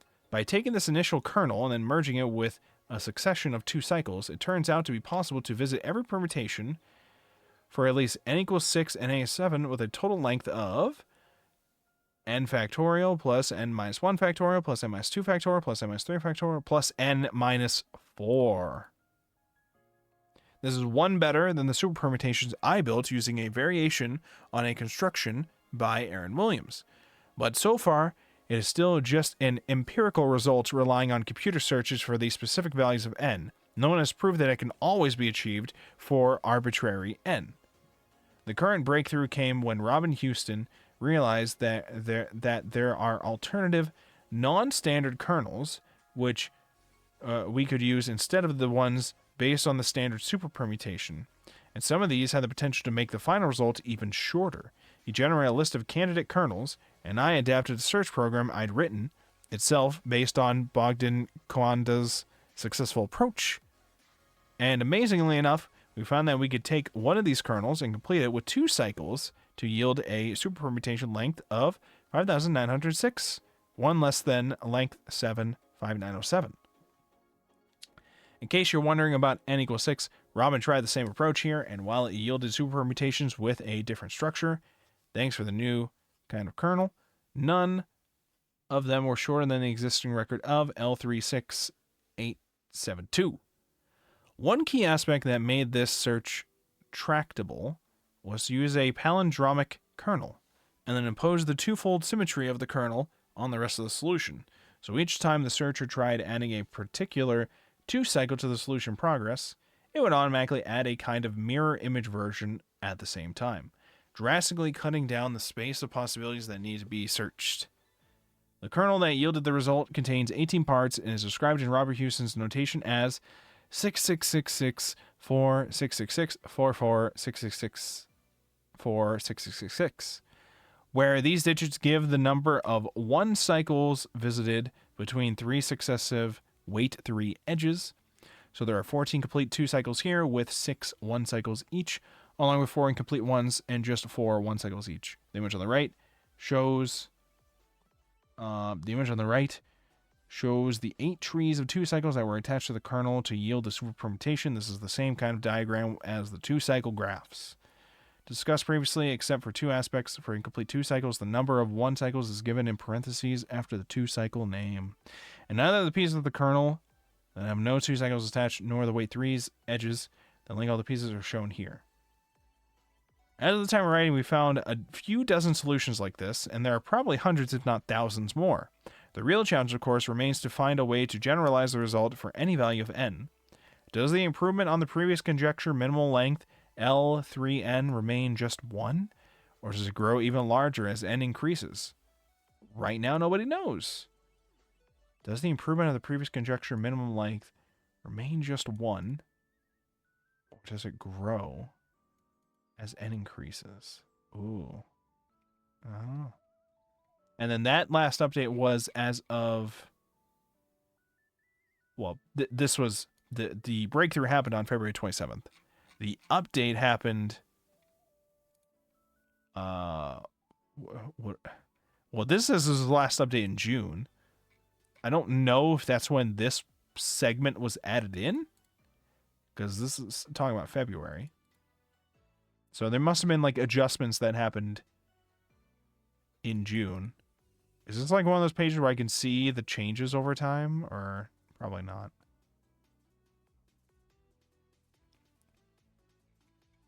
All right. We will very briefly look through this paper.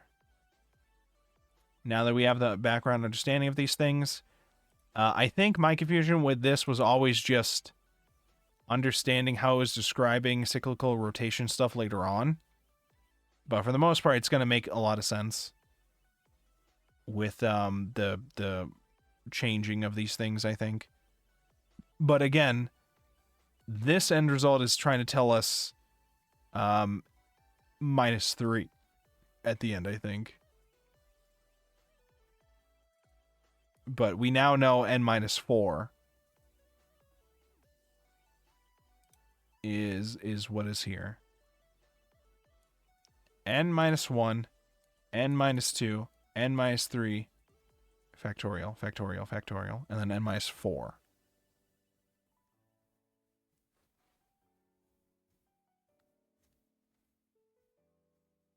I need to understand, though, because this is saying that no one has proved that it can always be achieved for arbitrary n.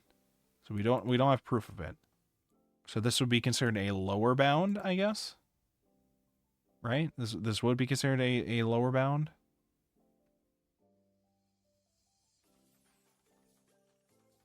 Or this would be considered the upper bound. I always forget how they consider parts of this to be the upper or lower bound of these things.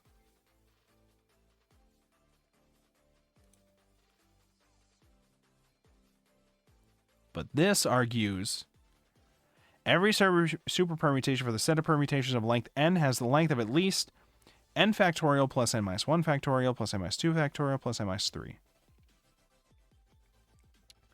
This is what they try to prove here. Or do prove, I guess. For a currently known lower bound. At the time of October 25th, 2018. Okay. The proof is inspired by a post and also posted at the Haruhi Problem. Okay. The graph. In particular, we use the same graph as he does. The nodes of our graph are all of permutations of length n.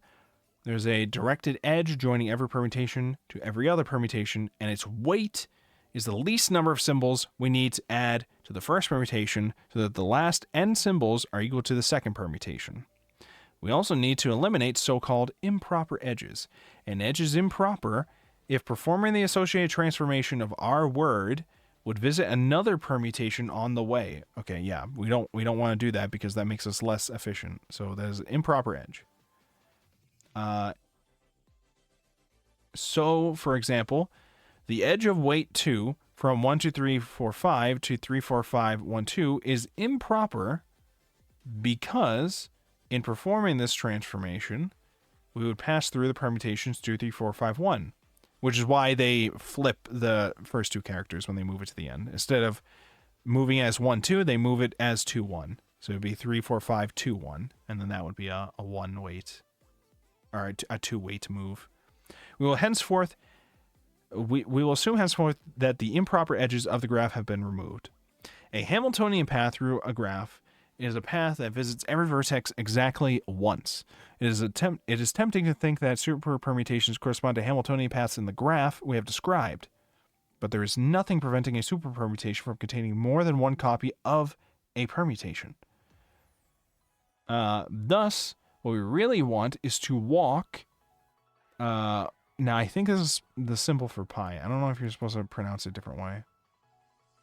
I don't know if it matters, the fact that it is pi. But it's supposed to represent... It is pi, okay. But it's not... It's just treated as like a symbol here for variable memes, I guess. What we really want is the walk... Or maybe that's supposed to be like n, or whatever. n1... Or symbol. So pi 1... pi m in the graph that visits every vertex at least once. If there's an edge from pi to sigma, we denote the weight of this edge by weight pi sigma. And we define the weight of the walk pi 1 pi m to be weight pi 1 to pi m equals sum... I believe you pronounce you're supposed to pronounce this a certain way. Oh, this is also sigma. Well, that's fucking confusing. But it's supposed to be like summing up. Let me just check this and make sure this is sigma, right? Yeah, it's sigma. Okay. So this is the lowercase sigma. I understand. So the sum of m minus 1 I equals 1. Weight. For those of you who don't know what the fuck this means, this is just basically a for loop when it comes to programming. You start with 1 for I, and then you do this operation every time the loop completes, I think. Wait, what was it? Yeah, because I is going to be this value here. So like 1... And then it increases. I increases every time you do the next operation until you hit m-1. m-1 is where you're going to end it at. So if our m is 5, we stop once we hit 4. Once I is equal to 4, I think. I think it's something like that. We'll run through this and we'll make sure too. But essentially it's supposed to be like we sum these things up. So the weight of this, going to all the vertices, m-1, I is 1. Sum of the weight, pi I plus 1. And then we sum those all up together. Such a walk corresponds to a superpermutation, and the length of this corresponding superpermutation is precisely n greater than the weight of the walk. This n accounts for the number of symbols required for the first permutation, pi 1. So essentially, we're adding in all the weights of every vertice we have to traverse from. And then m being the total length of all of our symbols, I think. All of our vertices. So we're going to go through all of the vertices. So we want the weight of the walk of going through all of the vertices. Precisely n greater than the weight of the walk. So such a walk corresponds to a superpermutation, and the length of this corresponding superpermutation is precisely n greater than the weight of the walk. So when we get the weight of the walk, then we add n into it. This n accounts for the number of symbols required for the first permutation of pi 1. Yes, okay, so you have the first permutation, then you have all the cycle 1s, or edge 1s, hopefully, or weight 2s, whatever the weight of all that is, plus that, and then you get that. That's your value of your walk. That's how many characters you would have, essentially. So that goes in the graph. Every vertex in a graph has precisely one edge of weight 1 leading out of it. This edge leads from the permutation pi to its cyclic rotation pi 2, pi n, pi 1. Thus, if we follow n-1 consecutive weight 1 edges, one at a time, we visit the cyclic class of pi, which we define to be the set of all cyclic rotations of pi. Let's rewind and understand this proper. Every vertex has one edge of weight 1 leading out of it. This edge leads from the permutation pi, to its cyclic rotation. So let's say we have pi 2, pi n, pi what? Wait.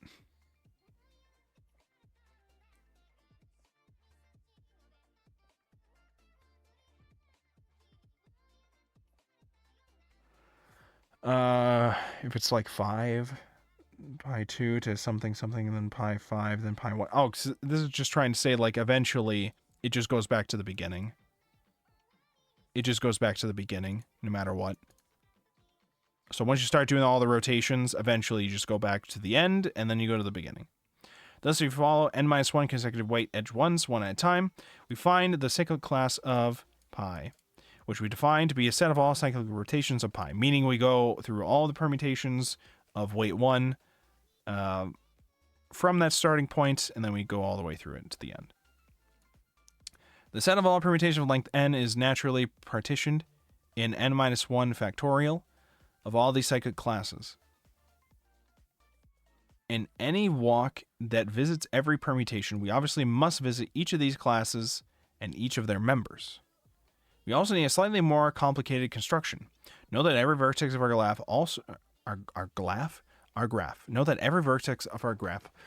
also has precisely one edge of weight 2 leading out of it.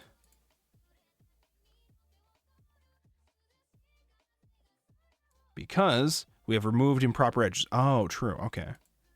This edge leads from the permutation pi to the permutation n3, n2, 1.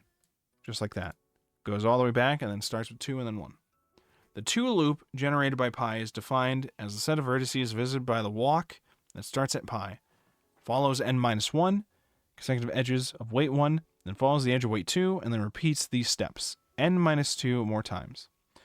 For example, in the graph on permutation of length 5, the 2 loop generated by 1, 2, 3, 4, 5 is shown below. In this picture, the 1 steps are represented by black arrows and the 2 steps are represented by orange arrows. So we have 1, 2, 3, 4, 5, 2, 3, 4, 5, 1. So it's a 1. You rotate the 1 to the back, 3 to the back.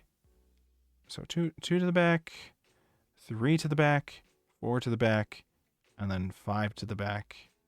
Does not, would get us back here.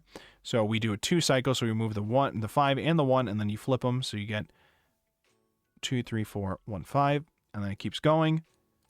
Does it again until we get back to our starting point. In this example, inspection reveals that the 2 loop generated by 1, 2, 3, 4, 5 is also generated by 2, 3, 4, 5, 1. Or 2, 3, 4, 1, 5. 3, 4, 1, 2, 5, and 4, 1, 2, 3, 5. More generally, we have the following result. Wait, hold on. The 2 loop generated by 1, 2, 3, 4, 5 is also generated by 2, 3, 4, 5, 1. Is 2, 3, 4, 5, 1? Oh, that is also in there. Oh.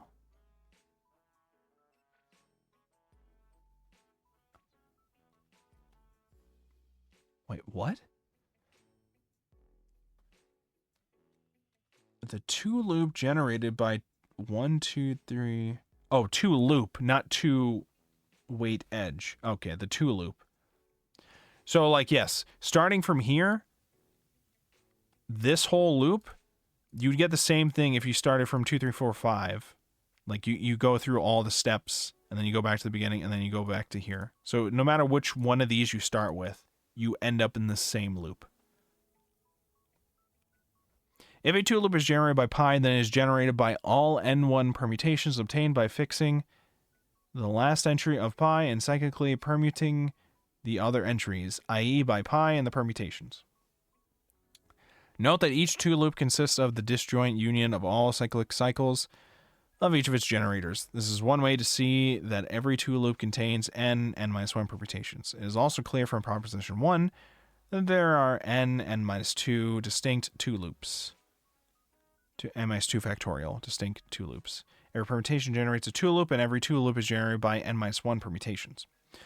We say that a walk enters the 2 loop generated by pi if it follows an edge of weight 2 or more to arrive at pi. This has the somewhat odd implication that the notion of which 2 loops we are in is dependent not on the node we are currently at, but on the way we got there. Because each 2 loop contains only n-1 permutations, a walk that visits every permutation must enter at least n-2 factorial different 2 loops. I think that makes sense. The math for that, I believe, like, yeah, it checks out. It checks out for, you have to go through those in order to have gone through every permutation. All right. The proof. Show me the proof. Every theorem.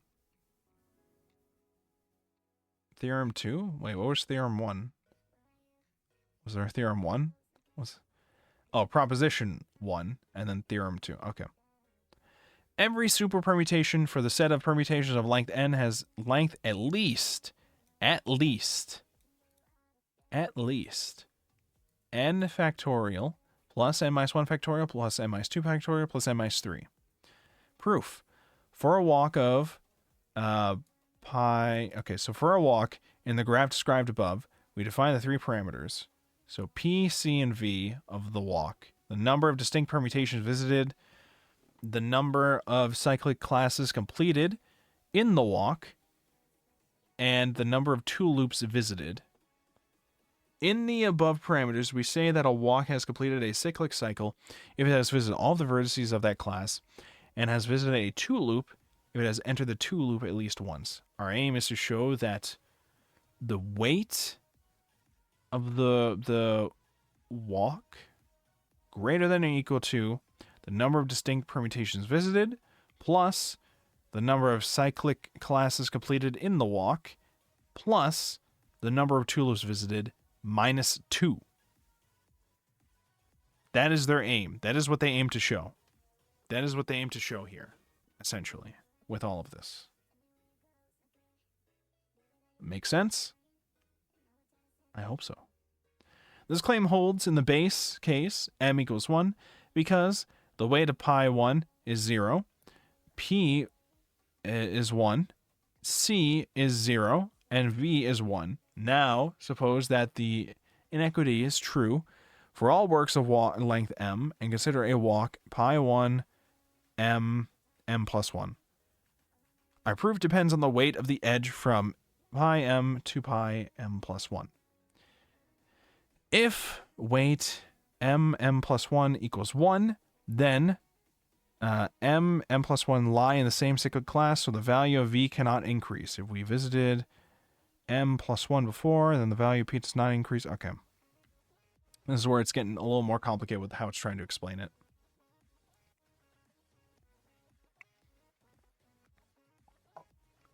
But that's the nature of proofs, I guess, so. We're not visited m plus 1 before, then m did not complete cyclic class, so c does not increase. In either case, the theorem, the cross means theorem, right? That's what they're trying to prove. It holds.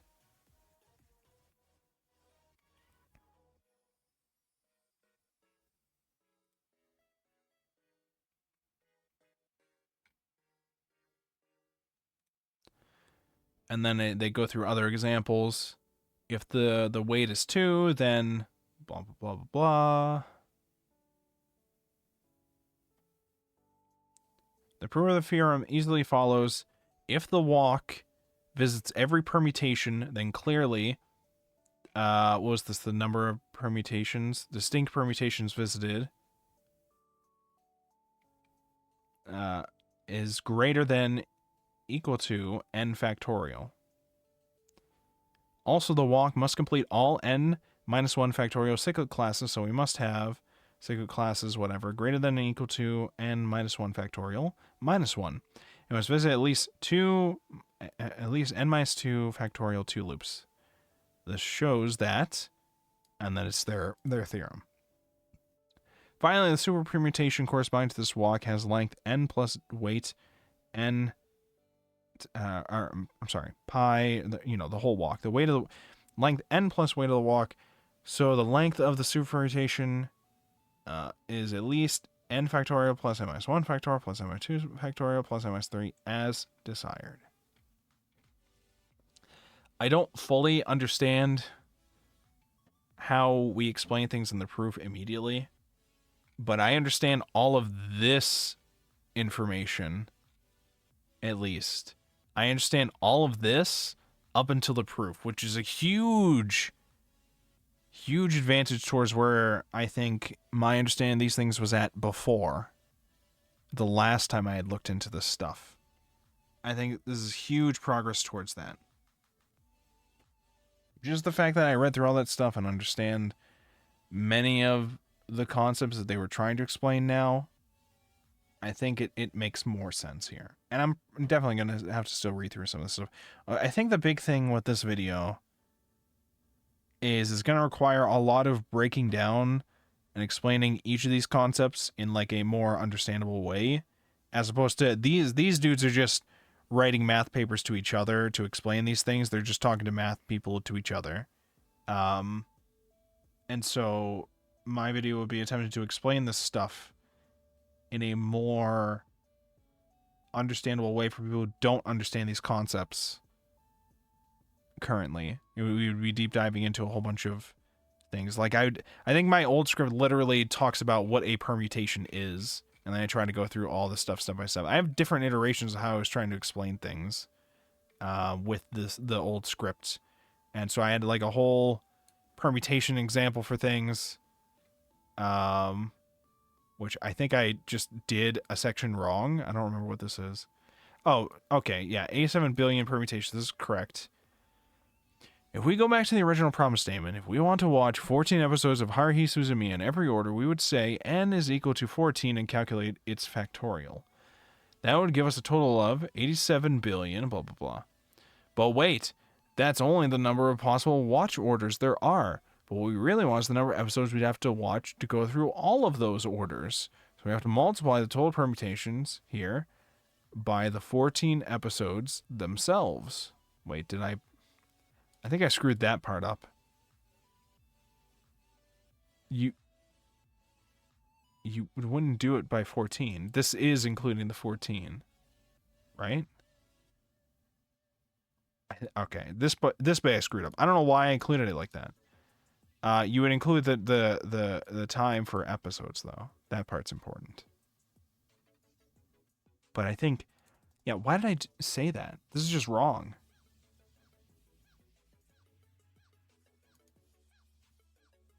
Right? Wait, right?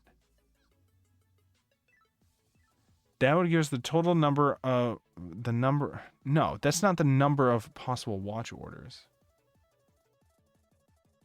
Okay.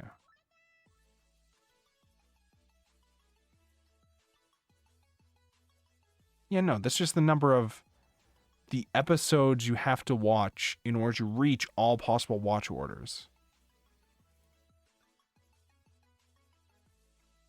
Because my first example was doing the whole trivial factorial of all the episodes. And then that's correct. So this bit's wrong.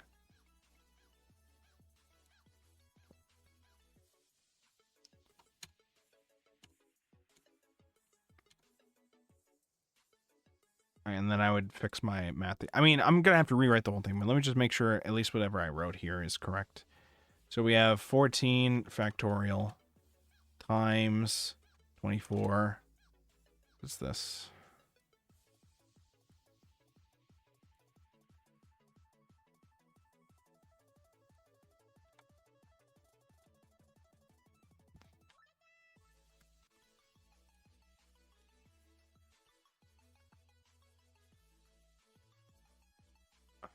So then hours, and then days.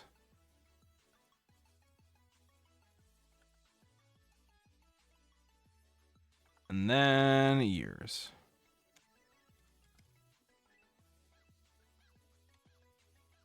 Do I just do 365 or 25? I don't know. We'll just say 365.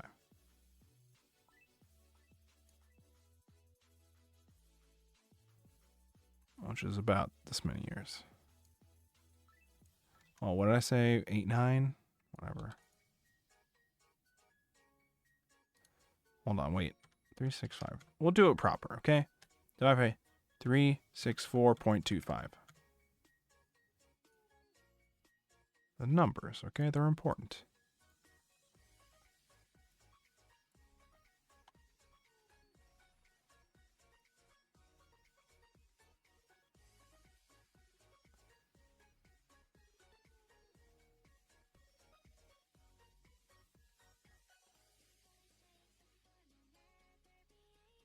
Is that, what did I have the years at before? Okay, I see.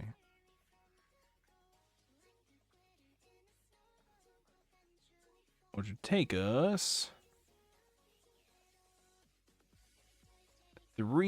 almost 4 million years to watch 14 episodes of Haruhi. Think about that. Spending 4 million years watching Haruhi. Yeah, you could do it. It's possible. It's not impossible. Alright, anyways, we've been going for almost 5 hours now. We made a lot of progress with my understandings of how many of these things should work. And I think it's time for me to go to bed. I will see you guys tomorrow for Pluto Anime Book Club discussions. I'm so excited. I already finished my reading, like, towards the beginning of this week. Dude, Pluto is sick. I'm so excited. So, I'll see you all tomorrow for that. 9 o'clock. 9 o'clock. Eastern time. Stay safe, gamers. Goodbye. Goodbye.